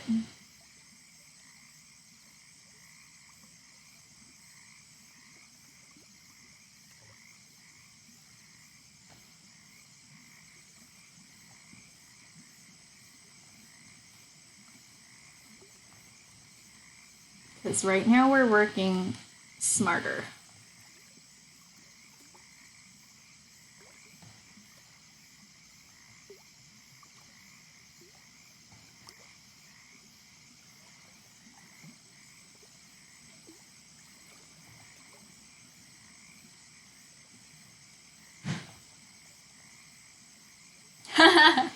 Alex says, is it fire retardant though? If not, stay away from smokers. Oh no, I didn't even consider. I think it would melt if it came in contact with fire because it's all synthetic fabrics. And see, now melting is also very hazardous. But yeah, I will stay near my booth, far away from fire.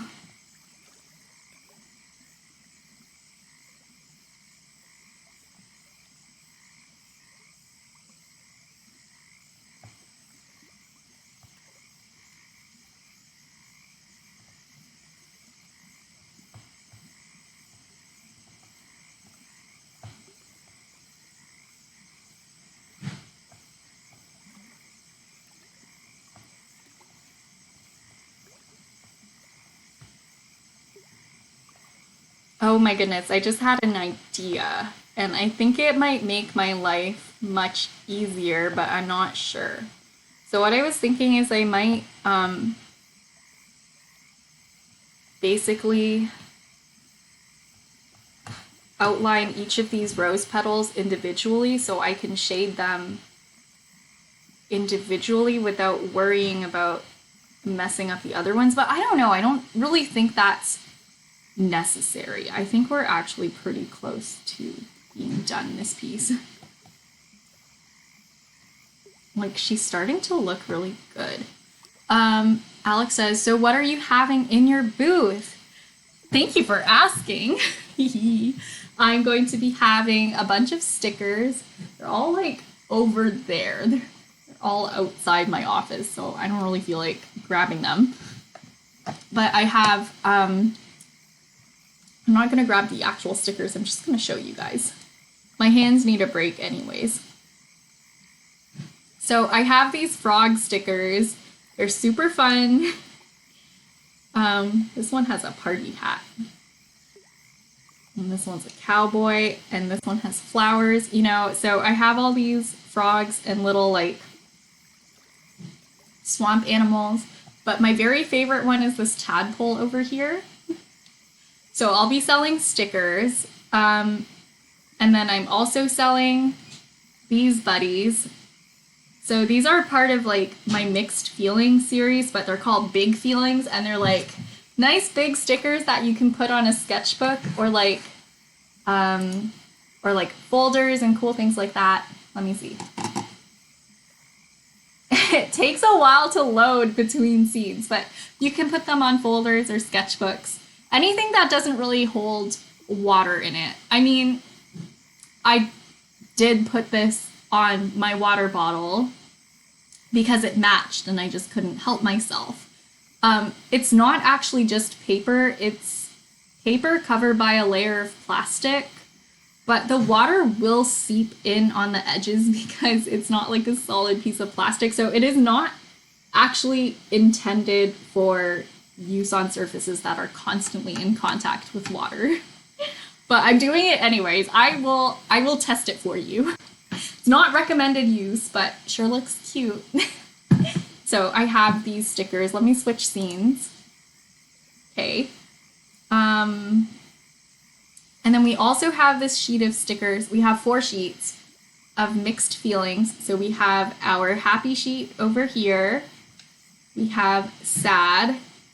This one's my favorite. This is a mood. This one too. This one is the angry sheet. And then we have like the love sheet as well.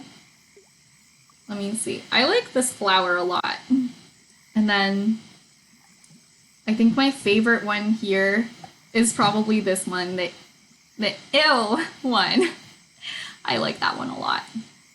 So yeah, those are all the stickers I have so far. I kind of wanted to make more, but we are running out of time. So that is a last minute kind of thing. Like if we have time, I'll make more stickers. And then I'm also selling prints. So my old Zodiac series is definitely going to be there.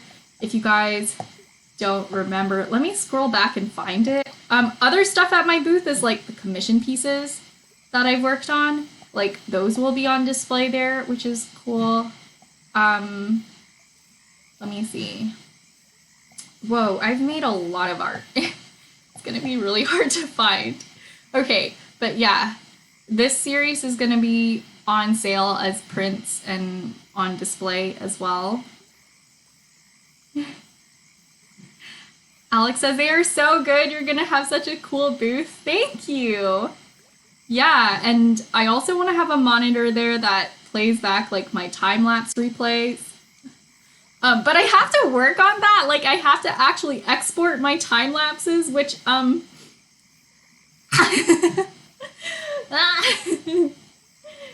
need to start doing that because am I gonna stitch them together and make a video? Like how is that gonna work?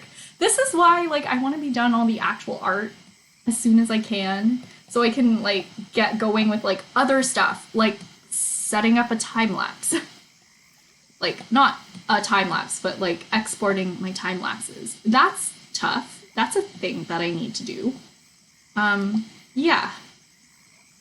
Okay, anyways, let's get back to this.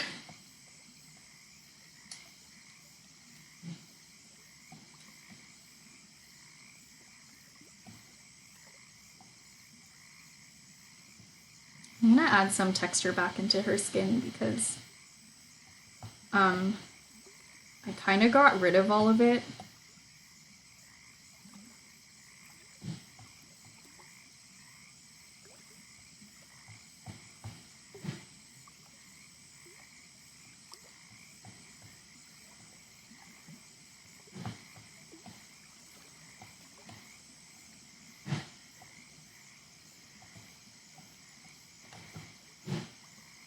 But yeah, the show is actually viewable via live stream globally. So if you live outside of the country, being Canada, it's going to be based in Toronto, Ontario, Canada, in Liberty Village, which would be on the west end of the city. But if you live really far from there, there's an exclusive live stream for ticket holders only. And tickets are still available. I thought that they went up in price yesterday, but they did not. So all that posting about like, oh, the price for advanced ticket running out. That was wrong. That was a misunderstanding on my part. It is not actually the last chance to get advanced tickets. So what happened is we were given like an internal deadline by the organizers of the event to like get all our ticket sales in. This is really dumb. Jeremy was like, "Hey, no harm done except to your pride," and I couldn't agree more. My pride, ow. It's hard to admit when you've made a mistake. But yeah, they were like, oh, okay, so sell a certain number of tickets, make sure like people are actually going to come to this event, and then that kind of doubles as like the rental fee for the space, right? So that's what the agreement was, and they were like, and get your tickets sold by this date, and that date was March 31st. I was like, okay, but somehow my little lizard brain took that and was like, no more ticket after March 31st. But that's not true. Tickets are still on sale. It's just if you didn't meet your basically booth rental deadline by March 31st, then you would have to pay it. Or like I would have to pay it. I don't have to worry about that because I've hit my I'm fine with that. So I don't know why I said like no more ticket after March 31st. I'm tired. Can you tell I'm rambling?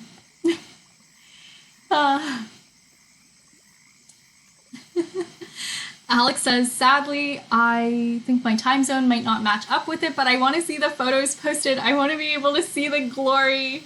Yeah, I feel like it would be really weird. It goes from like 7 p.m. to basically now. So it would be ending now. Jeremy says, time for a break. Thank you. Here come the self-care trifecta. Oh, wow! We have all the self-care. Okay, let me shade in the nose, and then I'm gonna bring a cat. We'll start with the cat. Okay, I'll be right back. I'll be right back. Yar me.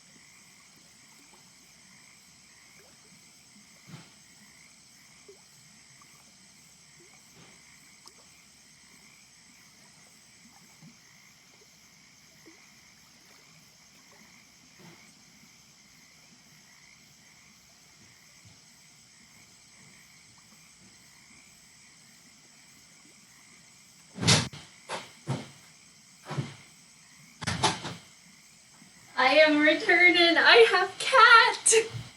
Hello. I didn't just leave. I brought cat. Oh my goodness. Why is he like this? He's so... This is Colby. He's very floppy. And only on stream too. Like, he's just... Okay. Look how long he is. He's so long. This isn't even as long as he gets. Alex says, "Aw, little fur monster." Yeah, he's a feline paper shredder. Whew. Baby. Look how shiny he is. Alex says he's so cute. Yeah, he's the baby. He is turning 2 years old this year. Look at his little googly eyes. Aw, Jimmy with the cat emotes.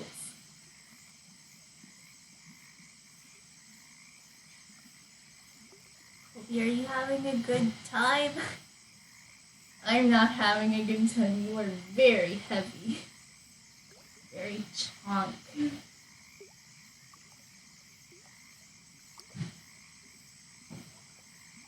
He's having a good time.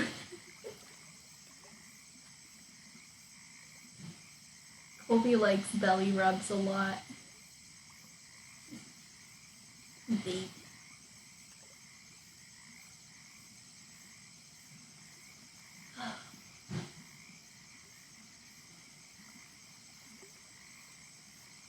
But yeah, whenever I bring him on stream, he's the cat that likes to stay the longest.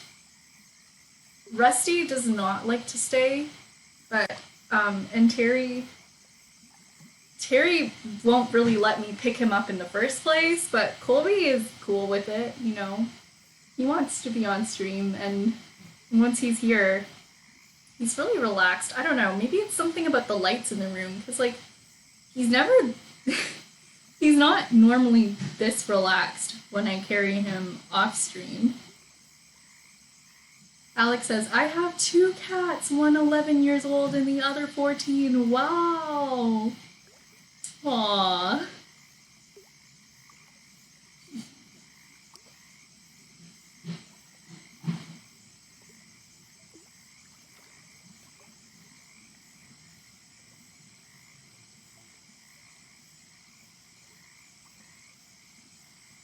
This one is very Bingus though.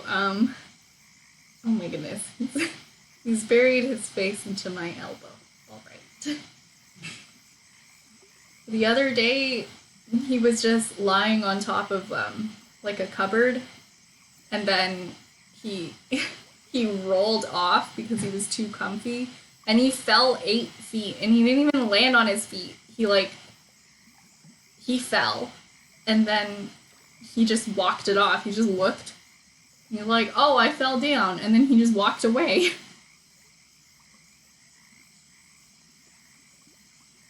You know how, like, cats will land on their feet?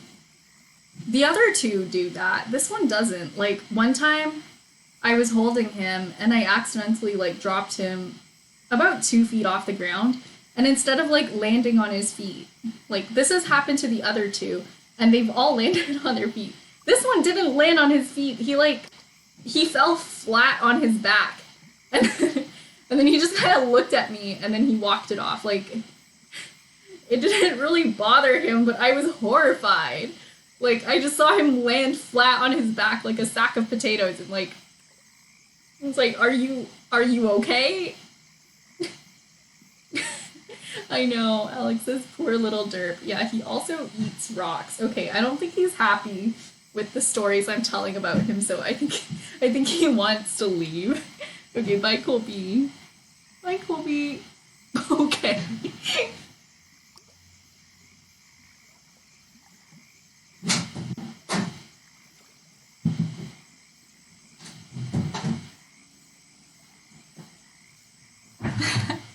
Alex says Thorn and Molly. Thorn is the grumpy one and Molly is the cuddle bug. That's so sweet. Those are the cutest names.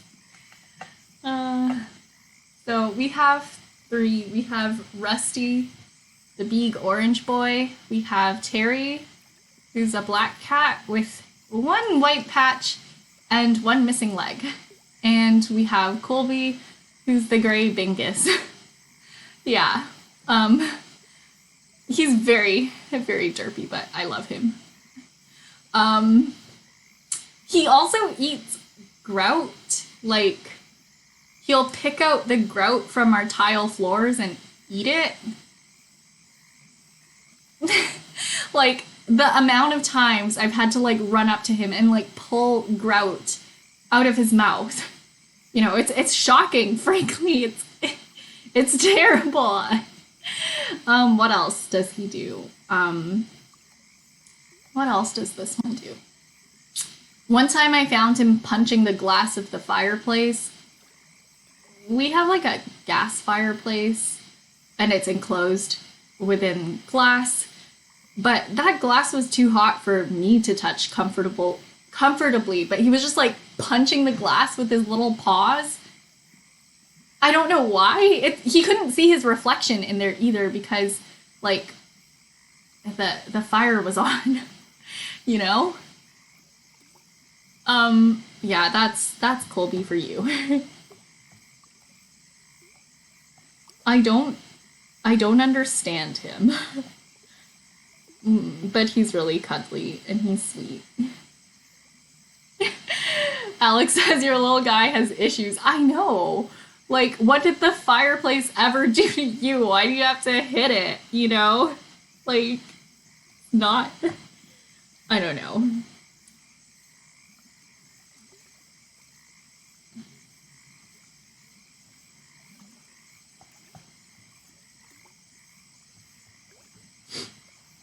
Maybe he had some stuff to work out because Big Orange Rusty is always bullying him.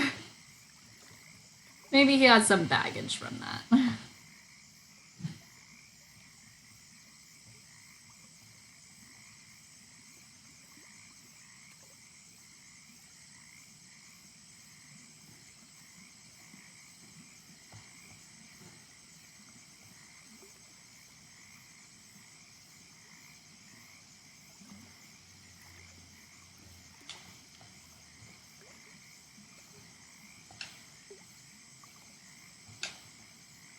I think in terms of his instincts and stuff, he's a little weird because, well, not weird, but he doesn't care much about getting hurt or being, like, at risk or anything.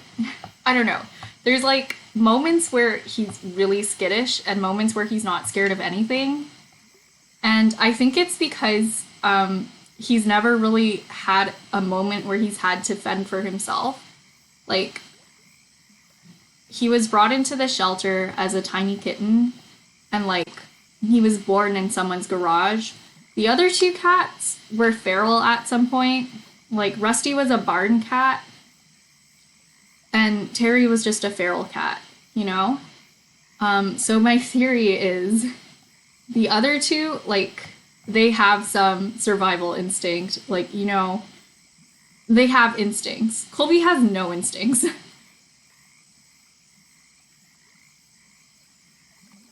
Oh! Ah! Right! Thank you, Alex! I completely forgot all of the other redeems. I just held the cat and all my troubles went away. Okay, let's start with the lipstick. I don't know why. Cause it's kind of worn off from talking so much all night. Okay. And then I'm gonna pour some tea so we can have that later. Look, I have this like giant thermos kettle over here. It's great. But we'll have some water. If you are as dehydrated as I am, make sure you have some water too. Okay, and let's do a stretch. I'm going to start with my hands because my hands have been really tired lately from all the drawing.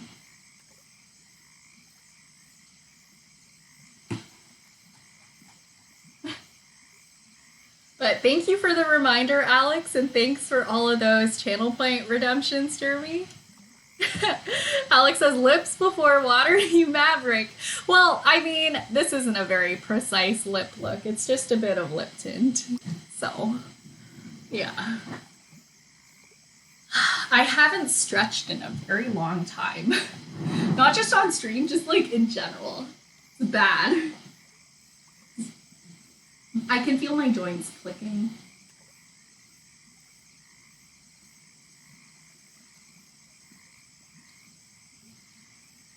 This is nice.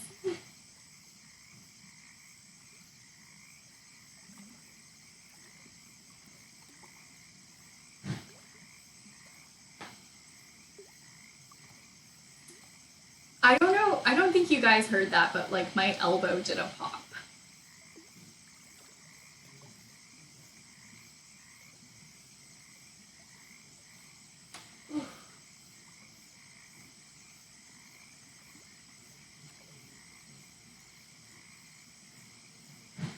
Do like another back stretch. Just push forward.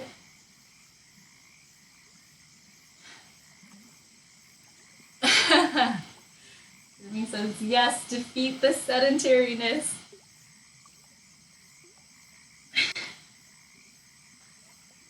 Everything is popping. It's so bad.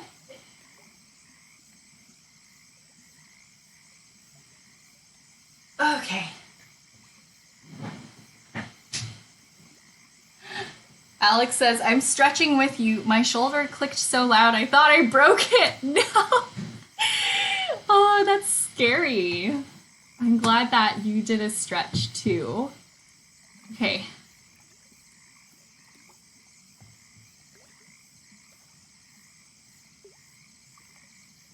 Now I can get back to work. Thanks for that break, Jeremy. That was much needed. I'm excited for you to stream tomorrow. Are you gonna play Cuphead?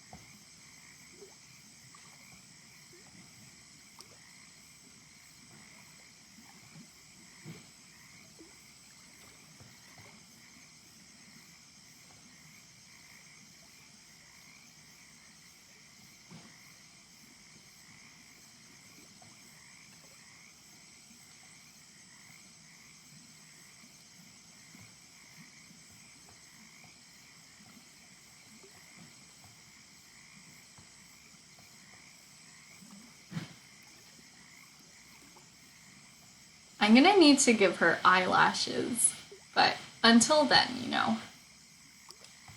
We'll do that like later. We'll do that later.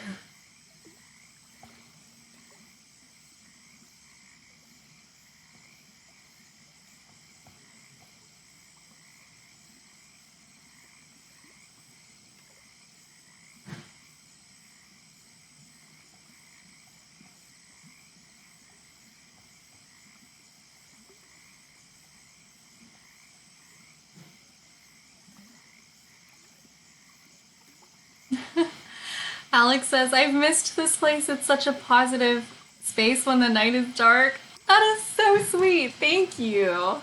I really appreciate you all being here when I have so much work to get done.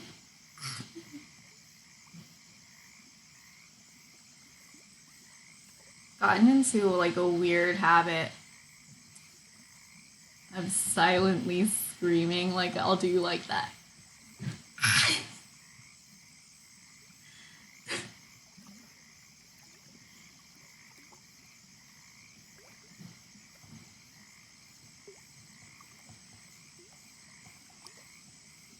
in my opinion, it is kind of a gross sound, but I find it to be very satisfying, so I don't think I'm going to stop.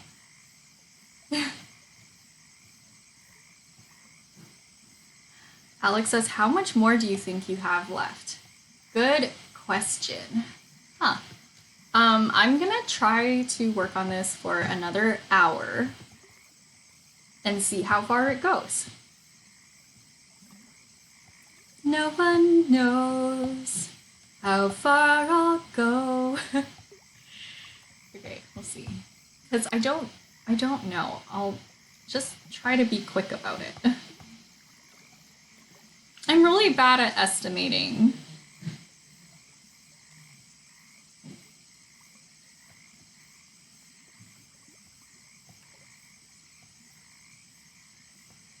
Let's see, we'll look at her face here.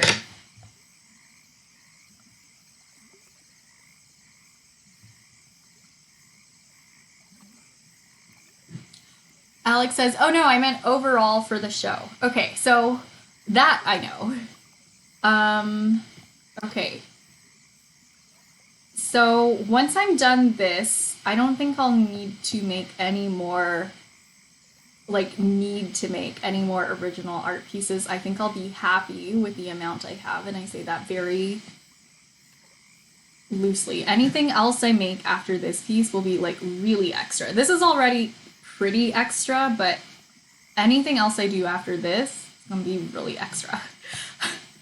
But I need to print out my business cards, and then I need to, because I made them, I don't know, I made a change with my Twitch username. I don't know if you've noticed, but it has 2 S's at the end instead of 3 S's. So I finally got it to match all the other usernames that I have, which is awesome, but extremely inconvenient.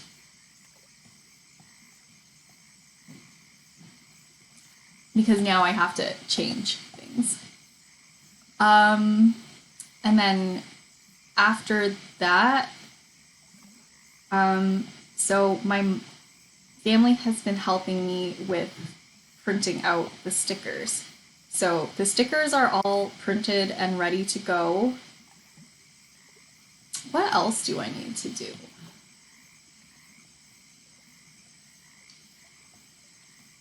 I'm thinking right now, it's kind of, what else do I need to do?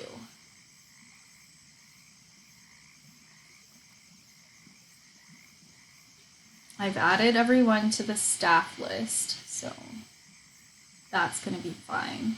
Should probably, oh, I remember now, I have to make a time-lapse compilation to display at the show.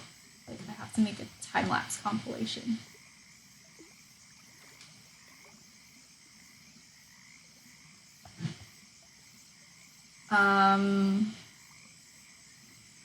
What else must I do?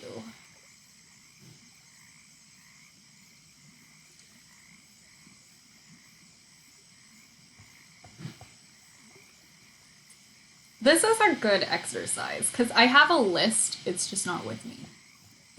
Alex says, do you have a list written out so you don't forget? Yes. Yeah, I have the list, it's just over there.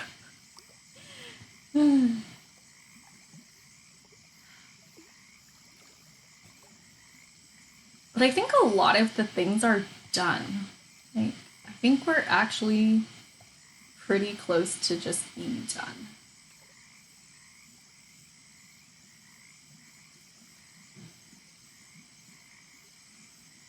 But yeah, I think, oh, and then I also have to assemble collages of the work that I'm selling. So I'm not gonna be displaying my actual for sale print on, because I wanna keep the sale copies really nice. So the ones that are gonna be on display are all gonna be examples of the prints I have. And then if you want to buy them, then you can point to the one you want, and then we'll give you a prepackaged version of that print. And it's all nice and safe and ready to take home. Ah, sounds good, hey? So the ones on display are not going to be for sale because it's just the display copy. So I need to do that for the prints. And I think that's everything. So reprint my business cards, assemble collages, make a time lapse. Alex says, okay, well, not too much left to do then. Yeah.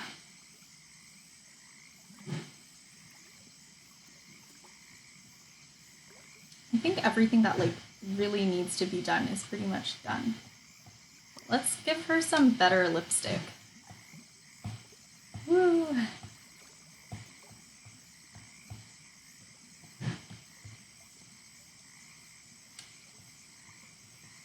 And color in these eyes a little better.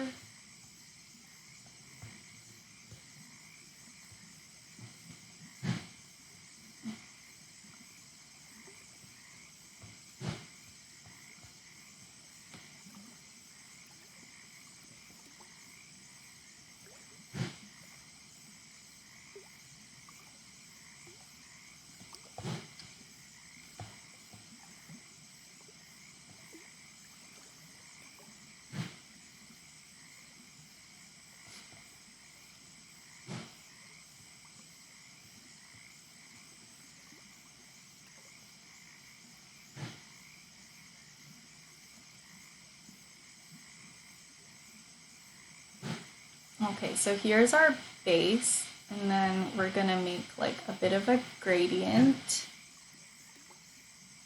Let's see.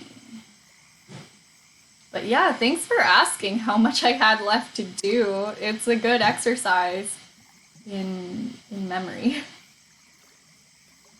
Oh, I know. I also have to do price tags. I have to make price tags.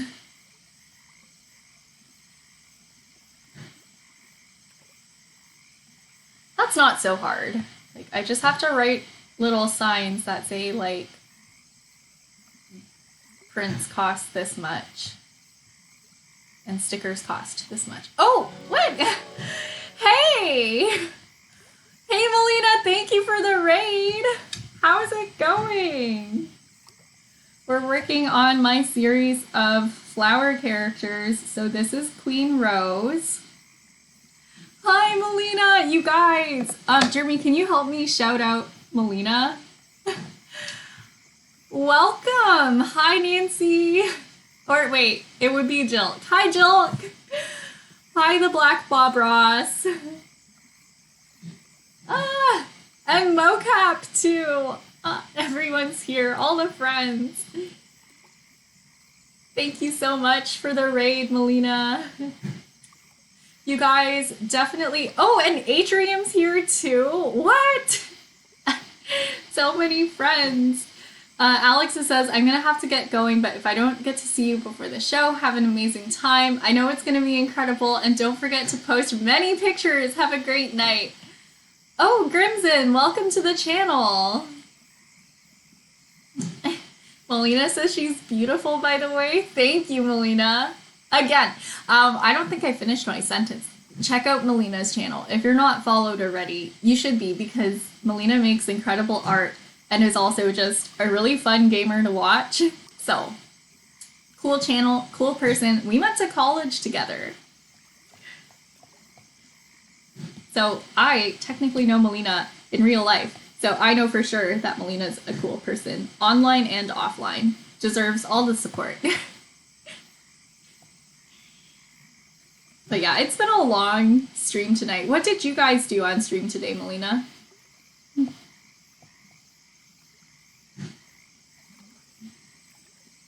I'm getting lots of stuff done for the art show because I planned to do too many things. But yeah, wait, let me show you more of the flowers. So this is Queen Rose. Okay. And this is Rose's foil. Like, this is the foil to Rose. And her name is Thorn. She has this, like, badass morning star. And, Queen Rose is really elegant, and Thorn likes to squish things. The Black Bob Ross says, any friend of B is a friend of mine. A friend of Bob. Oh, he worked on the Great Fairy? Yes! I can't wait to see what she looks like in the VOD. Okay, and this is Peony. She's based off of like Tang Dynasty fashion. Melina says, I love and support Thorn. Jilk says the Great Fairy is turning out so well. I remember that first like 1 hour stream where we were working on the Great Fairy. Can't wait to see all the progress. Peony is so pretty. Thank you, Jilk. Yeah. Each character is based off of a different flower. Thorn I designed back when I was in 12th grade. Peony is new though. And then we have Foxglove. She poisons things. Bob Ross says, Bob gotta go and paint, but Bob's gonna shout you out on stream. Good luck with the art show. Thank you, Bob. Have a good painting session, and thank you for dropping by to say hello. But yeah, Thorn I also designed back in high school. I was just looking through my old sketchbooks, and I really wanted to revisit some of these characters. So yeah, there's Foxglove. This is like the version without the border, which I think is really cool too, but the official prints are gonna all have borders on them. And this is Daisy, except it's actually just... What? Aw. Bob Ross, thank you so much for the gift sub to Jilk. You're so kind. Thank you. Have a lovely rest of your morning, afternoon, or evening, wherever you are. Thank you so much. But yeah, Daisy is actually just me wearing the dress that I made to wear for the show. Wait, one more thing. I know we're kind of all over the place. So those are the 5 flower characters. Melina says, Jilk, you got a frog now. Okay, let me switch to just face and I'll show you guys I'm gonna switch over to my messenger. Okay. Melina says, I love the flowers. Thank you. Yeah, so this is the actual dress in real life that I made. This is how she turned out. So there's a little spin with the lights on. The video quality is kind of bad because it got compressed a whole bunch of times when I sent it. And this is what it looks like in the dark when I spin around. I know, it's so extra, it's so great. I love this. And the lights twinkle too. However, there's another video where we test out all the different light settings. So there's this twinkle, which is pretty basic. I think that's the other basic twinkle. This one just, kind of switches around. This is the fade. This is rave mode version 1. This is another fade. Let's see. This is rave mode version 2. Melina says, dude, that turned out so nice, I'm screaming.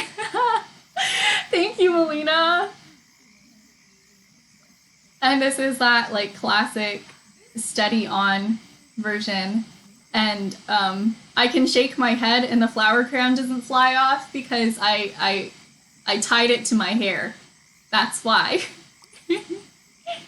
Rave mode, I know. But yeah, I'm so happy with this dress. This is a quick little dress rehearsal, so the hair is kind of messy, but anyways, yeah. It was really cool to take this dress from start to finish with you guys. thanks for the emotes, Jill. I'm so happy you have a chance to enjoy them. I have to make a border for this piece. But not right now. We're gonna do this instead because I like Queen Rose.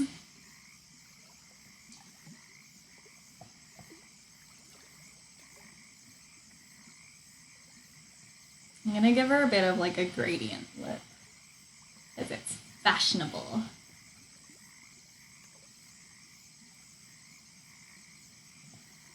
Actually, I'm not sure how fashionable gradient lips are right now. Jeremy says the border and the background remind me of a DST portrait. I wouldn't last a second if I were in that game.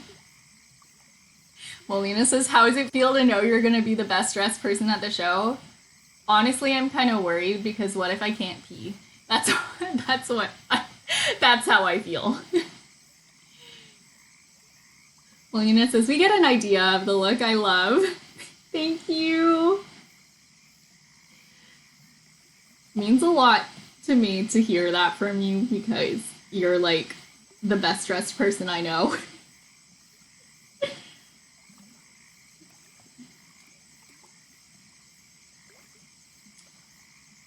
I still have like that picture of your birthday outfit and I'm planning on drawing you after the show. I didn't forget about that. I've just been a little swamped with show prep, but I didn't forget. Even though your birthday was like in February, 3 days after my birthday.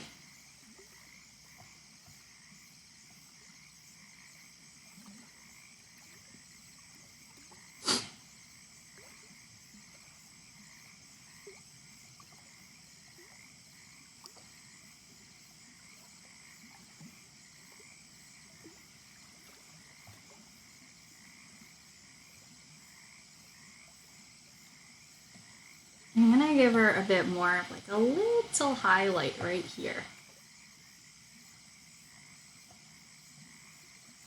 That's a big highlight. That's a really big highlight. Okay, it doesn't need to be like that. Doesn't need to be like that.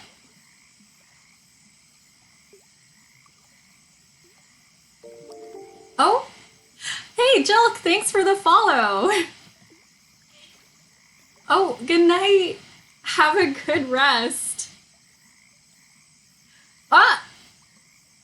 You have a sketch of me. B says, I have a sketch of you too. I just put off drawing the glasses for so long. I can't imagine drawing my glasses in traditional art because like even I don't do that. It's hard. I don't like drawing glasses. It's hard to get them symmetrical. I only like to draw them in digital art because they're easier. Jeremy says 1 step closer to 300. Jilk says just realized I wasn't following yet. Don't worry, it happens to me all the time. So I totally understand. Don't worry about it. Sometimes you just like assume you're already following someone.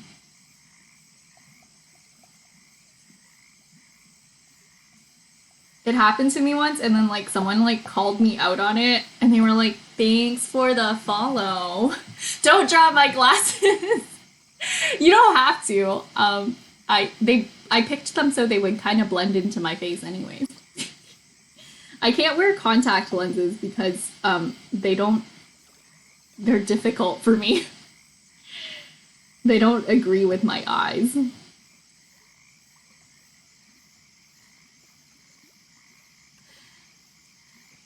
Let's see.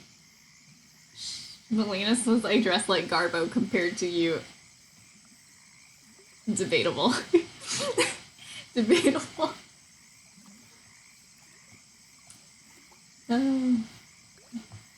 Okay, let's see. You know what I really liked about art school? I liked how, like, if anybody felt kind of down about their work and not so great about the stuff they were making, we would all kind of rally together and, like, angrily disagree with them about being overcritical until they felt better about their work. I really liked that that sense of community.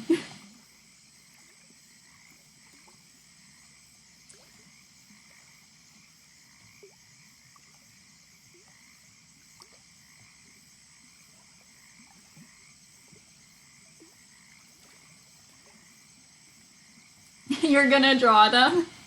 Thank you.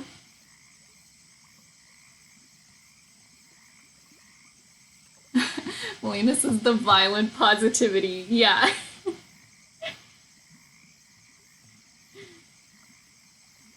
I'm just like, don't you dare say that about your work. Okay, okay. You're so much taller than me. I'll stop.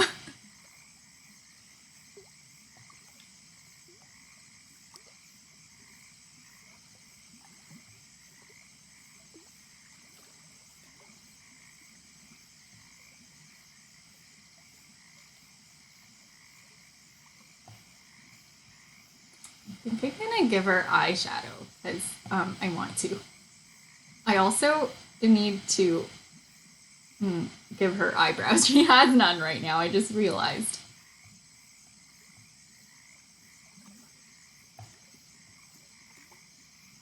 Ah, there we go. Eyebrows. Very important. Wow. I'm gonna need to add some lashes too. It's kind of cool how I'm doing her makeup like she's a real person in front of me right now. Like, I did her skin first so that she would have skin, and then, like, shaded out the contours of her face. And then now I'm, like, shading in her eyebrows, and I put on lipstick for her, and I'm gonna put on, like, lashes and eyeliner and all that fun stuff. It's gonna be cool.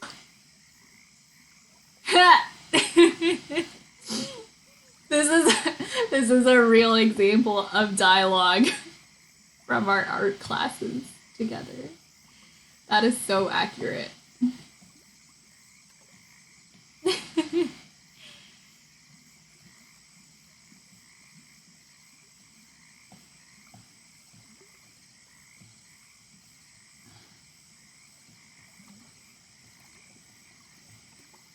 Makeup in layers as it should be. That's what I like about digital art, that you can do everything in layers. Whoa, that's a very that's a very strong. I want to build up to that. I don't want to just draw a dot there. I mean, I know it's going to get to that color eventually. I don't actually have an eyelid crease, so doing makeup for an eyelid crease is like incredibly foreign for me. I mean, I do, but I don't have double eyelids.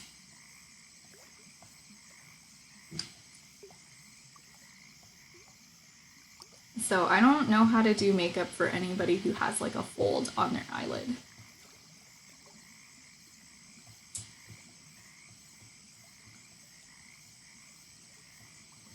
It's okay, it's a drawing. It doesn't have to make that much sense.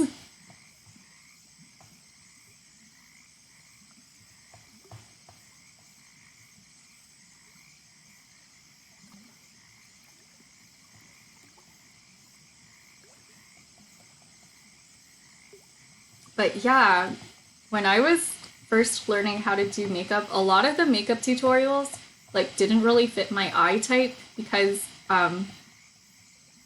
eyelid crease. And then I just stopped following makeup tutorials, and now I don't know how to draw that type of makeup anymore. Just kind of guess at it. Yeah, yeah. It's a drawing. I make my own rules. I'm gonna give her some purple in there too. This is fun. I'm having a really good time. It's really funny because, like, before you came, Melina, I was like, I hate flowers. I never want to draw another flower again. Technically, I'm not drawing flowers. Technically, I'm drawing Queen Rose. Is this? Okay, this is the right layer. Yeah. Technically, I'm drawing this lady, so.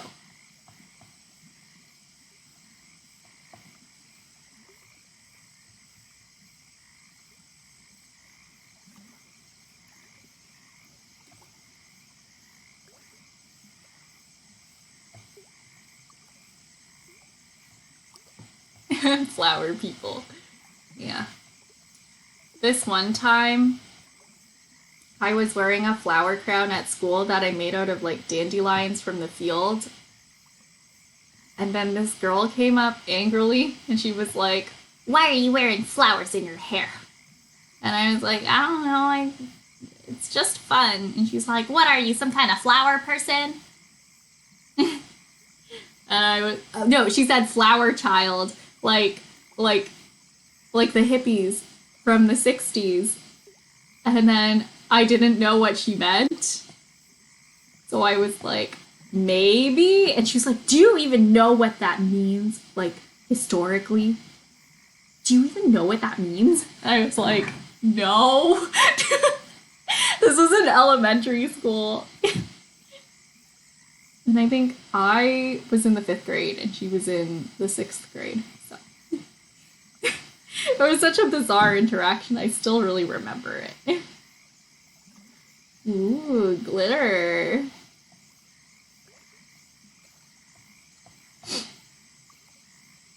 Lena says you're like, "Just let me live, please." I stopped making flower crowns out of dandelions, not because of that girl, but actually because it's generally a bad idea to put like random things from the ground near your face. I found that out the hard way, because my eyes started really itching, and I think someone must have sprayed something on the lawn. Like, something got in my eye, and like I had like a rash all over my eyes and my forehead and everything. It was really bad. So yeah, I've since stopped making flower crowns out of random dandelions. It was a very like uncomfortable experience. I had to like rush back home and wash my face and eyes and everything. It was a lot. So yeah, now I just reuse flower crowns and they're like artificial flowers.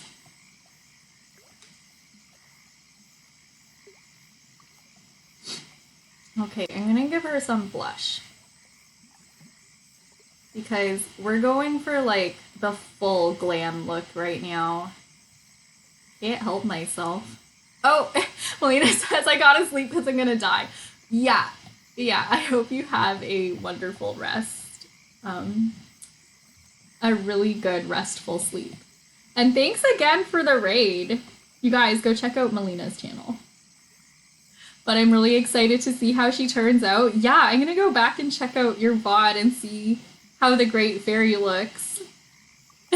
Melina says, "Good night, dude." Good night, Melina. Have good dreams.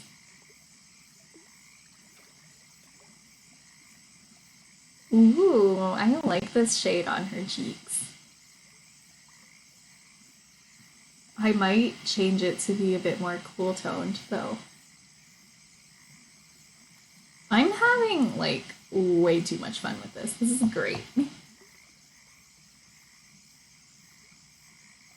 I'm gonna give her some, like... No, that doesn't, that doesn't really look good. I know blush is fashionable. But we won't do the ear blush. It's okay. I'll just shade in the ears. I never know how to shade in ears. Like, I never know what to do with them.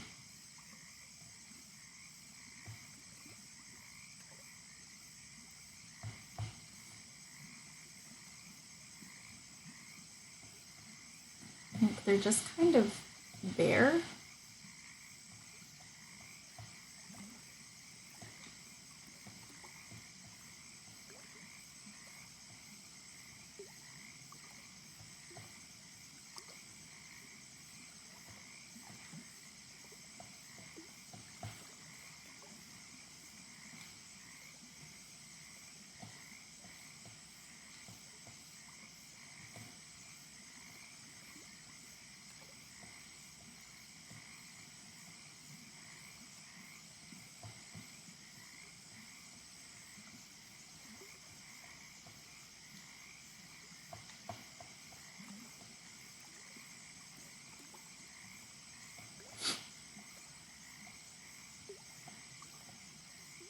this is the wrong layer. That's fine, we'll just merge it down. Okay.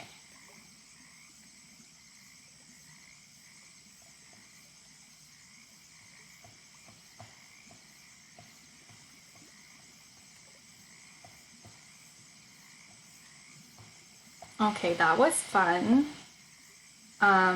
Now I guess I have to shade in the rest of her body. Okay.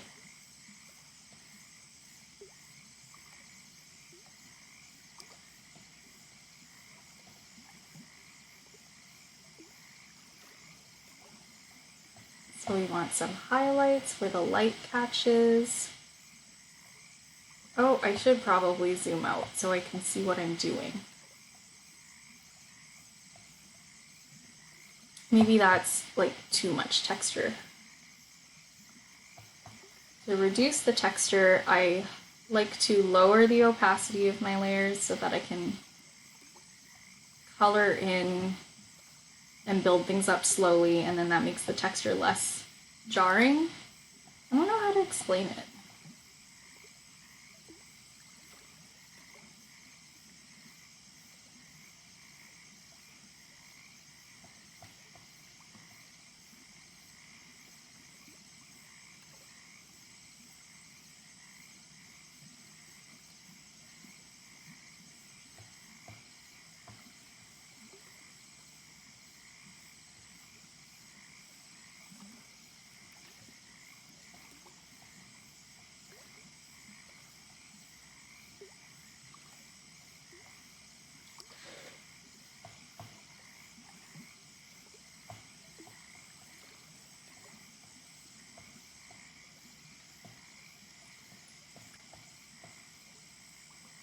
Okay. I'm going to naturally just let myself have a bit of lower energy right now because it's been like 5 hours and 15 minutes, and I don't feel like screaming the entire time.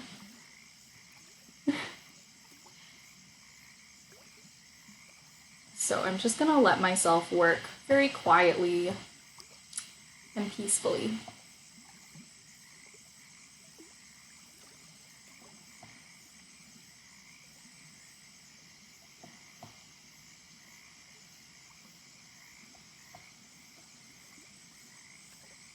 I think I'm going to need hairspray for the art show. I've kind of sworn off of hairspray because it's bad for my respiratory health, and I care about that. But I think I'll need to use it again for my bangs because you can see my bangs getting really sticky during the show. And I would like them to defy gravity.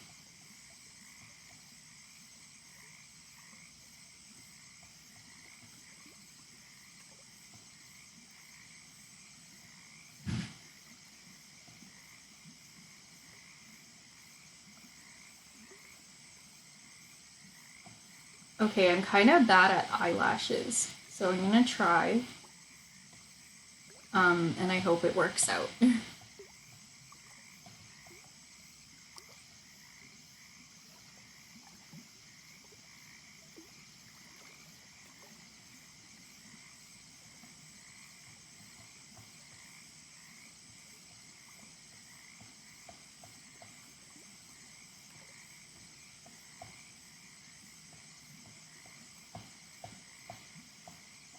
See what I mean by bad at eyelashes? What is that?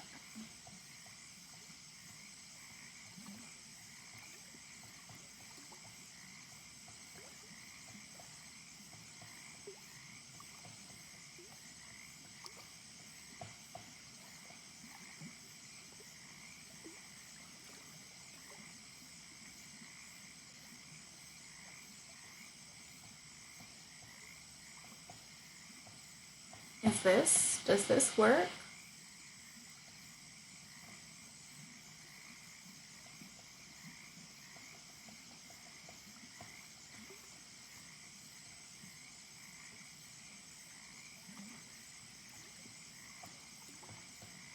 I don't draw lashes, but that's okay.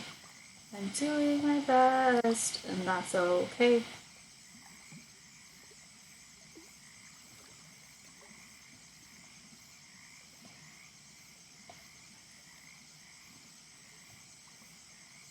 And then duplicate this, flip it, and just put it on the other eye. There we go.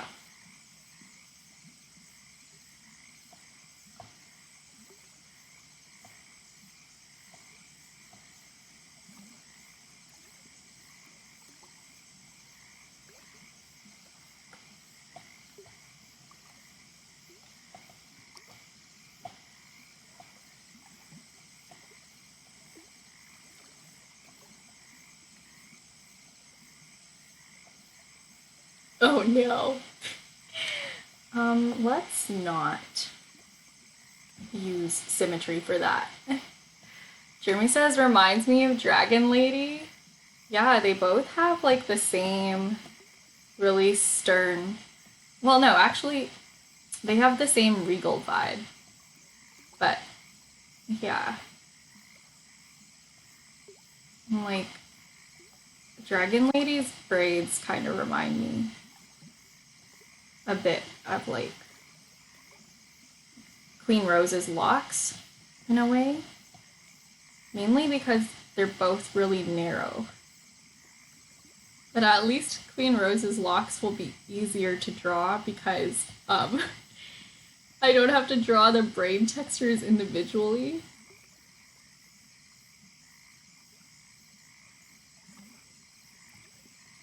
And Dragon Lady has got to be one of the most like elaborate pieces I've ever done. Oh no, I hate it.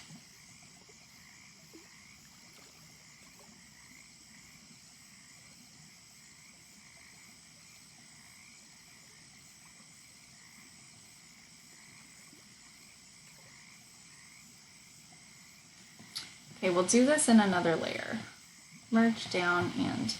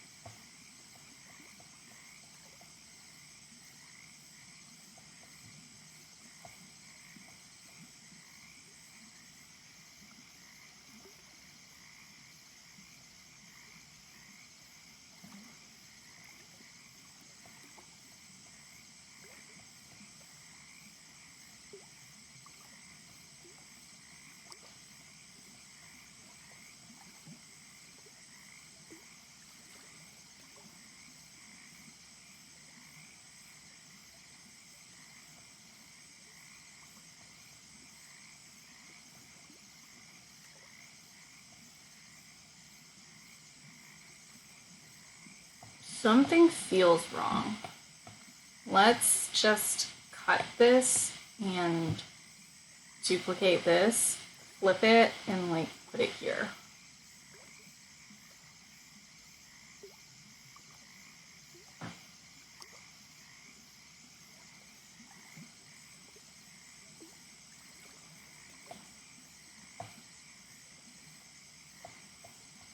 Okay, there we go.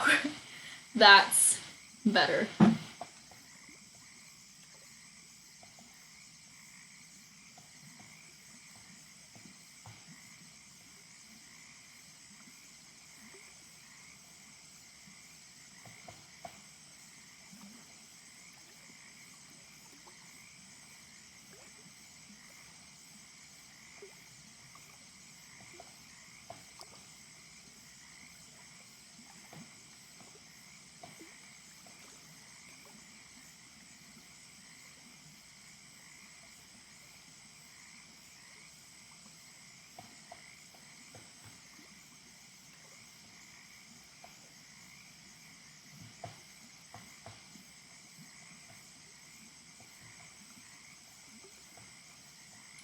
Oh man, Her gaze gets so much more intensity when you add the little eye sparkles. I love it. Okay, let's try shading her eyes as well. So I want this kind of like sage green.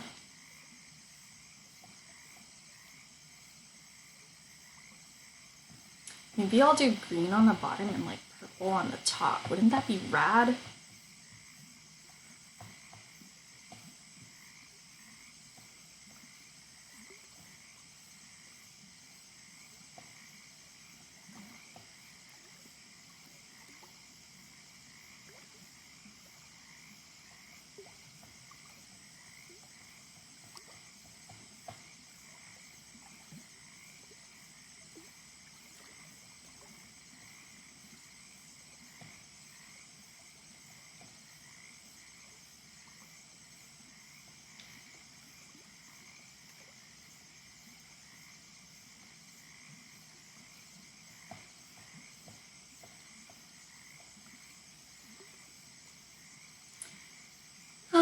I'm really happy with the face. I'm so happy. This is everything for me. Okay, let's see.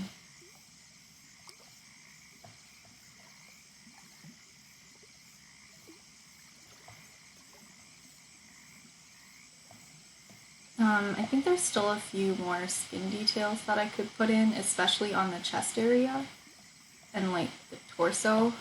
Like just not done. I think I need to put in collarbones. Not sure.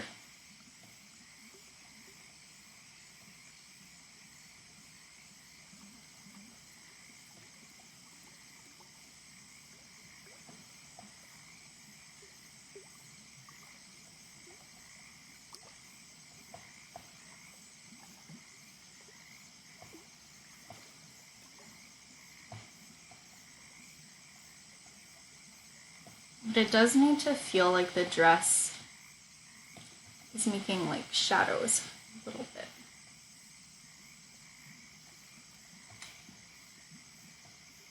I was actually gonna give her like a long sleeve shirt and some kind of like high collar. Maybe we'll do another sheer fabric thing. I don't know. I love sheer fabric.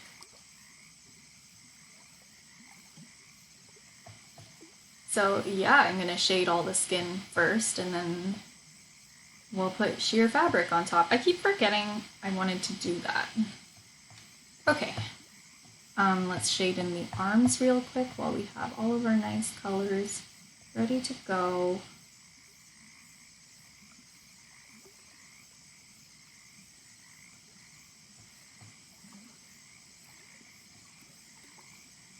Oh no.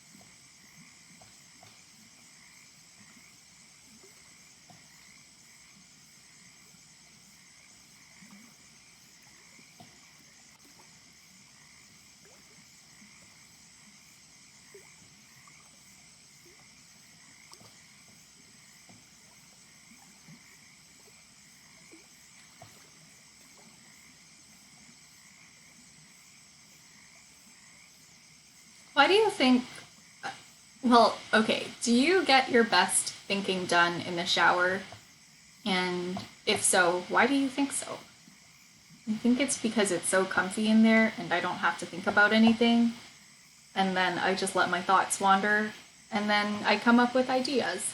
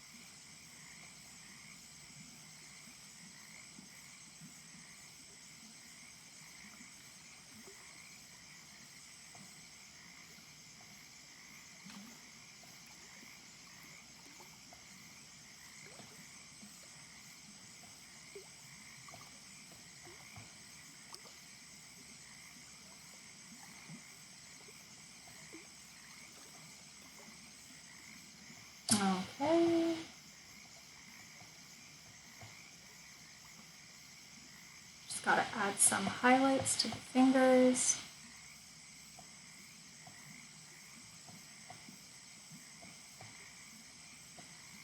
Since I'm so quiet, I hope it's not like too much of a jump scare when I do actually talk.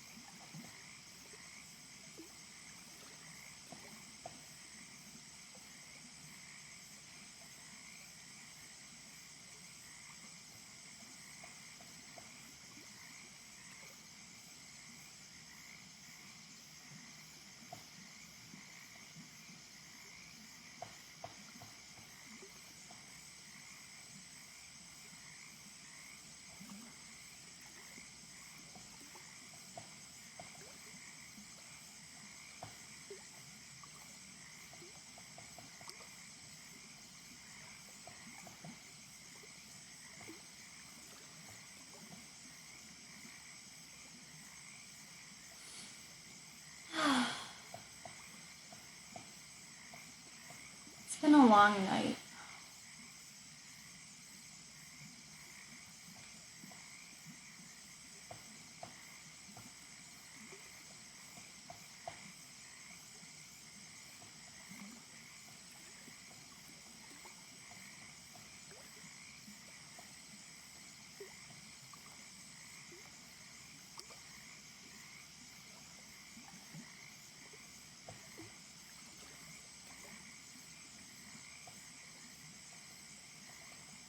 I need to be really conscious about my left hand actually, because while I am taking care of my right hand and making sure I'm holding my pencil properly, what I don't realize is I'm stress clenching my other hand. Like, you know that meme with Arthur where he's holding his hand in a fist?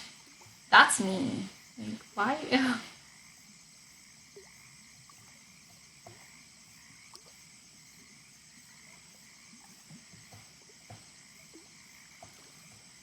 Like, dang, I just need to relax a bit.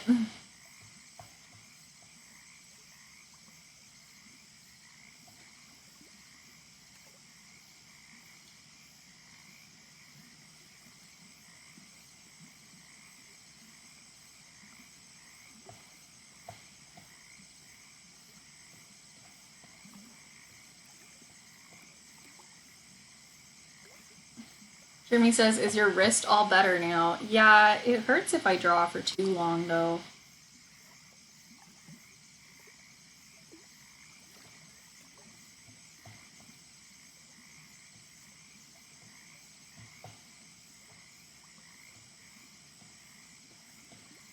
She says as she draws for too long.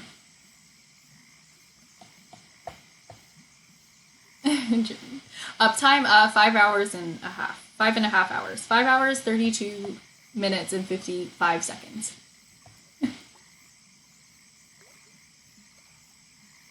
I am the uptime command. If you use uptime, it summons me.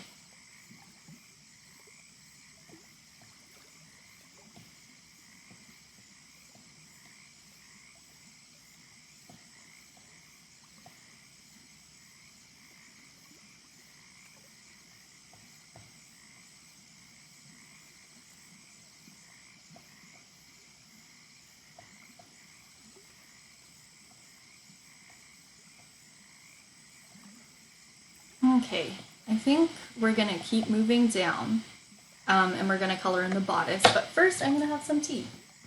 And since I let it cool off so it would be at a drinkable temperature, I'm gonna need to top that off with some extra tea.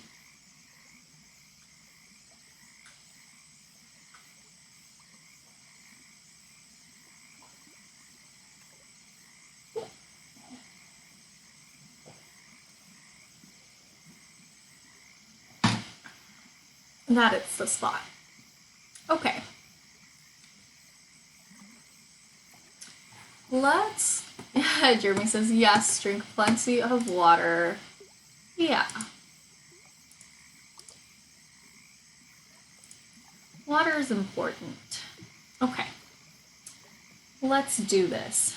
So we need some of this over here. Maybe even lighter.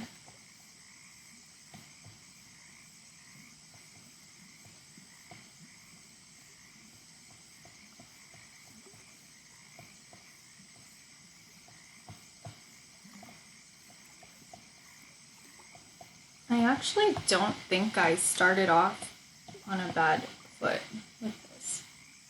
Like, the blends do need to be a little nicer, but like, you know?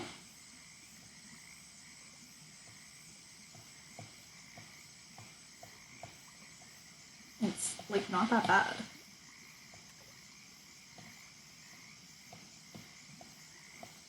I gave myself like a pretty good foundation with this. Remember last time when I was like super hungry and tired? But I was like, I'm just gonna map out the colors so I know what to do the next time. That's what that was all for. For this. For this. I'm so proud of myself.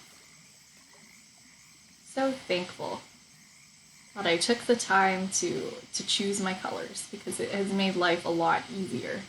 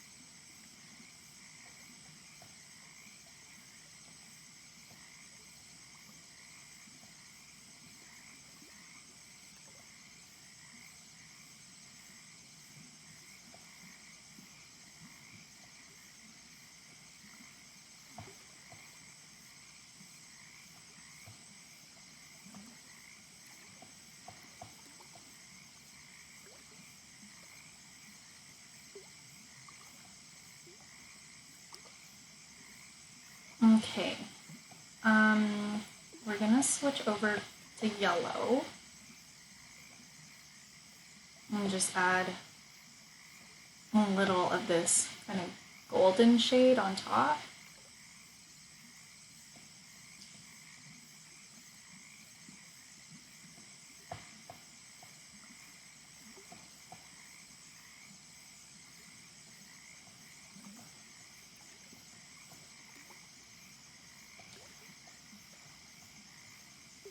Okay, now for the purple.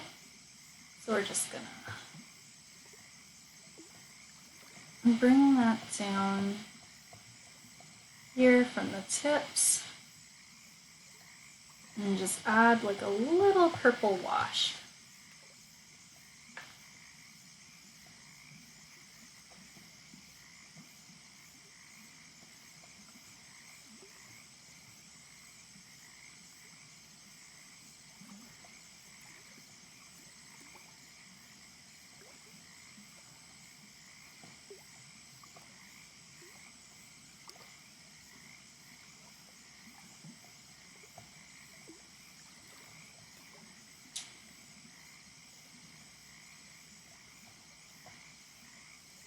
Ooh, I like that. Okay.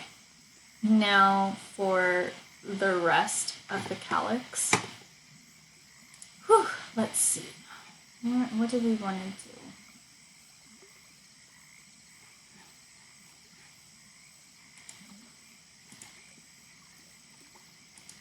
Looks like the calyx for these roses is normally just like a bright green. But I'm gonna take some creative liberties and make it not a bright green.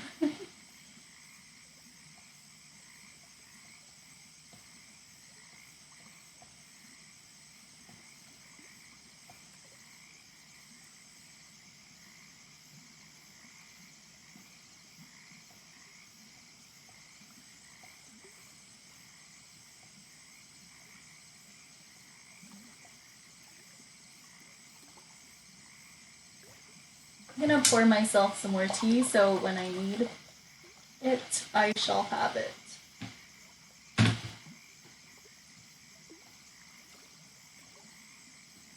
That's an eraser.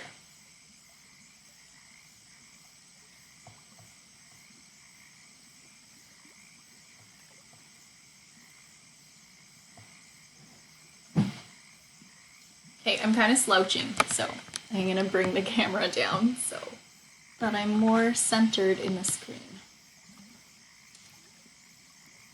If you're wondering what this is the iPad on a stand.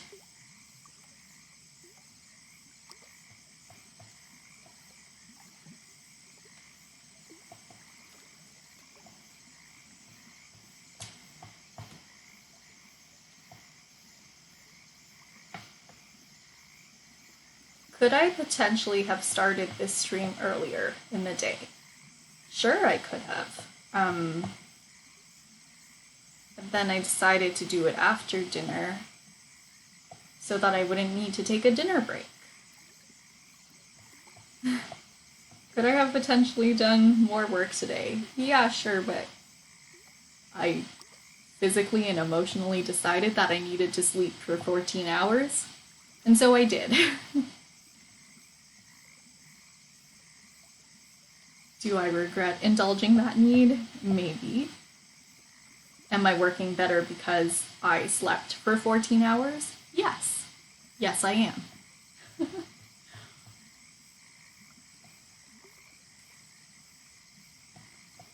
Am I messing up my sleep schedule? A little bit, yeah. I have trouble falling asleep anyways because I'm just thinking too much. So, would have probably been awake at this time, regardless of whether I was live or not.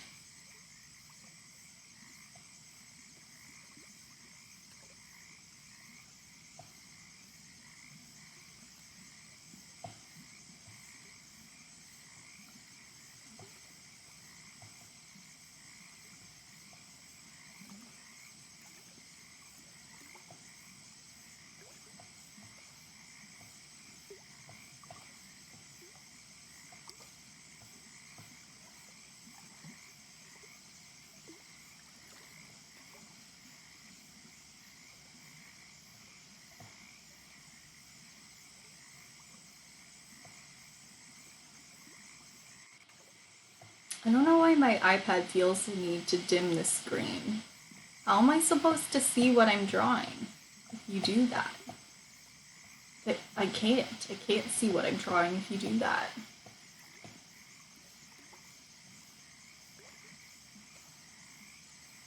I wish there was a way to like manually override that. I don't know, because like I did turn off adaptive lighting and yet it doesn't care. The iPad screen will still randomly dim and will still have no idea what I'm doing.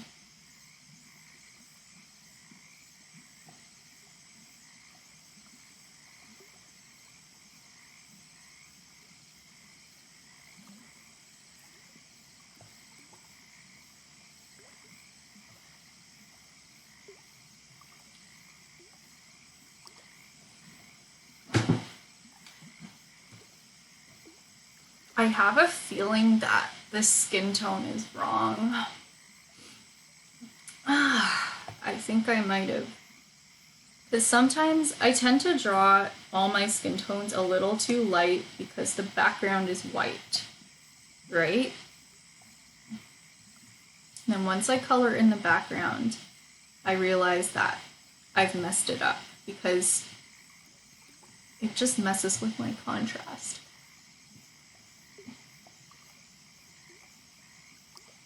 But hey, we can always change that later. Anything we need to fix can be fixed because it's digital art.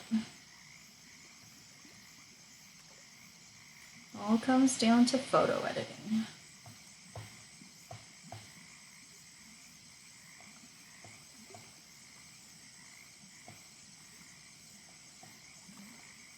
That's what I like about digital art. It's the lack of finality with everything. Like, if you mess up, There's probably a way to fix it. Probably. I mean, sure, there are situations like if you do everything on one layer, but if it's really bad, you can always trace it and like redo it.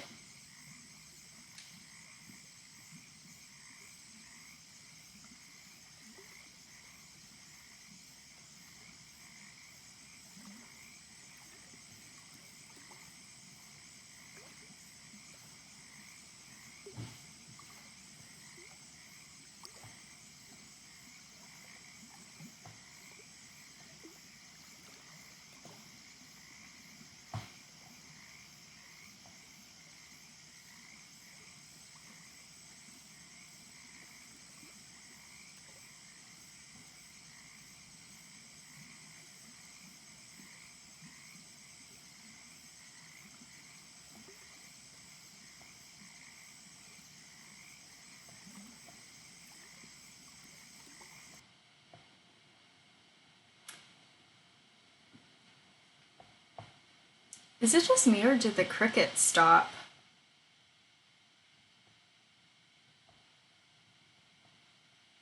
Is it just me?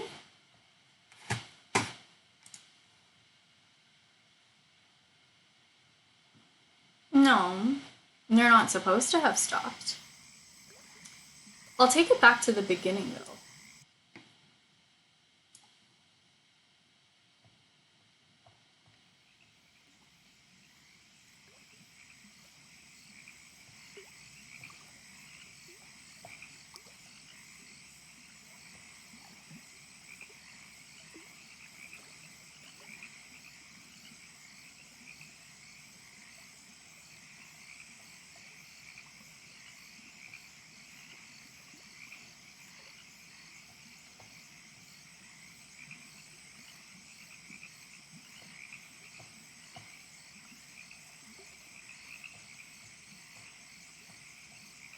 Okay, let's add in our purple. I'm a little scared, but that's okay. I'll always fix it if I do it on another layer. The layers are my security blanket. See, I already dislike it. More like this.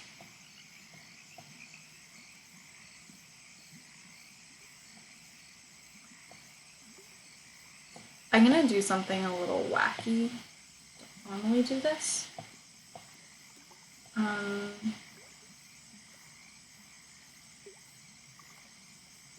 I guess I'll just select this so I have less cleanup to do later. And then we'll do a purple dusting like this. I used to draw like this all the time, but I stopped doing that because I didn't like how unnatural my edges looked. So I took it back to coloring just like I do with traditional art.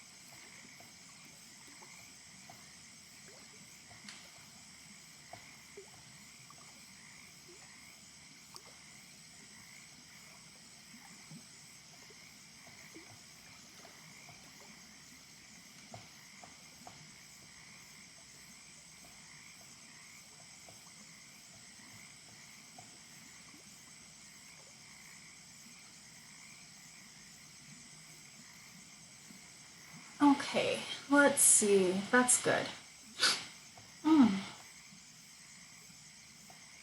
I like that. Oh, no, I don't like it yet. You want a tinge of red.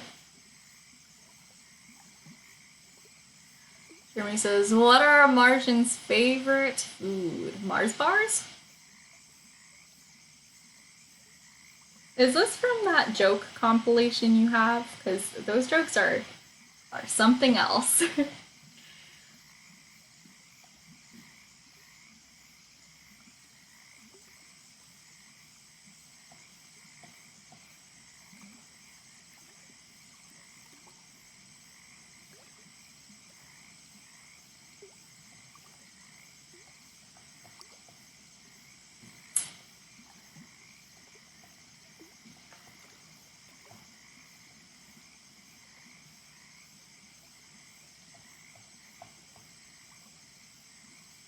It is. It is Mars bars. Or it is from the book. My guess was Mars bars, though.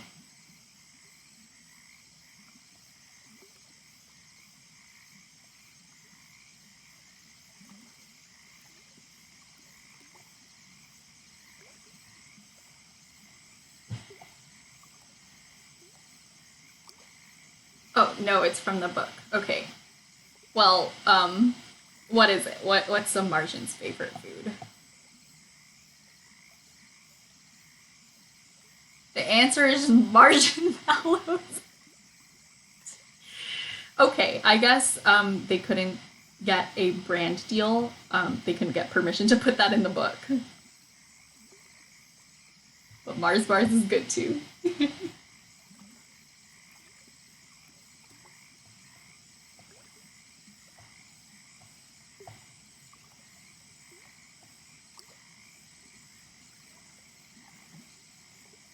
Remember that movie, The Martian, with Matt Damon? I loved that movie. And the book was pretty neat too.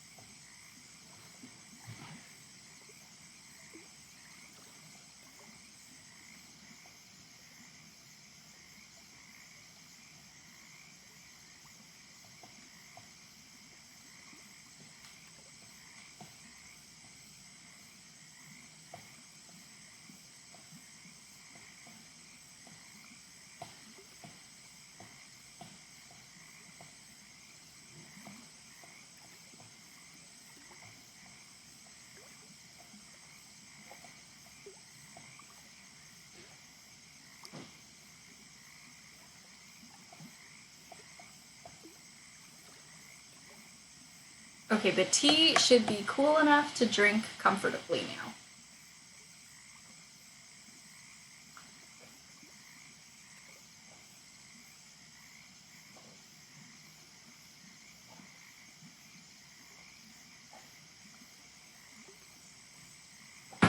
When I'm done, I'm gonna have a snack. I'm gonna take out the cat litter, and then I'm gonna wash my makeup off and go to bed. And I'm going to enjoy being in bed because it'll be very, very comfortable. I find that word very uncomfortable to say right now. I don't know why. Comfortable. Uncomfortable. Okay. I think I've worked that out. I think I know how to say that word now. What if I cut out the middle parts? You know, if I set it a bit more, let the syllables run together. Comfortable.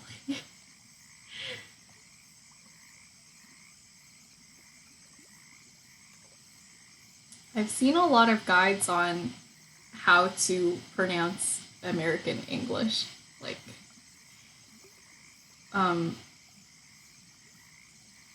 and seeing them makes me very self-conscious as to how I speak with like a North American accent.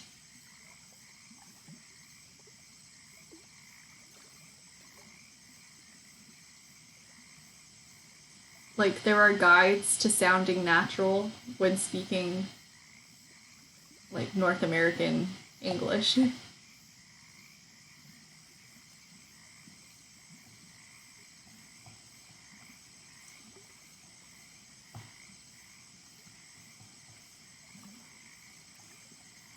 And it's just wild for me to see. It's true, I do talk like that.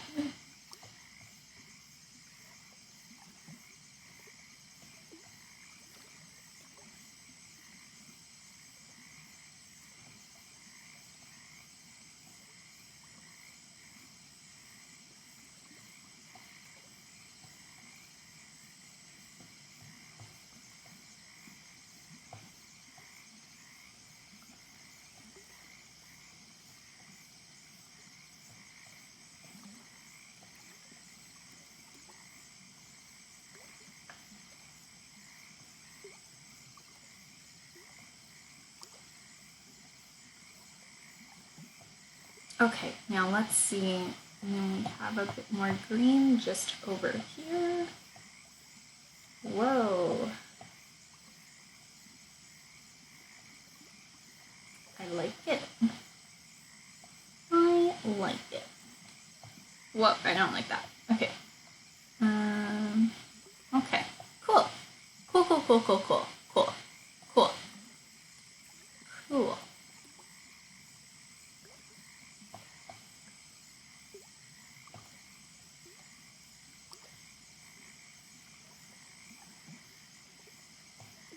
Oh, what? Hey, Batsky! What? Thank you so much for the raid. It has been a long night for me, so it is lovely to see your face. How was your stream, Batsky? Thank you so much for the follow, Lily Louie Art. It's great to make new friends. Yeah, welcome raiders. How was your stream, Batsky? Welcome to the chat, bro. What happened? Yossi Bun, welcome. Oh my goodness. I was so caught up in the raid that I forgot. Yeah, make sure you guys follow Batsky. Batsky's really cool and does amazing ink work. Is one of my role models as an artist. Thank you so much for the shout out. Hey, Lil Kimchi, welcome. Haru591, welcome to the chat. Hey, everyone. But yeah, this is one of my OCs, Rose Queen. And I want the dress to be like really moody, like one of those dark maroon roses. But yeah, if you guys are new here to the channel, which I'm sure a lot of you are, make sure you follow so that you can see more of my art. I'm working on a series of flower OCs right now. This one is actually me, but it's based off of a daisy. And then we also have peony over here. And the fashion is based off of like Tang Dynasty China. Oh, Bearded Jalapeno, welcome back. Hey. Thanks, Lily. So yeah, this is peony. She's based off of Tang Dynasty Chinese fashion, and like peony is a really significant flower in a lot of art. This is thorn. Thorn is kind of like the chaotic counterpart to Queen Rose. Thorn is based off of a rose as well, but literally just the thorns. And she has this like crazy morning star. Lily loves peonies. Oh, me too. It's like one of my favorite parts of spring, seeing everyone else's peonies blooming. We don't have any in our garden, we just don't have the space. But this is Foxglove. Foxglove and Thorn were both based off of OCs I came up with when I was in high school. Yes!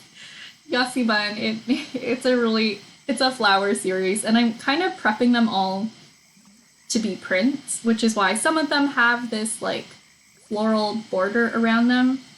So when my home printer prints them out with a little border, it'll connect up to this white part and it'll look very intentional. So yeah, that's what we have. Silverado Sunshine, welcome back. Yeah, you love foxgloves, never was allowed to grow them since they're toxic to animals. Yeah, we don't have them either, but I appreciate them from afar. But yeah, welcome back. Long time no see. Wait, let me show you guys something. I don't know if this is gonna work. Ah, there we go. Okay, so remember that daisy dress I showed you just a second ago? I don't know what my hair is doing. It's been like 6 hours. Jeremy says we're 1 away from 300 followers. Dang, thank you guys. Yeah, make sure you follow if you're new here. I would love to see your lovely faces again in the chat, or, you know, your names.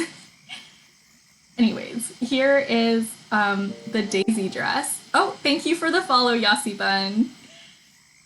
Oh, Rats Do Dance, thank you for the follow. Yossi Bun, I think you're my 300th follower. Thank you so much.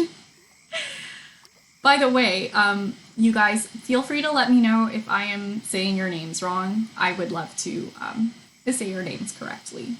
But yeah, here's the daisy dress in real life. I made this on stream a little while ago. Well, I didn't work on the whole dress on stream because that would have been, I feel like, a little boring. This is what it looks like in the dark. So it has this like really subtle twinkling effect. Yes, your 300th, Bun. Thank you. Oh, what should I do for a 300 followers special? I didn't think I'd hit it so soon. Rats Do Dance says, bro, the glow is insane. It's remote controlled too. So here's a little example of all the different settings we have. Yeah, this is like my most favorite dress that I've ever made. It's so cool. Thank you. Yeah. So for what I did on stream, I like designed the dress on stream, and then I started like pinning parts together and doing some preliminary sewing. It has a rave mode. It does glow, yeah. Yeah.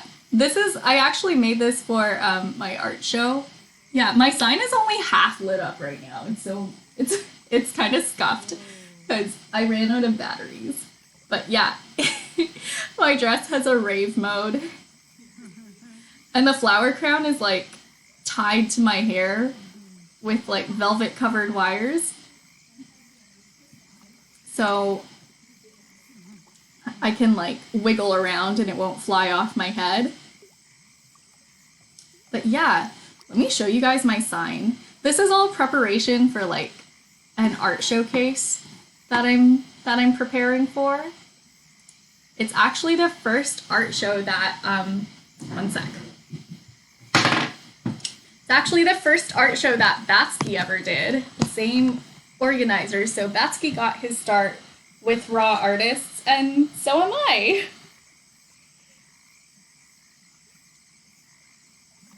But yeah, this is my light up sign. Let me see if I can find my remote control. Okay. There, it strobes too. Batsky says, damn, nice sign. Thank you, Batsky. All it needs, the first part is running out of batteries because I like used the batteries for everything. Like I took the batteries out and put them in different things. And then the rest of the sign has fresh batteries. So I guess for the rest of the sign, I'm e-cheeks. Yeah. I'm not gonna leave it like this for the whole stream. It actually hurts my head to look at. But yeah, this is the sign that I'm gonna use for the booth. I'm really, really excited. So yeah, here's one more look at that daisy dress. It's crazy. I feel like I feel really accomplished that I managed to take it from this drawing all the way to like the real life dress. And I made it especially for the showcase, so of course I can't wait to um, to be able to wear it to like one of the most important events in my life.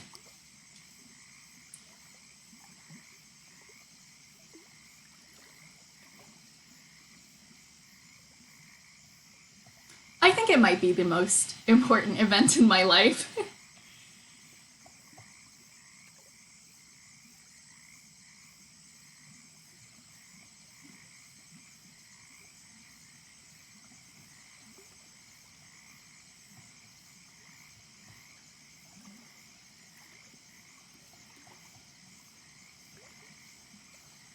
Okay, I think I'm gonna have to go in and maybe change the color of this. Rats says, how long did it take to make? Good question. So, okay, originally the showcase was supposed to be in January, and then it got postponed due to the global panorama. So yeah, due to like health concerns, they postponed it, and for that I am extremely grateful because it gave me extra time. Because I was notified around, well, they messaged me in December and they were like, hey, you want to do this showcase? And I was like, yeah. Oh no, I have 3 weeks to prepare for it. So it was really stressful at first. And then they postponed it to April. So I put the sign on hold. Like I started in December and then I finished like last week. But I don't really have a good estimate on like how much actual time it took because I didn't spend all of that time working on it. That's a really roundabout way to say I really don't know. And at this point I'm scared to try to figure out how long it took. I'm gonna say a cool even 50 hours. I'm gonna say I bet it took like 50 hours to do.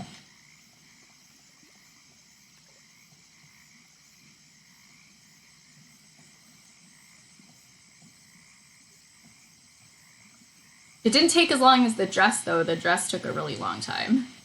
More than 50 hours for sure. I don't know how long it took. I wasn't counting. I should, I should try to time myself with these things.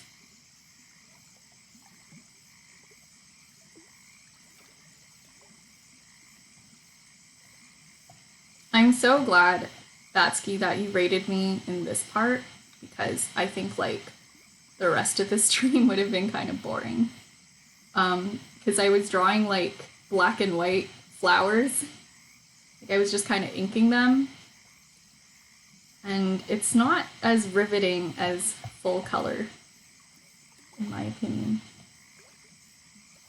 Like for me, sometimes line work is just a means to an end. And the end is coloring. I love coloring things. Rat says, I can only imagine how long the dress would take. It turned out so good, though. Thank you so much. They both did. Thank you. It was so worth all the work. It was literally like a daydream come true to have that dress. Yeah, I was saying earlier, this is probably the light up dress that I'm most happy about. I had a light up prom dress, and then I had a light up Halloween costume dress. And I feel like all of those dresses led me to this moment with my glowing daisy dress. It has like 8 strings of LEDs in it or something. It's a lot of LEDs. Next up, in my light up dress journey, I'm going to learn to program the lights. And I'm going to make a motion sensor dress so that when I twirl, the lights flash more. That'll be next up. And I'm going to take everything I learned from all the previous light up dresses and put it all into the next one. Now I don't know when that's gonna be, so don't hold your breath.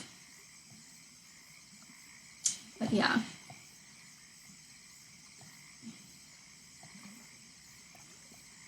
For me, dressmaking is really like a hobby and also kind of a means to an end of like looking fabulous. I just want to be fabulous. And sometimes to do that, you need to learn to make your own clothes.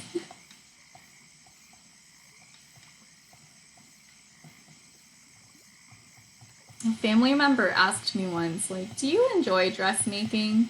And I was like, maybe for like 30% of it I do, but for the other part, it's kind of grindy. Like, it's not that I dislike it. It's just you kind of have to persevere sometimes with stuff like that because it takes a long time to make your dreams real. Okay, let's work this out. I want the rose to be way more emo. I want it to be way more gothic. The rose that I'm looking at as a reference is called the Black Baccara. And it has this like dark, desaturated purple cast to it, but the highlights are this like glittery magenta with some red. And it looks really velvety and soft. Bun says the only thing that matters is swag. Agreed. 1000%.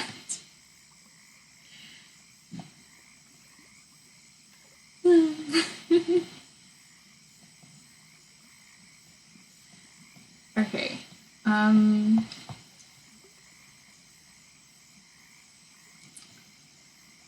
am I going to do this? I'm intimidated.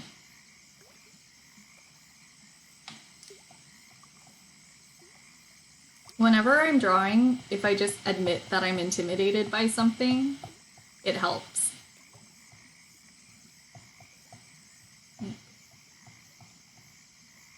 It puts me into like problem solving mode. If I group these together, can I use an eraser on both the layers? No, I can't. Okay. Fine. I'm gonna flatten this.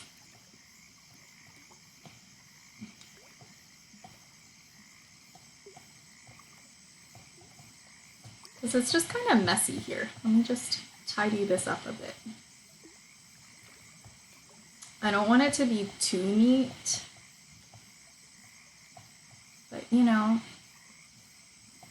you need that sweet spot of like artful mess.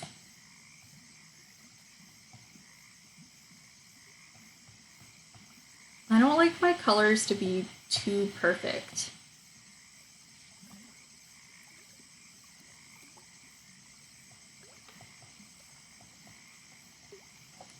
For me, it needs to be like grungy and have a bit of a personality. Okay, let's wipe my iPad screen. Because it has way too many fingerprints. I don't know what I'm doing. And it's gross.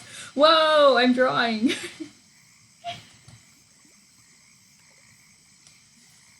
Okay, much better. You draw for over 6 hours and you can't see anything you're doing anymore.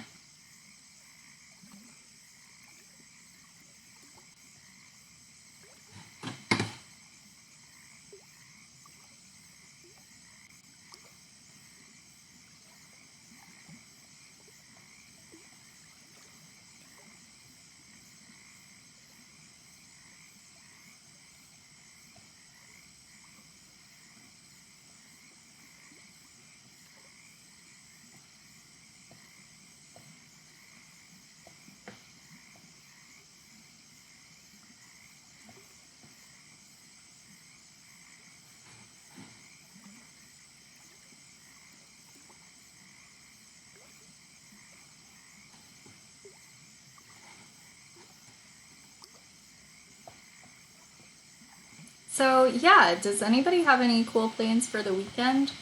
Or I think a better question is, what are your plans for the weekend?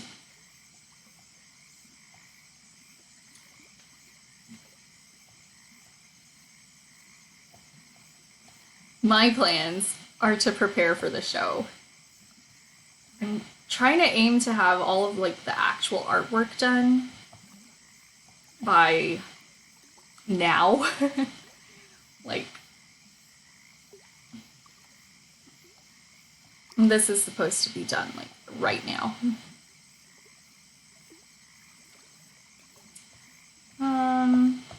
But hey, that's okay. Because tomorrow I want to try to like put everything together, tie up loose ends, and then I'll use like the rest of next week to just prepare for stuff. So my plans for this weekend are just to make sure I'm ready for the art show.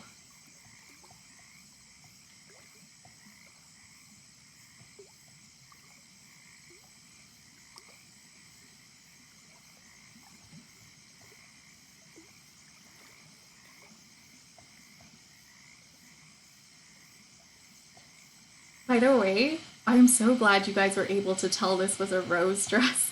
I don't know, well, I think it is pretty distinctive as one, but if it wasn't, I would be very disappointed.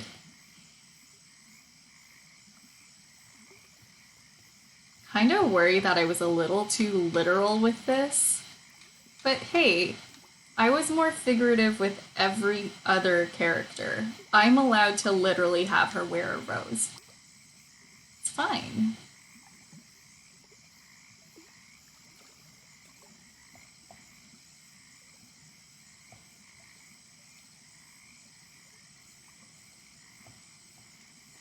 Like, we already did, like, kind of abstract hints to plants for every other character.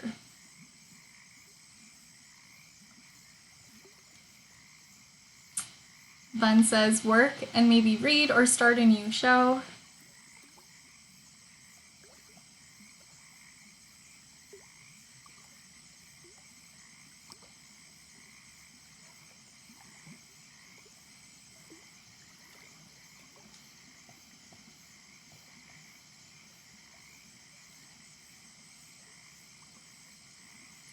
That sounds really good and relaxing, Bun.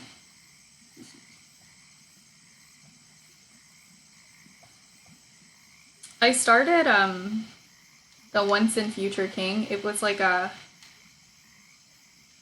it's one of the it's by TJ White and from like the 1950s. And it's a retelling of King Arthur based off of like Le Mort d'Arthur. So that's like the French Arthurian legend.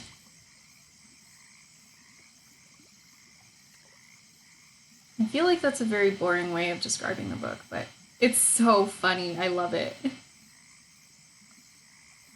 Ooh, I like this. I like this dark purple wash we're doing. I'm gonna do it in another layer though, just in case. Okay, this is dumb. I should be doing it like this.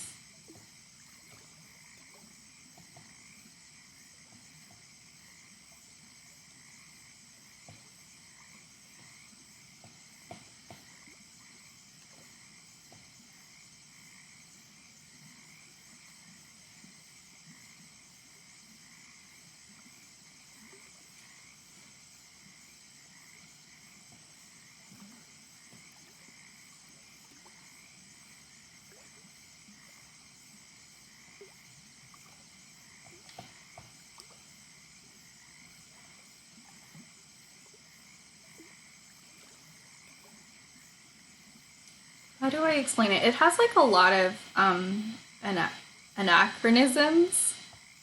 Like, let's see. Bun says, I love comedy in books. It's my favorite genre, especially when the comedy is based off of character dynamics with each other. Yeah. So, how do I explain the Once and Future King in a way that captures like its comedy and magic? let's see. So it has a lot of anachronisms in it, like it references a lot of like modern things that haven't happened yet in the book, and it really approaches King Arthur in just a really silly and fun way. For example, I feel like this is a bit spoilers, but at one point, like Arthur gets turned into a fish as part of learning how to be a king.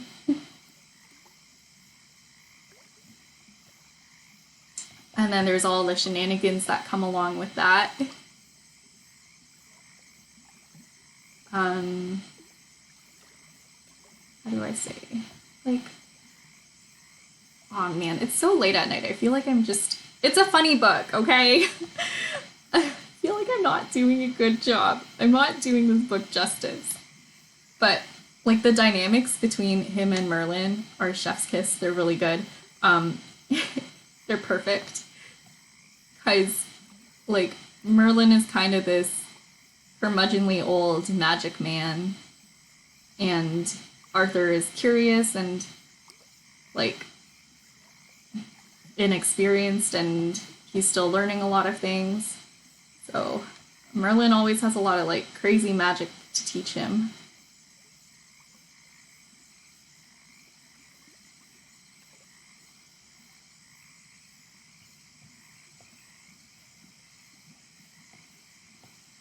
You'll check it out. Yeah, sorry, it's like 2 in the morning almost for me. So I'm a little out of it.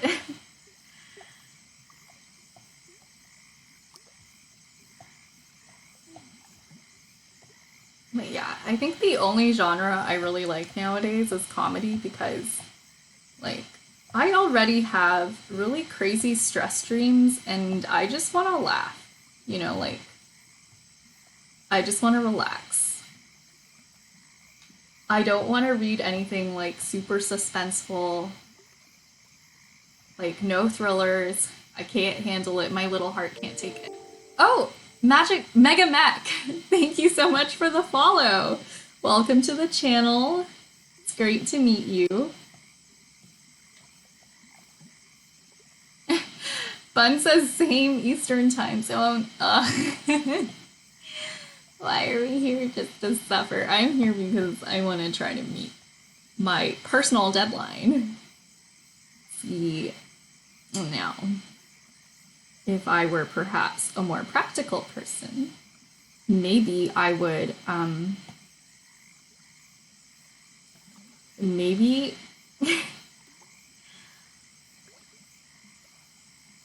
maybe I would not have set so many difficult goals for myself to reach if I were a more practical person. But do I seem like a practical person to somebody wearing, like, what is that dress? Like, that dress, like, I graze the door when I walk out. So it's about, like, it's at least 1.5 meters in diameter. I don't know. I'm bad at estimating. The door 1.5 meters? Probably not. Anyways. Does somebody who made a light-up dress that barely fits through the door seem like a practical person to you?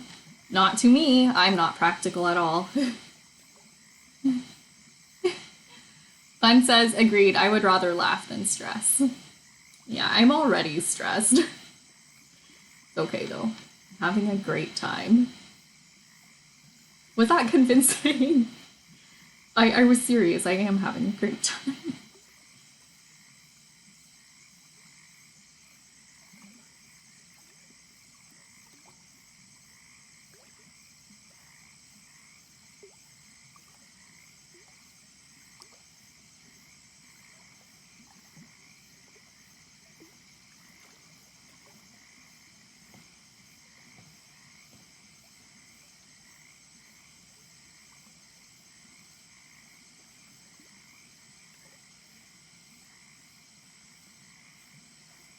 Okay, what do I want to do here? I don't really like that. Don't worry. Once I figure out the shading. Like, once I figure out what I want to do here, it'll all come together. Until then, I'm still just kind of deciding what should go where. So there's gonna be some trial and error for a bit, but you know, we'll work through it.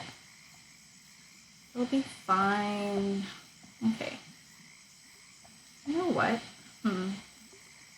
I feel like I'm actually like pretty happy with this already. I don't know.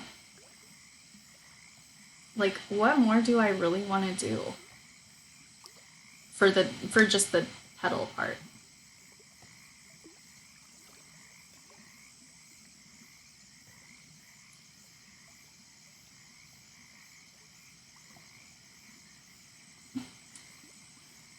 Rat says, I'm really big into indie comics. When reading those sci-fi adventure and things in that range tend to be my cup of tea. Yeah. Oh gosh. I love going to the library and just like reading all of the cool graphic novels.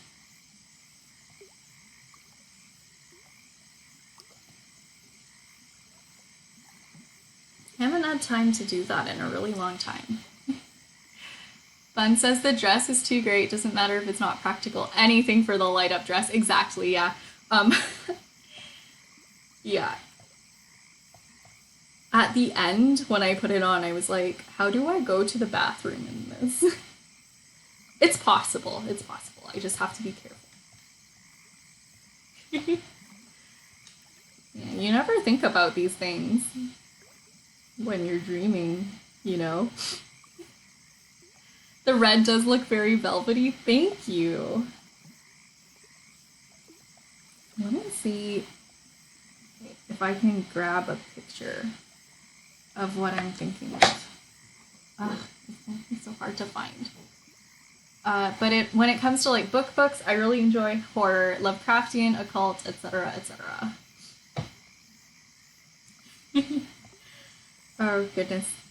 My boyfriend was talking about games and he was like, oh, this one is spooky. And then I mentioned it to my dad, right? And he was like, he overheard and he was like, it's actually not spooky. It's just that Dimple is scared of everything.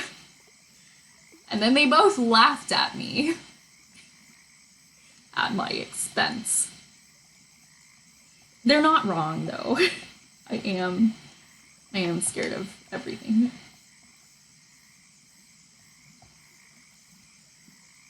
To my credit, it's because I have weird dreams. Like, everything like mildly spooky that I encounter in my daily life makes its way into my dreams at night, and then it becomes like way weirder.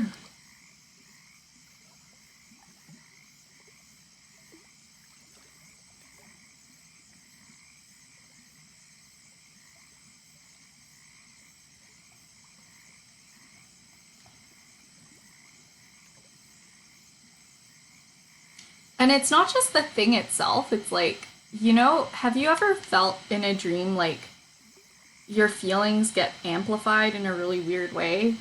Like, when I'm scared in my dreams, I just have this feeling of dread, even if like nothing around me is technically scary. Fun says, Rats, I've been trying to get into more horror, and the other day there was a spooky scene in the book I was reading, and I was like, nope. Yeah, I know, right? Yeah, as a rule, I try to avoid anything that intentionally exists to scare me. And then sometimes I surprise myself by what I can stomach, but like, I don't know, as a rule, you know.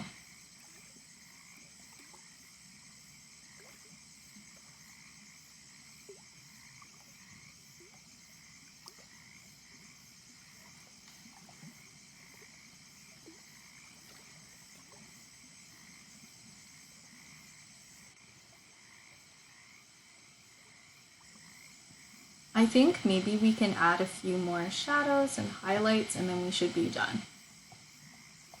It was a beautiful scene though.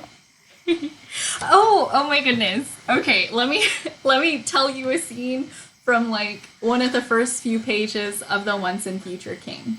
Okay, so Arthur is trying to go out and like find um find the falcon that he and his brother were using to hunt because it flew away. And he gets lost in the woods, and it's terrifying. And then he stumbles upon a clearing, and it's beautiful because it's like all silvery with moonlight, and there's like aspen trees, and the bark is white and glowing.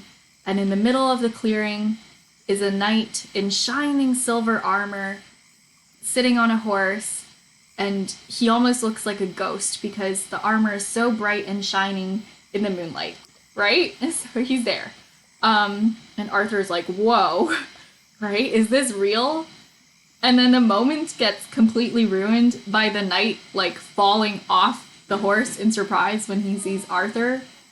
And then he like opens up his visor and his glasses are completely fogged up. And he keeps trying to wipe his glasses, but he has nothing to wipe it on because he's in like full armor. And also like the visor of his helmet keeps slamming down. Like that's the kind of humor in The Once and Future King. Like it starts off and you're like, oh, this is gonna be really epic and beautiful because of like the description of the moonlight and the trees and how like still and wonderful and serene everything is, and then it's just like, ah, clumsy knight with glasses. Rat says that fear feeling is so invigorating though. True. I like to get that feeling from giving myself timed drawing challenges. I derive a lot of enjoyment from that.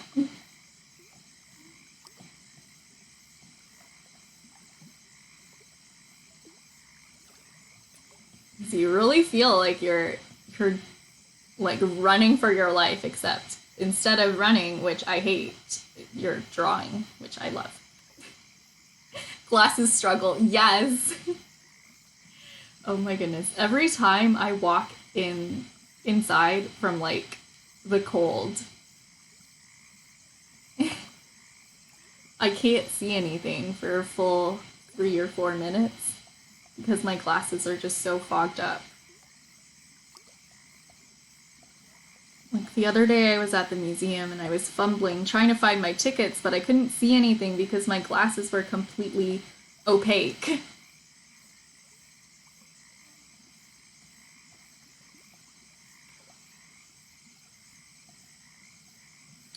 Honestly, I'm sometimes scared of media that makes me feel too many things, like songs or shows and stuff, because like I'm normally very emotional and like, oh man, I don't, and then once I find like a nice, comfortable equilibrium, like I don't want to cry over a sad commercial. Like, you know, after watching Encanto, um, I, I couldn't bring myself to listen to the soundtrack because every time I did, like, I would start tearing up. And, like, yeah, sometimes it's good to, like, have space to have a good cry. But, like, when I'm doing the dishes, it's not a good time to be sobbing. You know what I mean? So I'm very careful about what media I consume. Like if I know it's gonna be like the waterworks, I know it's gonna bring that on. I make sure that you know I'm sitting comfortably. I have a nice cup of tea. I have a blanket. You know, I can't be like working on something because then I'm gonna cry. Very careful.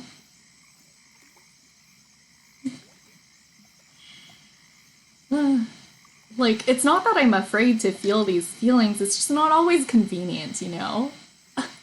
Rats, you get it, you get it.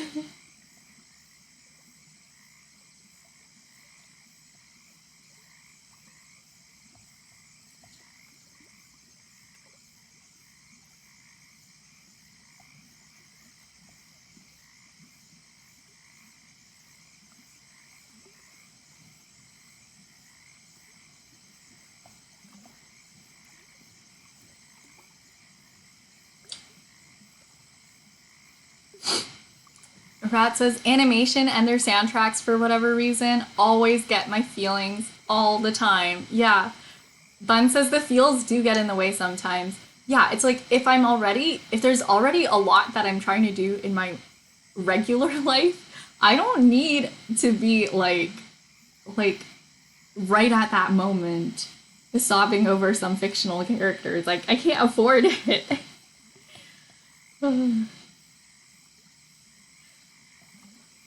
Like, and then after that, I'm gonna need a moment to just kind of decompress. Yeah, and like, even if a movie has a happy ending, sometimes I'm still just like, whoa, all that stuff happened for us to get here.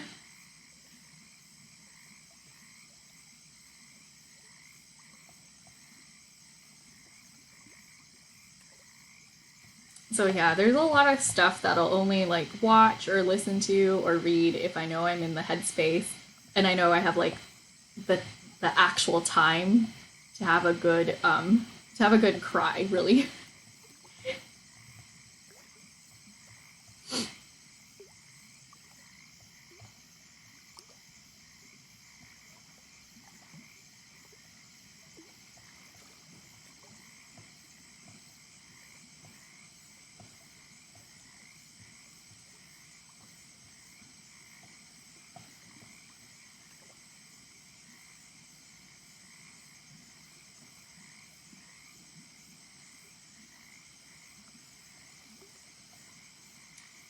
The other day I watched Turning Red with my family and it messed me up. It was too relatable. Especially because it's set in Toronto, where I am from. And it's about a little Chinese Canadian girl who grew up in the early 2000s, which is me. You know, Chinese, check. Canadian, check. Early 2000s, also me, right? Except she's older than I was in the early 2000s. Like, she would have been like the age of my cousins. I was born in 1999, so, you know. Rat says, I watched that with my sister 3 days ago. It's so good. Yes. Ugh. It's everything. But I am scared to watch it again because it, like, it messes me up.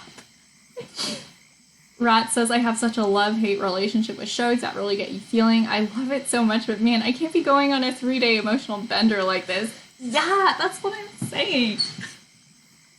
After that movie, I was just like, I wish this movie was a little less relatable because, like, now I'm just thinking about it. Oh, but it hurts so good. Man.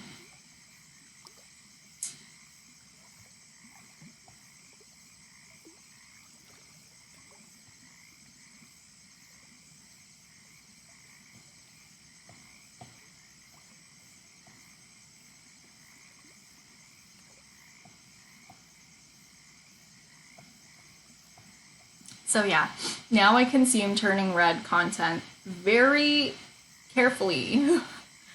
I try to watch like I watch short clips of it. Now I'm not afraid of spoiling the movie for myself. Um, so yeah, I can watch like little clips, but if I watch like a full scene, ooh, right in the feels.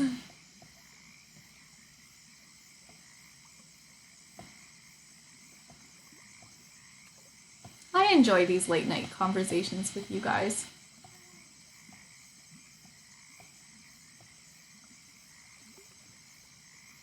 It's a good vibe. Rat says, I cried, guilty as charged on that one. It hit a lot more marks than I was anticipating. I loved Jin the dad. Oh, yes. Oh my goodness. No, I'm getting goosebumps now. I don't want to spoil any scenes for anyone who hasn't watched the movie yet, but I just really appreciate like the relationship that May has with her dad. So sweet.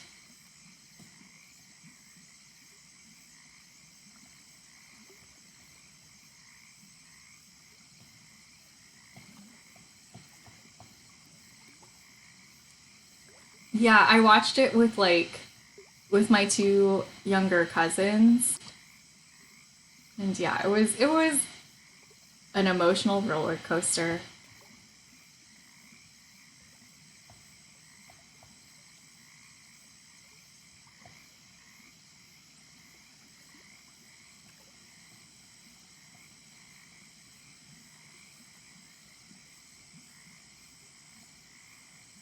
Just add a few highlights, she says, and then we'll be done, she says.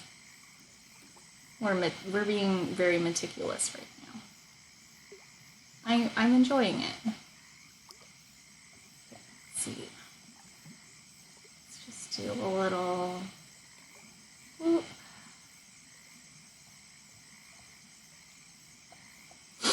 Rats says definitely up there on the chart of favorites. Yes.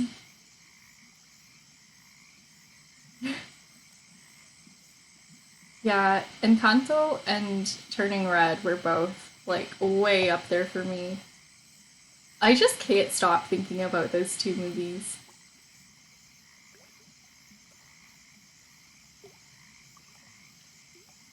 What other movies do I really like? Lilo and Stitch is a big favorite of mine.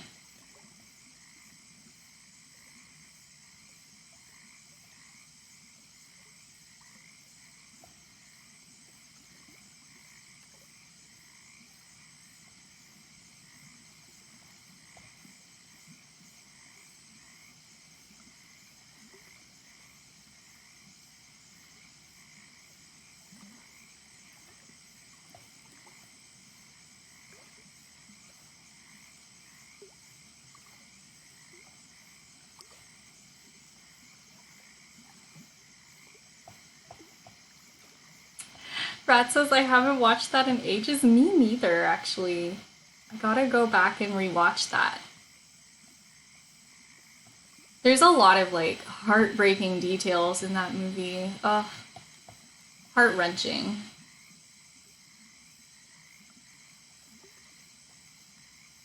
I don't know. Am I allowed to spoil Lilo and Stitch? I mean, I guess this is the premise of the movie. So, I mean, Lilo is raised by her sister Nani, and like if you look in the scenes, a lot of you probably already know this, but Nani used to be like a professional surfer, and you can tell because like in the background of the scenes, there's like a whole bunch of trophies and stuff.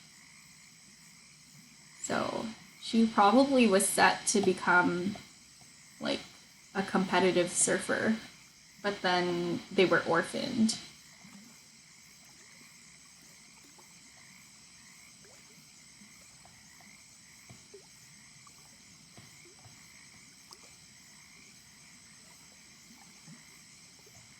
So it just makes it really tough because she had to put aside so many of her own dreams and sacrifice so much to like look after Lilo.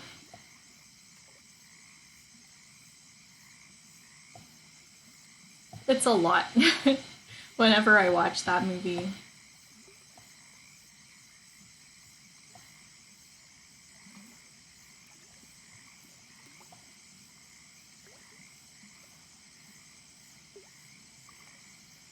Why am I doing it like this? Okay, hang on. I'm going to group and merge these layers together. And then we're just gonna, whoa, no, not like that. No, not like that either. That's gonna make like a weird line. I'm just gonna erase it. I like all the little crumbs everywhere. I want it to have crumbs.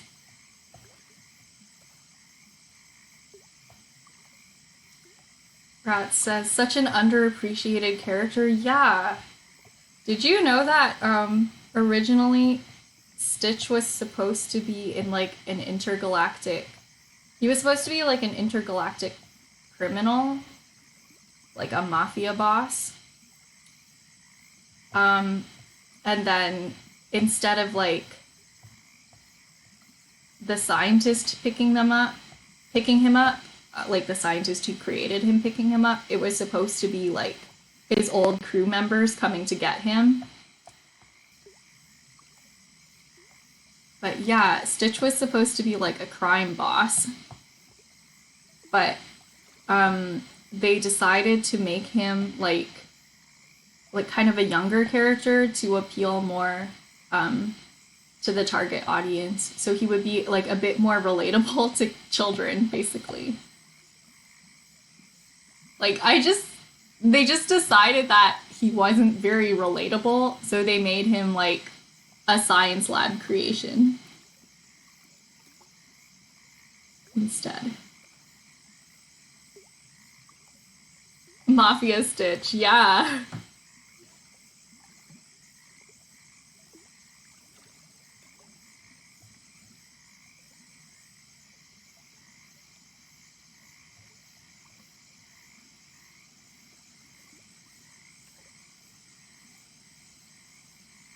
I have really vague memories of watching like the Lilo and Stitch TV show. I think it might have actually been called Stitch and Lilo, like the other way around. But I don't know. I was really young, so I don't have that many memories of it. Was it a good show? Does anybody know?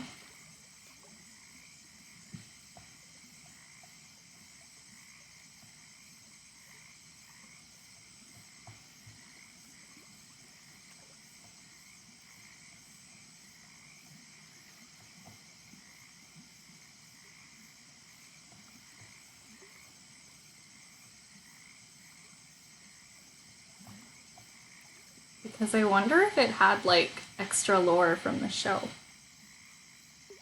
In the show, like that the movie didn't cover.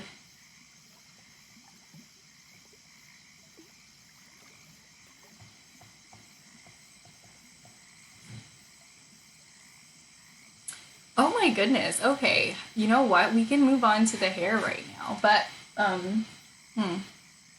first, I'm going to fix my hair. It's like I'm going to fix my own hair.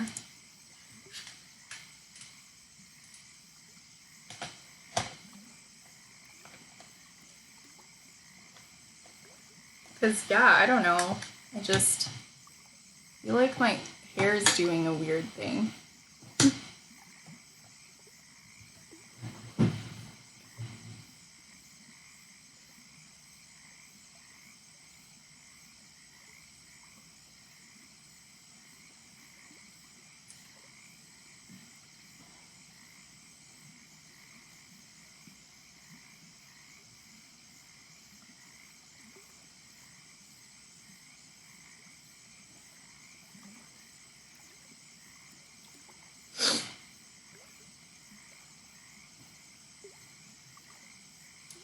Rat says I'm more or less in the same boat. I remember it, but only in slivers. Yeah.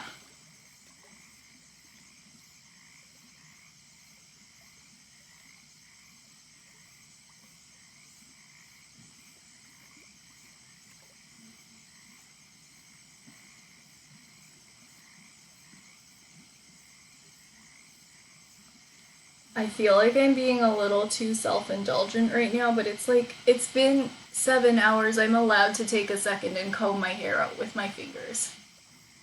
Okay, let's see. Hey, I'm back. Okay, I swear, I'm just gonna color in her hair, and then I'm going to take myself to bed. I'm going to go to bed. But I just want to do the hair first. If I do the hair, I'll be very, very happy.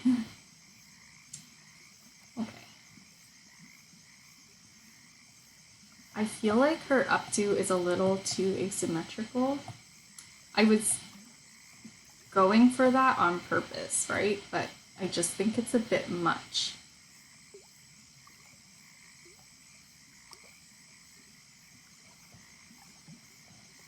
Just needs like a little extra, you know? I also haven't watched a whole SpongeBob episode. I've only ever seen like bits of it when I was at the orthodontist.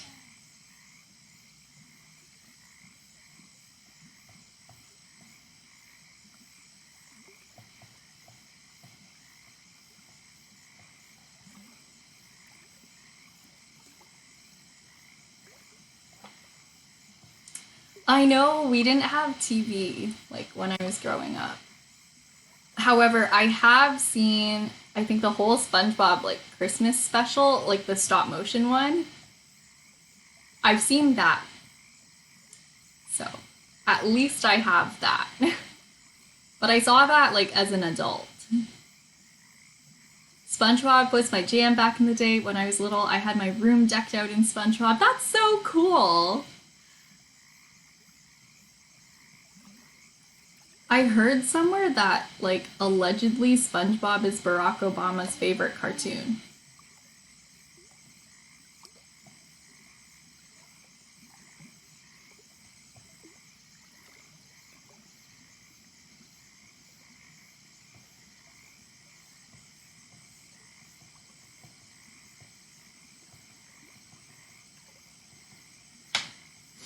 I don't know if that's just, like, one of those internet hoaxes, though.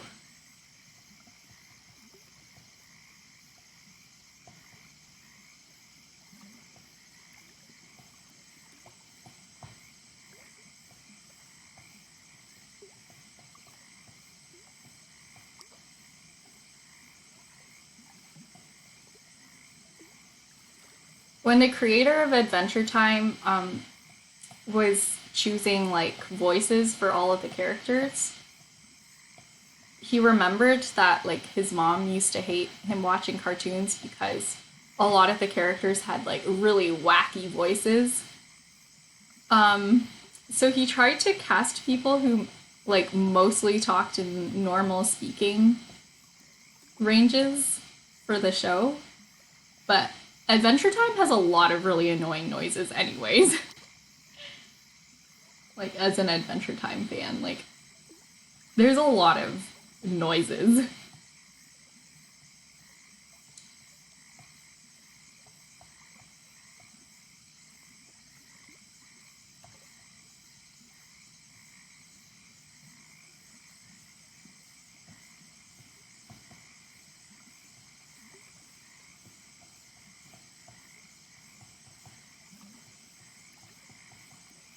Adventure Time was solid. Yeah, I felt like I don't know. I felt like it. There was a lot of character development throughout the show, and I think every hero at one point or the other during an arc was the villain. Even Finn, and I really appreciate that they did that.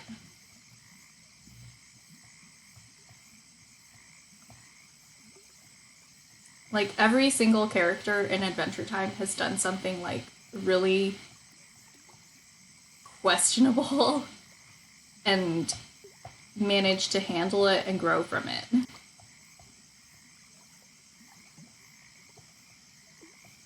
I mean, sure, sometimes like the plot points were kind of rushed. Like that's the only thing I would want different for that show. Um, but even that, I think it was okay. You know, like I know that a lot of seasons like they kind of sprinkle in important information and then like it all comes up to this like finale episode for the season where all of the major plot points are. But I mean, Adventure Time's plot was based off of the idea of like D&D kind of one shots or like D&D sessions where every session something kind of different happens, but there's no real like overarching plot. And it has that vibe, you know. I think it actually does achieve that mood.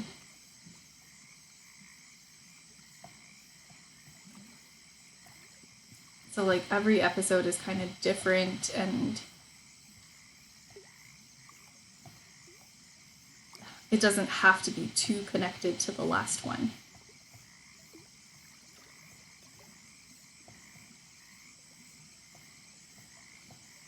But yeah, I think Adventure Time was what got me started watching cartoons. I started watching it when I think I was about 13, and that was kind of when it was still running. And then at that time, I really wanted to go into animation because, like, of course, I would have wanted to tell stories via moving illustrations. It's so cool. I find that, like, animation itself is kind of grindy, though, which is why ultimately I didn't continue pursuing it. And I like doing freelance illustration work. I would like to help illustrate books one day. I think that would be cool. And sometimes I do little animations on the side just because sometimes you just want to add a little animation magic spice to your drawings.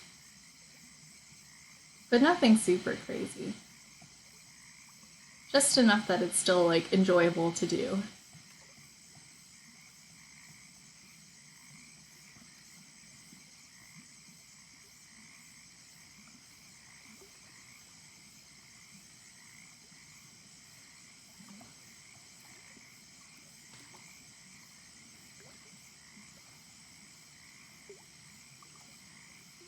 The hair is going really well.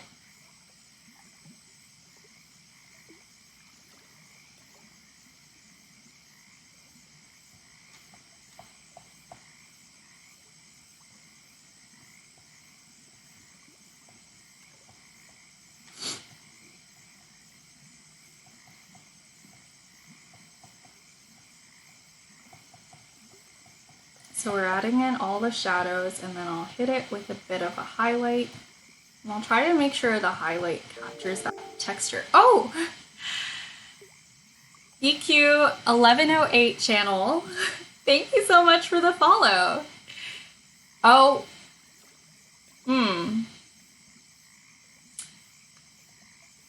No. Oh no. That's not real. 1 moment, please. Why didn't my auto mod catch that? Thank you, Jeremy. Thank you. Thank you.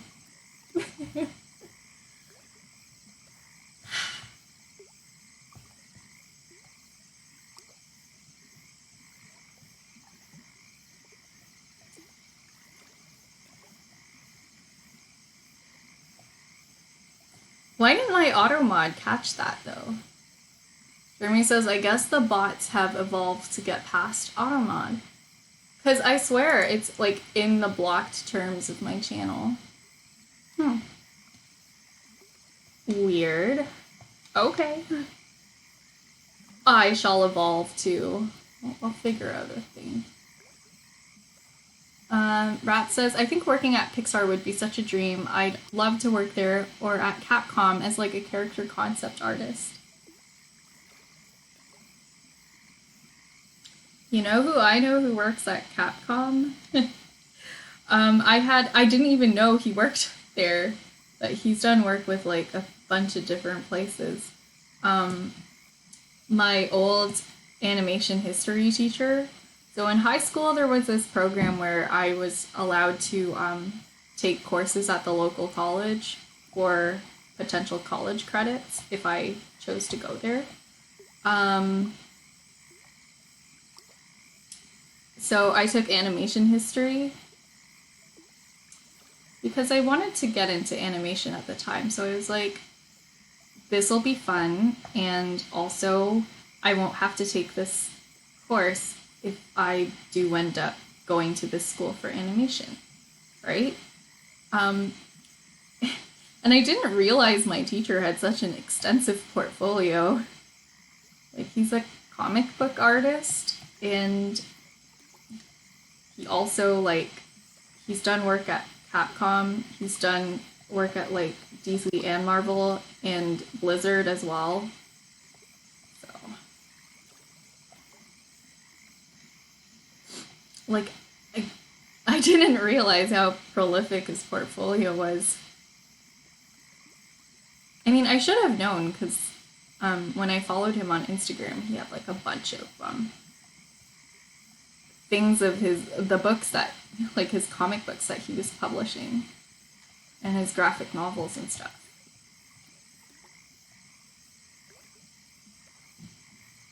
Right?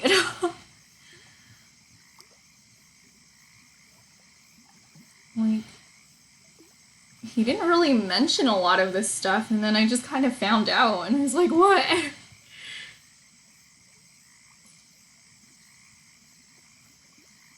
And then every like Thursday we would just watch old Mickey Mouse cartoons together in class and like talk about them.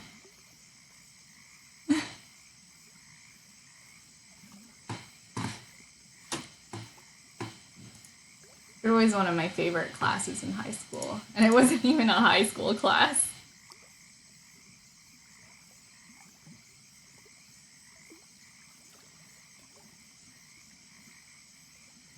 Glenn says professors always have such extensive experience. Yeah, it's so cool.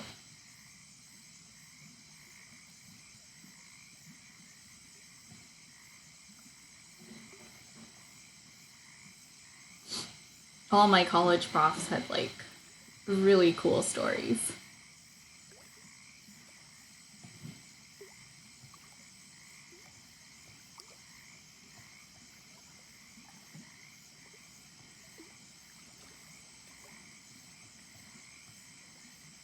One of my profs when I was learning furniture design and stuff, he actually won this huge Canada-wide award. I forget the name of the award, but it's like the highest award you can get for craft and design stuff. And then because of it, he was able to get a lot of things, like to fund a lot of things in his craft. Like, you know, he was able to have a cool workspace, and like he also used the money to design a really awesome house, and he filled it with all of his like woodworking and stuff. I don't know, it is like one of the most beautiful houses I have ever been in.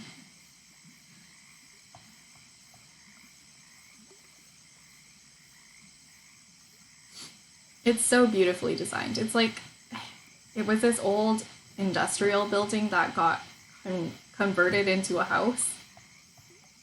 And the whole thing is like wood and concrete. So it kind of keeps that like industrial vibe, but it's just beautiful. Like there's so much awesome woodworking in the house. Like it's kind of like, since the professor is a woodworker and furniture maker, right?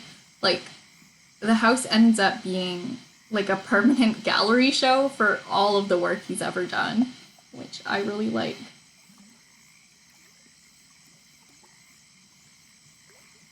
Like it's not just like a home or a house, it's a portfolio, really.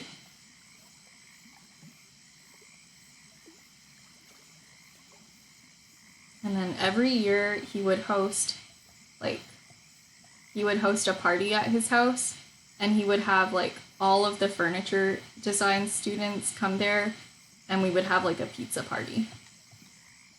And then there would be a slideshow of like everyone's work so that we could all get to know each other as artists.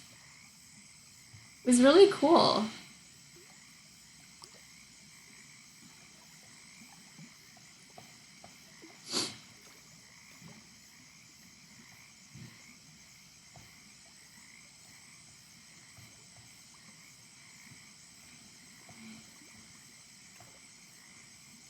Ooh, I like this hair a lot.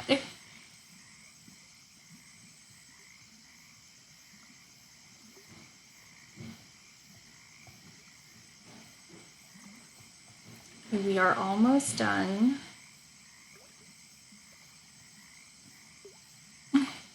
Rat says, man, that sounds so cool. Yeah.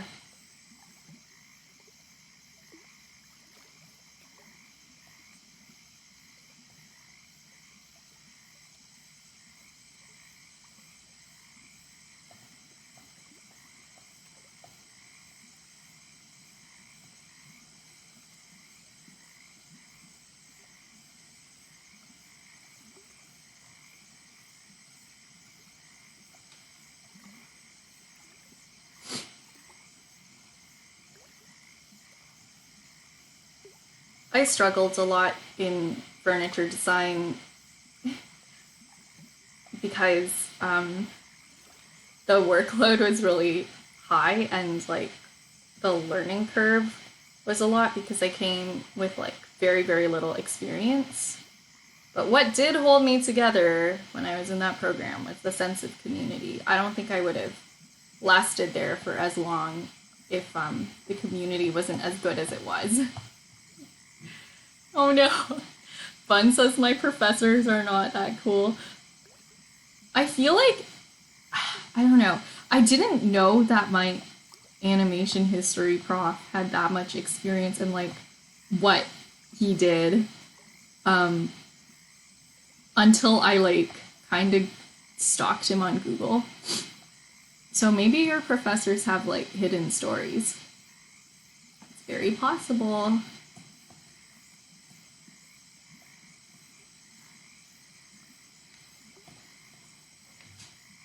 Because I've never encountered a prof who like starts off their class just by like listing out their credentials and their experience.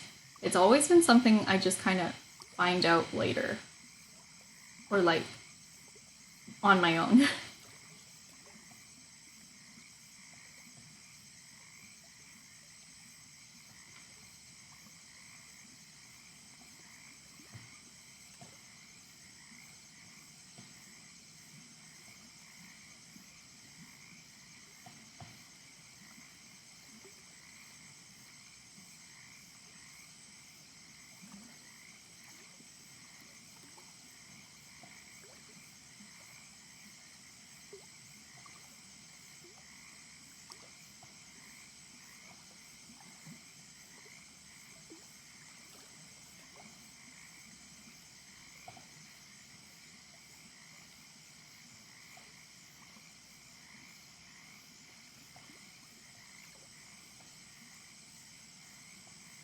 Okay, I'm gonna allow myself to rest.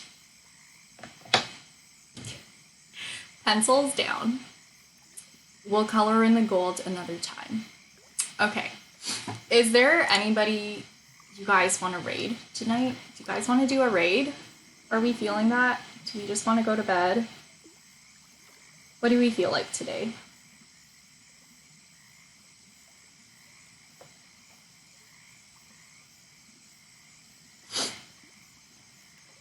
I'm actually not following anyone who's like online right now. Jeremy says a raid sounds cool. Okay.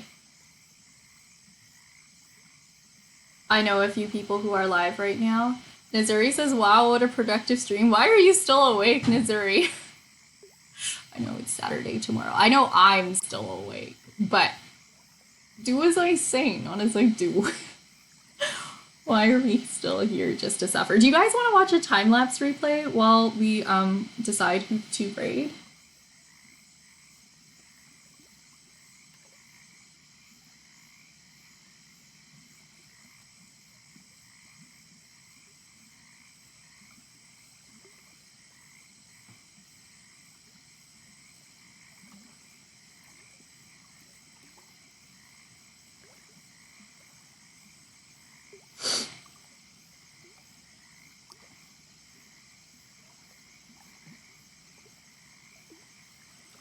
Okay, so this is where we started with this drawing.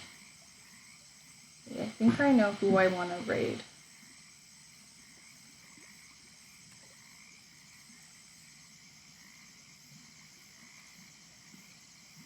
This is where we started doing the final lines.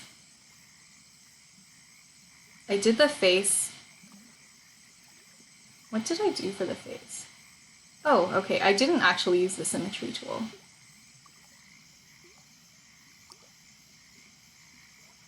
And then we flipped it to make sure nothing was too crazy looking.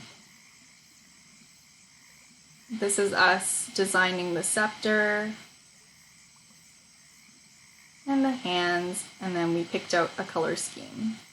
Then at the end of that stream, we was that yesterday? I think it was.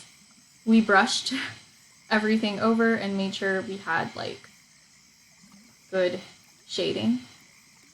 this is where we started. Like, we chose our color palette yesterday and colored everything in. At this point, we had a cat break, so we were just doing the face, and then we had a moment to cuddle the cat. So yeah, here I'm shading things in. I feel like I might actually need to adjust the skin tone. I'm not sure. I think it's okay. But I always mess it up when the background is white because it's like so bright, so everything looks really different against the background. But yeah, this is where the dress got like significantly darker. Wait, I want to see again. I want to see the dress just go boom.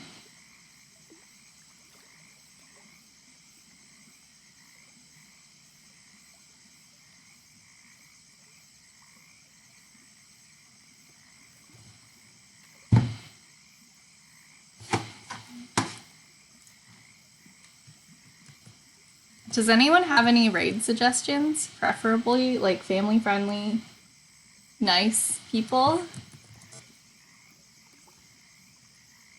Because if not, I'll just raid someone from...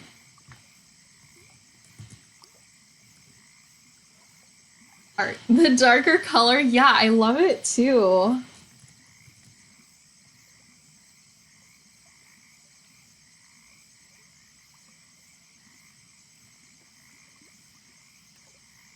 Okay, let's take a look at like the other stuff I did.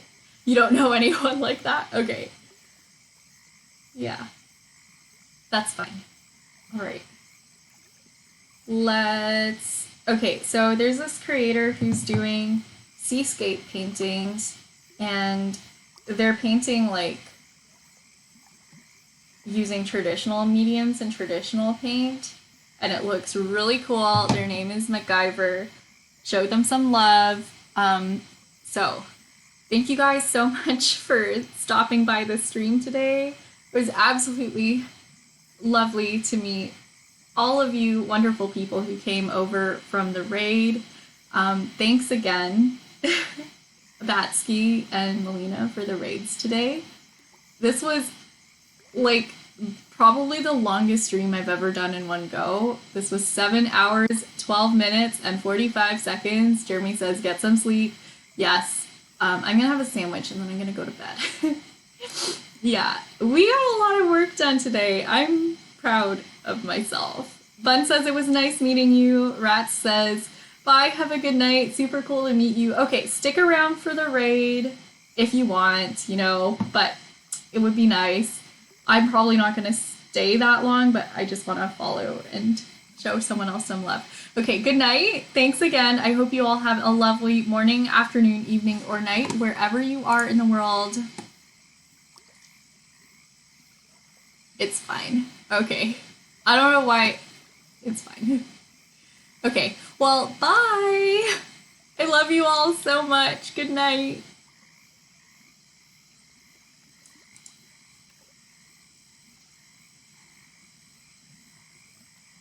Is it doing it?